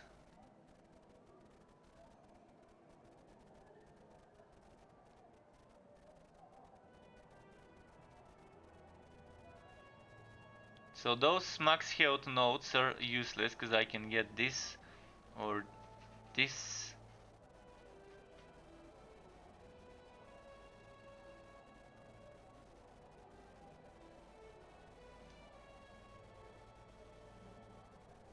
Yeah, let's get some extra health.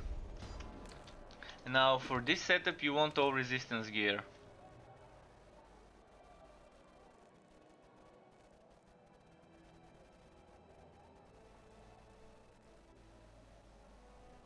So you would want things like this armor.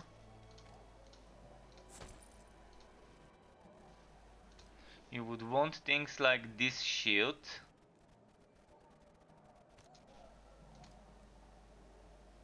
Or alternatively this shield. Both are With nice. the new passives they like going to add more circle. Yeah, for the new passive there's gonna be an extra circle which gives you I think another 12 different professions, 12 different classes. So third circle, you can see kind of a preview of it, an image on some of the latest released articles in the update section for the game on Steam. So you can see some sort of preview. So material resistance, this is nice. We need stuff with material resistance to give us damage. This used to be the strongest setup long ago in the summer. So material damage, and I need material resistance. 46 all resistance on this item. This one is cooldown reduction, material resistance, all resistance, pretty nice. Material resistance, pretty nice. So let's equip, okay, let's equip this like that. Fuck, like this, like this, like this.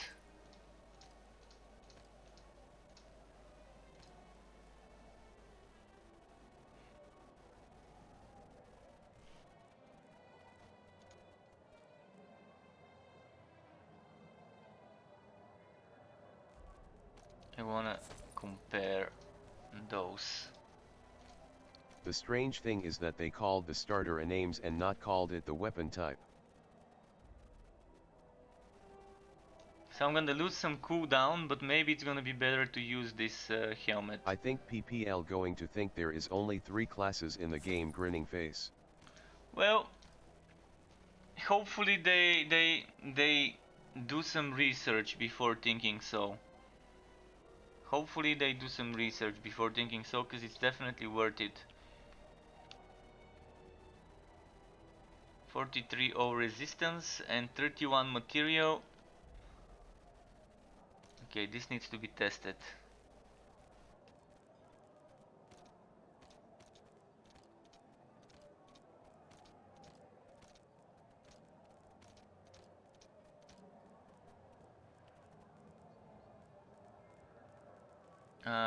Where did this go?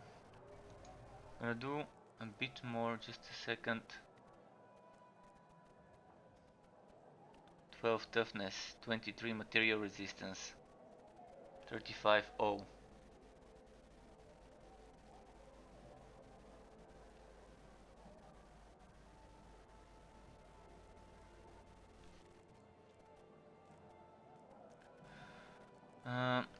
So what's missing now? Legs. But those legs I've got are pretty solid.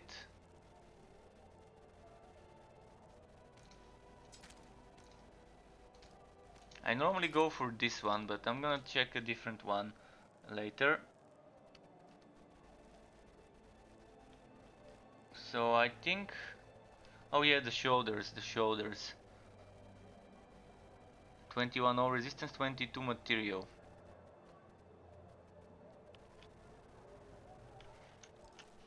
So what we do now is, I'm gonna quickly check this damage and this resistance here. Physical.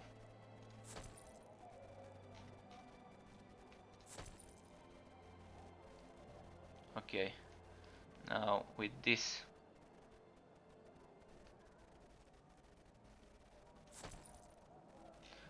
Physical resistance 2.6 thousand.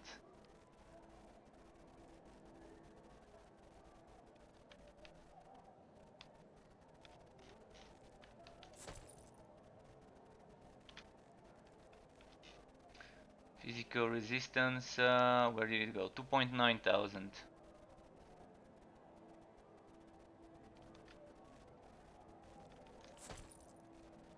2.8. 2.6.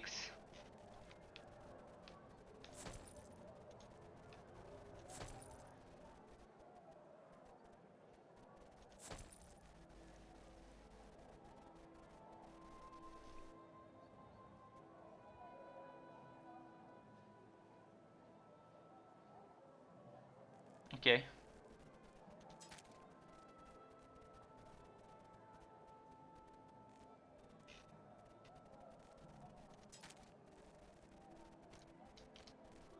So normally the way I like playing this one is without the turret, of course. And I Okay, try to going to the get tracker bathroom to make a speech. child and then I'll do some split research to see if it's worth a lifetime sub.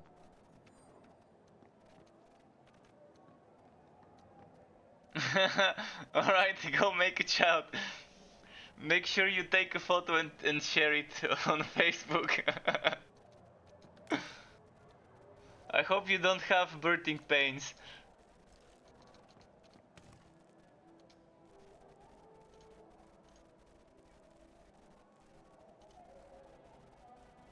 Labor pains, I mean. Yeah, that was the official term. So I'm gonna keep this gear here. Let's quickly do this. Let's go and test it first on a depth. I want to test the damage, and then I'm gonna do another map on harder difficulty. I'm going to save it and share it on your Discord. Save One it for and each share room. it on the Discord under some of the spamming what's it called channels.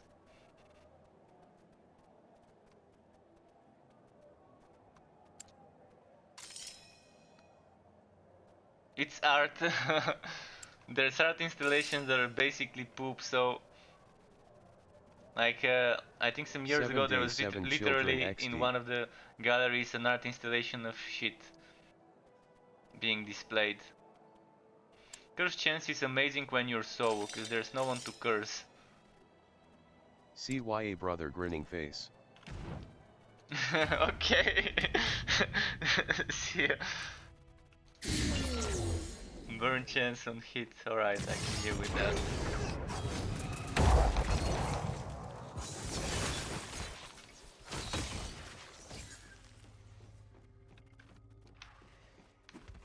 So it's not gonna be epic damage build, but... Oh wait, I'm missing Bulwark of Dawn.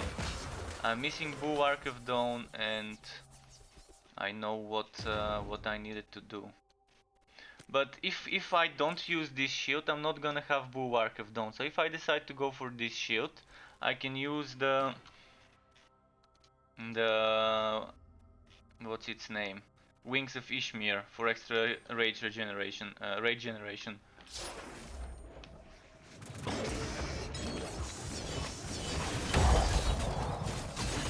Again, this glitch.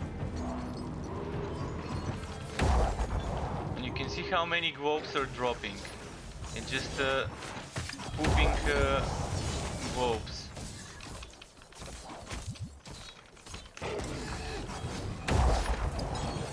But the damage is low. But look at that, 5000 HP. Ah, fuck. Fell through the ground. Now I'm gonna have to return. Thankfully it was in the start. This glitch with the falling through the ground started happening in solo as well. I didn't see it before on solo. Now it's happening in solo too.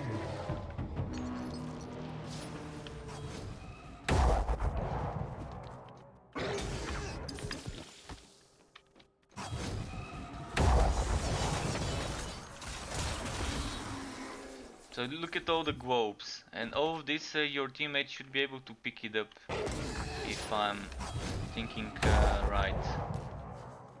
I actually didn't check my modifiers, maybe I don't have the best modifiers. Because on the Bulwark of Dawn you want certain modifiers. Sacred damage, you want all resistances.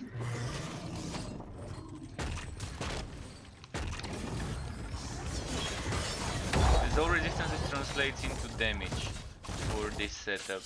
It's not the strongest, but it is quite beefy. Fuck, fell through the ground again. The game is trolling me. It's like it deliberately wants to slow my run, and I already kind of got like just a few more minutes left before stopping the stream.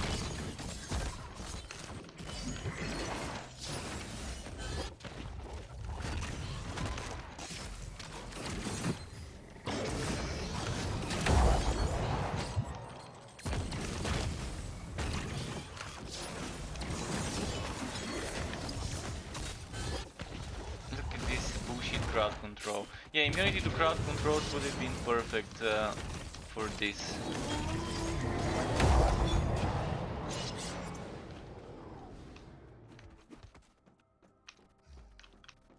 But if you want the unkillable setup, that's probably pretty close to it.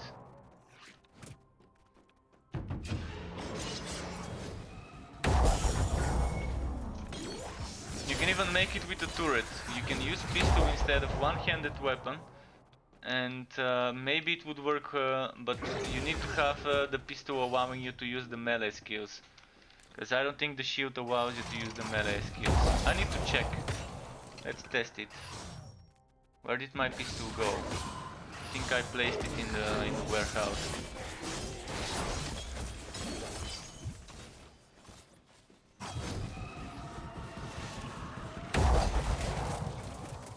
I'm gonna try and speedrun this. Just run past them.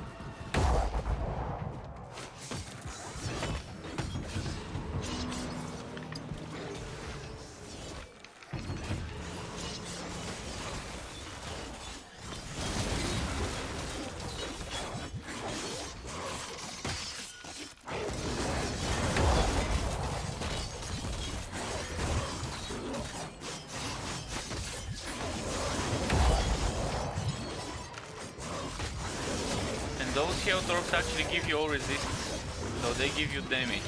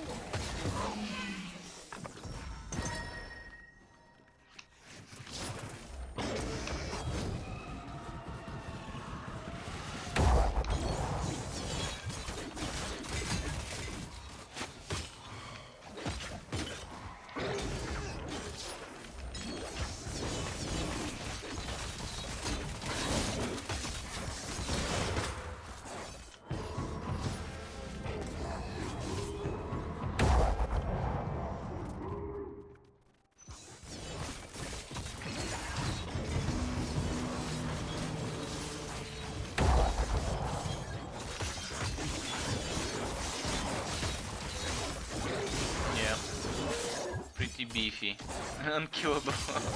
But that's on this difficulty. Of course, if I try to go and push with this, it's gonna take a while because the damage would take ages to kill enemies.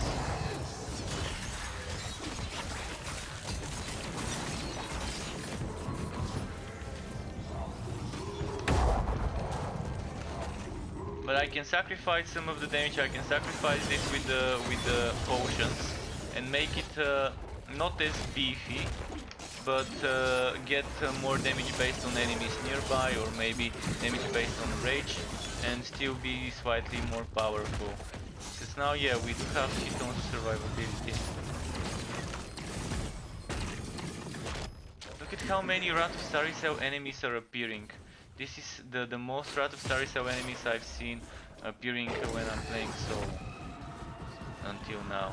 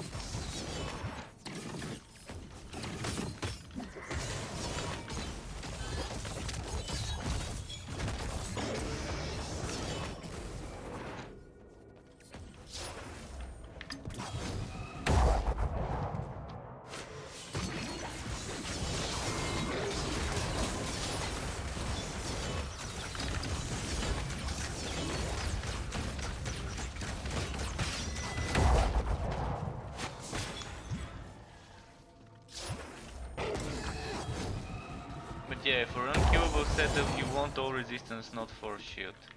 Because with that at least you can get damage based on your survivabilities.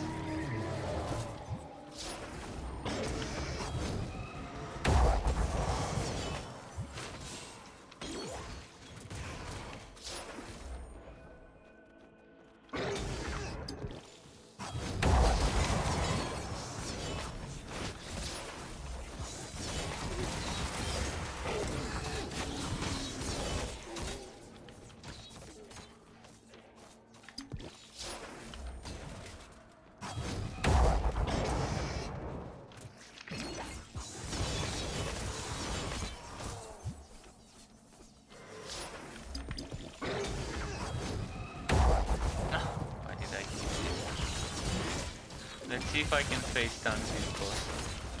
Yeah, pretty much.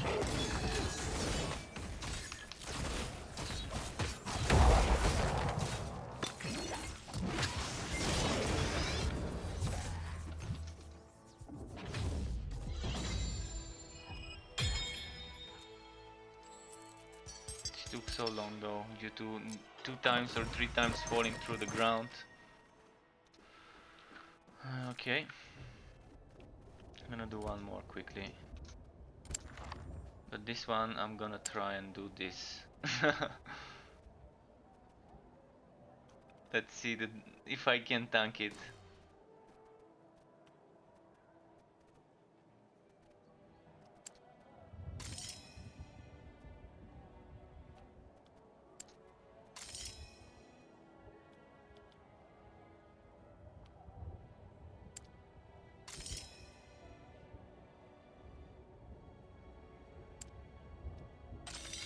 I think this would be fine.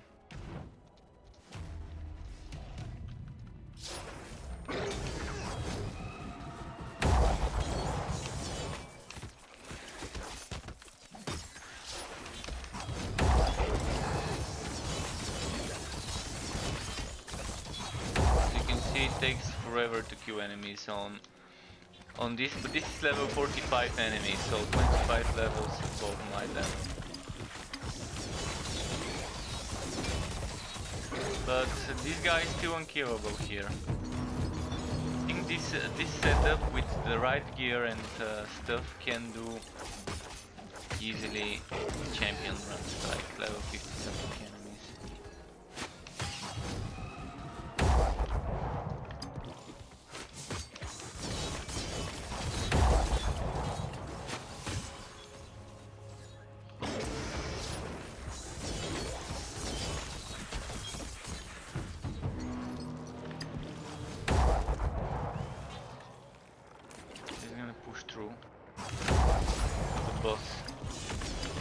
Oh wow, that's a lot of damage. Well, one dead.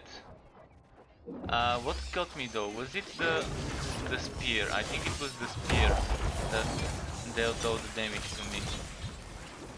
It must have been the spear. Because I ignored it and then it stacked up multiple spears at once.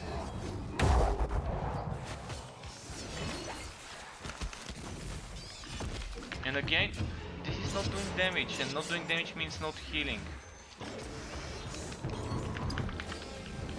So yeah, 25 levels above me, definitely a bit early for me to be trying it without better items.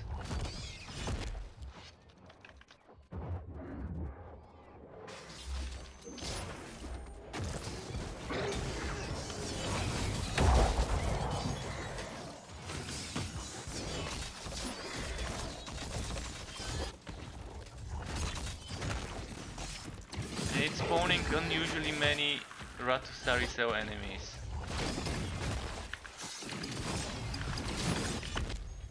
Okay, let's try again. Hope I get a forest map.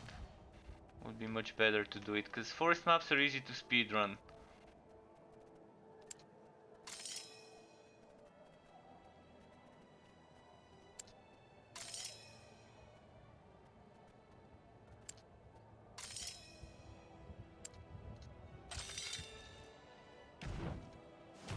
Try again.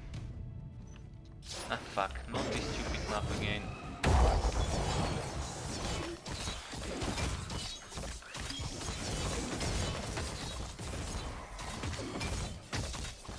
Should have taken the dodging through enemies skill, would have helped greatly.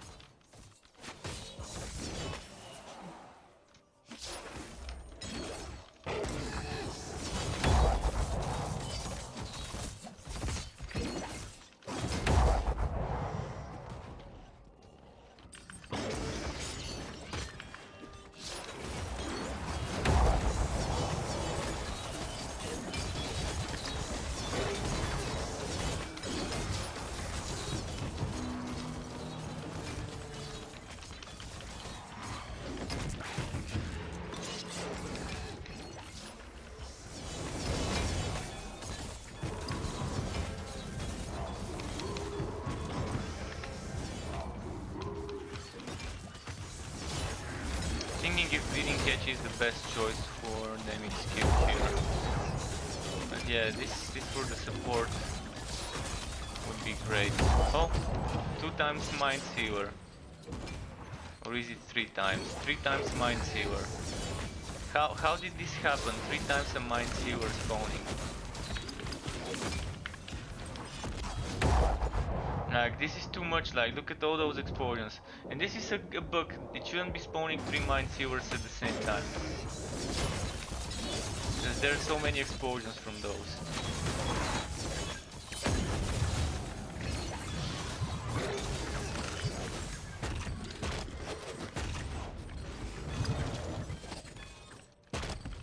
So I'm gonna get stunwalked now. 1 Mind Sealer after the other.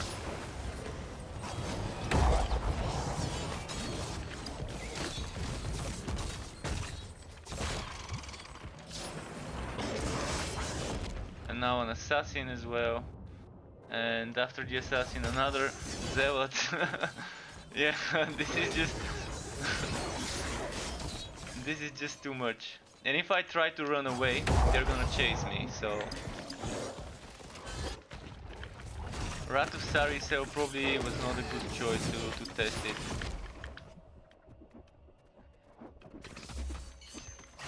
But for pushing regular stuff, let's return to the map. I'm gonna just make a regular map and I'm gonna end after the first boss. Come on, kill me. Okay, finally. So I'm just gonna do a regular one. And it's gonna be much easier to handle. And it's a forest, even better.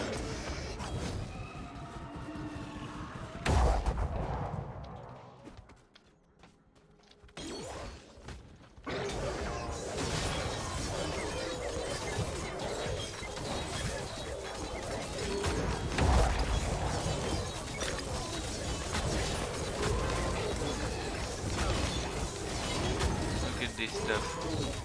Look at this goodness. So yeah, when it's not Wrath of Saricel, it's pretty easy to handle this, because the Wrath of Saricel enemies are definitely a challenge.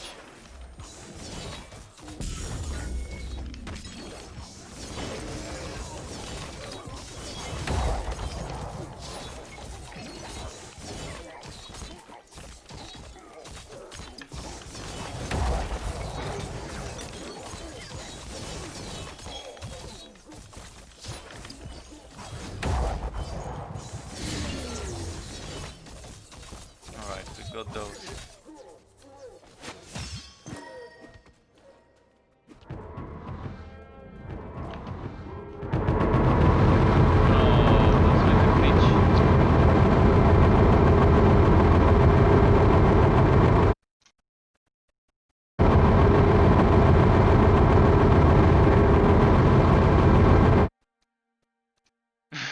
Fucking hell, man. So it's giving me Wrath of Saricel notifications in a non-Wrath of Saricel map. Perfect. So now I'm gonna have to play without the sound effects, which is annoying, but I wanna finish the map, so finishing the map would require me to play it without sound effects. Cause it's ear rape, literal ear rape. Well, not literal, but kinda close to it. So look, there's still some sounds that are not counted as sound effects from the menu. This explosion. This is me finding bugs in games. It's like I'm a bug magnet. I'm telling you guys, I'm a bug magnet. If I play a game, you can count on me figuring out some bugs within a few hours of me starting to play it.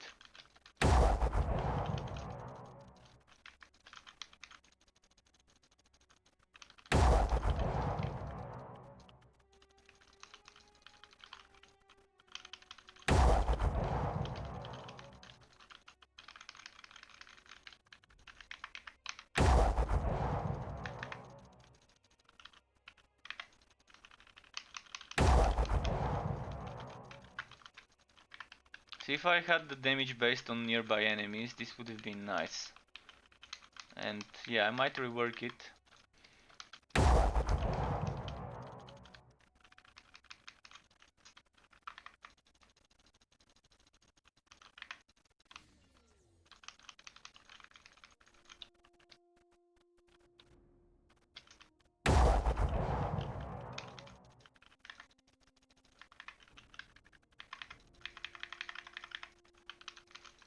Okay, let's see.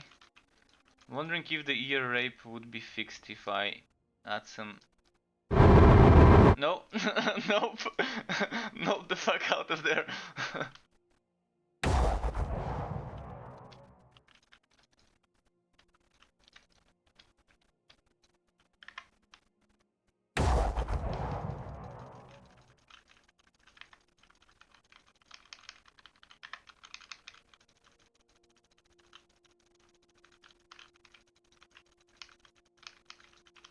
So, yeah.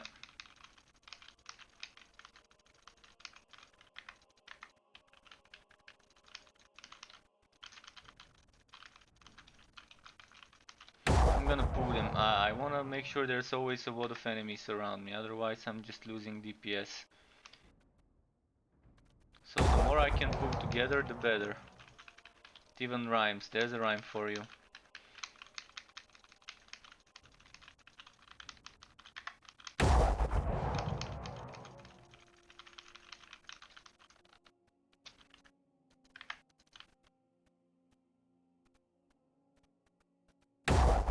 Okay, I think that's a lot of them. Let's group them up nicely here. Like this. Pull them. And spam.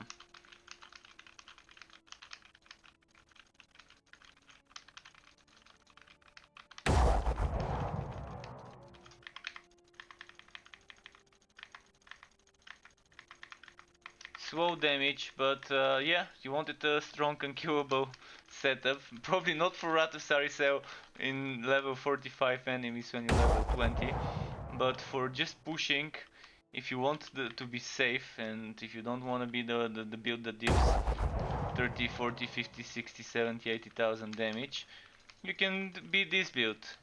It deals 2, 3, 4,000 damage max when min-maxed, when I remove some of the survivability. Currently you can see I don't even reach the 2000, but with better items I probably would.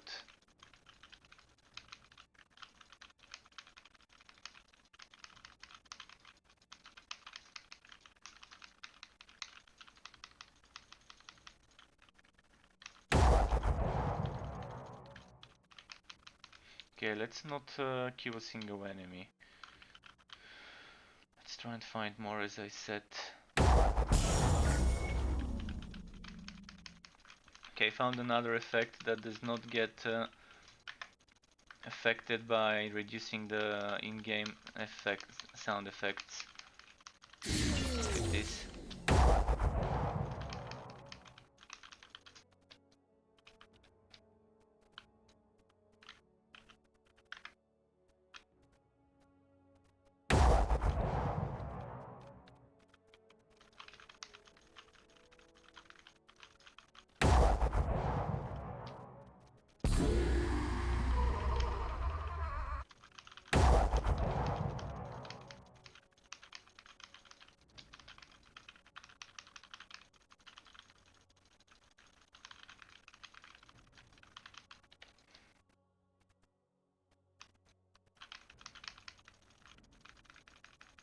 What else is left from the chest enemies? Okay, we got the chest enemies.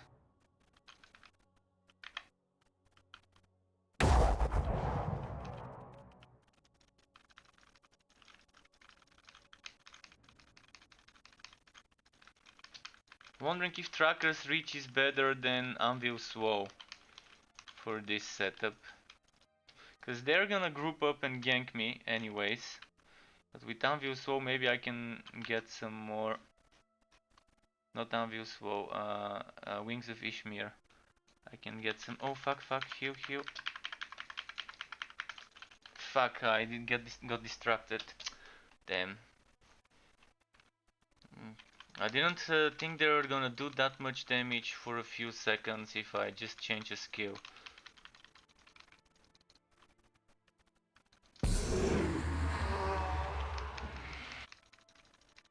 But yeah, when they're sadists, they do a lot of damage if I don't stack up my resistances.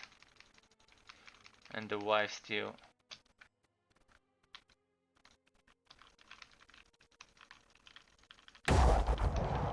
Pretty close to unlocking the boss fight, so just a bit more.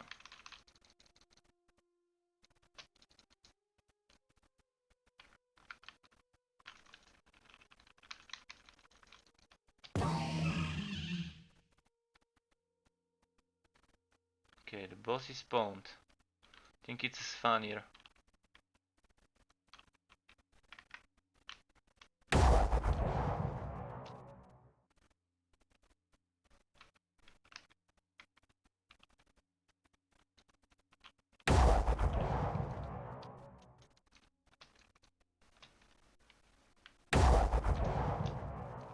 What? Oh yeah, some rocks.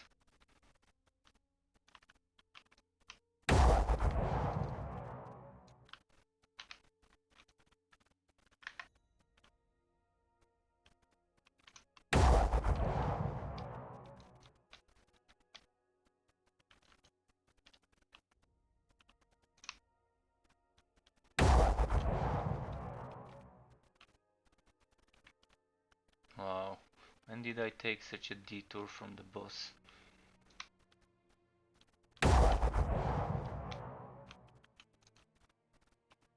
There's gonna be a lot of enemies during the boss fight. Wonder if I'm gonna die for it. Oh, and it's this boss. That's gonna be a tough one, cause it's Devourer together with this machine gun guy.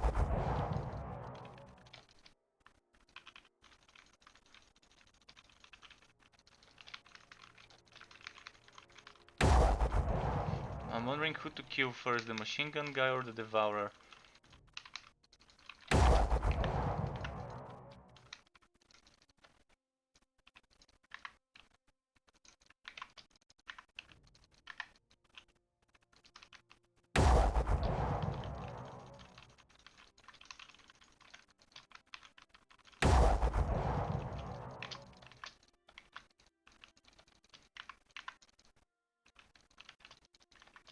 Survive, survive, survive.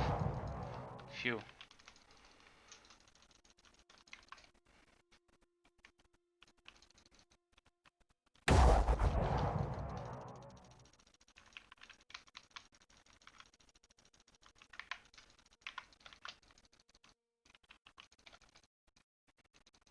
Yeah, that's gonna take forever to kill.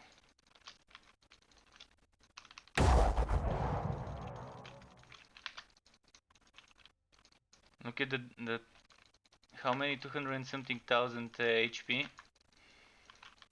It's two of them. Yeah. Look at him spamming his waves. That shouldn't be happening. Bosses should have cooldowns on certain abilities. They shouldn't be spamming one ability right next to the same one. Like back to back.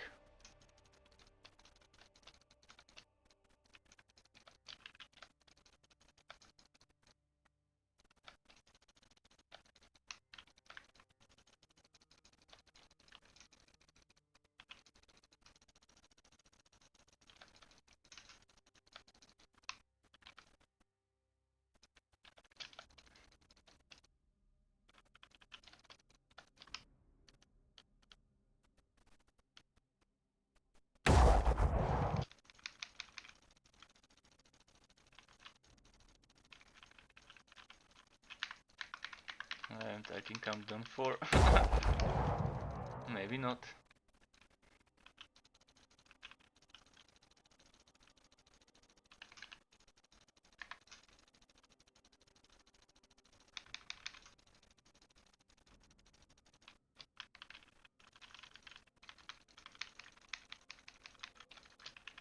Why is... yeah, this glitch still happens. Come on, it's already 1 AM. I should have stopped streaming. I want to finish this map. I've already started it. So I should be able to finish it.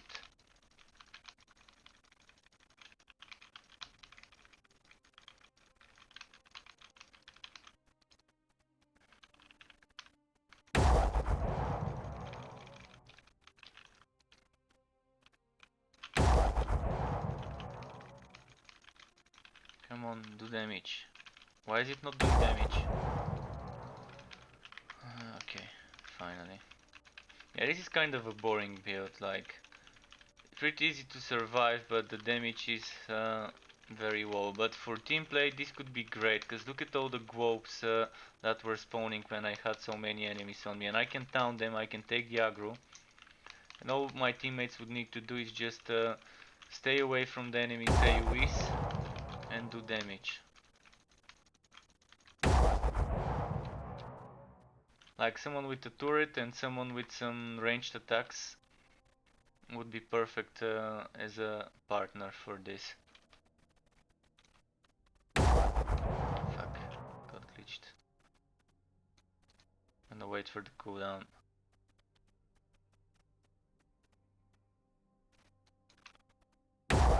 Why? Why do you hit the fucking air? Stupid skill. I wanted to not stop and just reach an enemy and hit it like this. So did they heal up? Yeah, they did.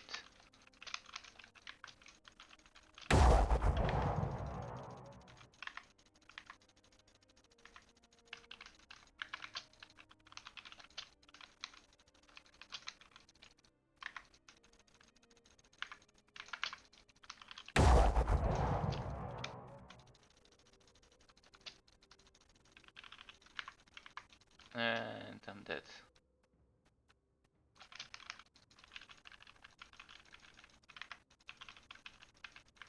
I think I got a very bad combo of bosses. Maybe a different combo of bosses would have been a bit easier to deal with. It's the most damage that I could get on me. Well, at least you saw the build can do level 45 content and survive easily from bunches of enemies, but the damage is so bad. But on Adept, it's kind of breezing through them. So for farming on Adept, you don't even need min-max gear. You can do stuff like this without problem. Let's see if the game effects are glitched again. Okay, the game effects are fixed. But yeah, I'm gonna have to end it. One last group of enemies and then I'm gonna have to quit because it's 1 in the morning here. Already a bit later than I normally stream for.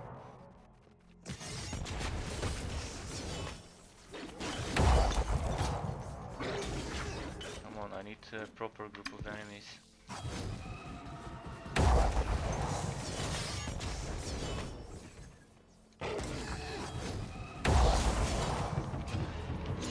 Again, this glitch right after shield charge, the first skill you use doesn't do damage unless you've moved.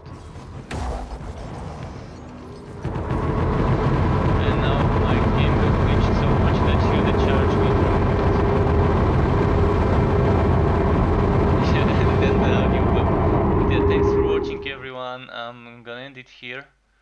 Keep it cool and until next time, and I really hope they fix those bugs that I've just encountered today. Goodbye.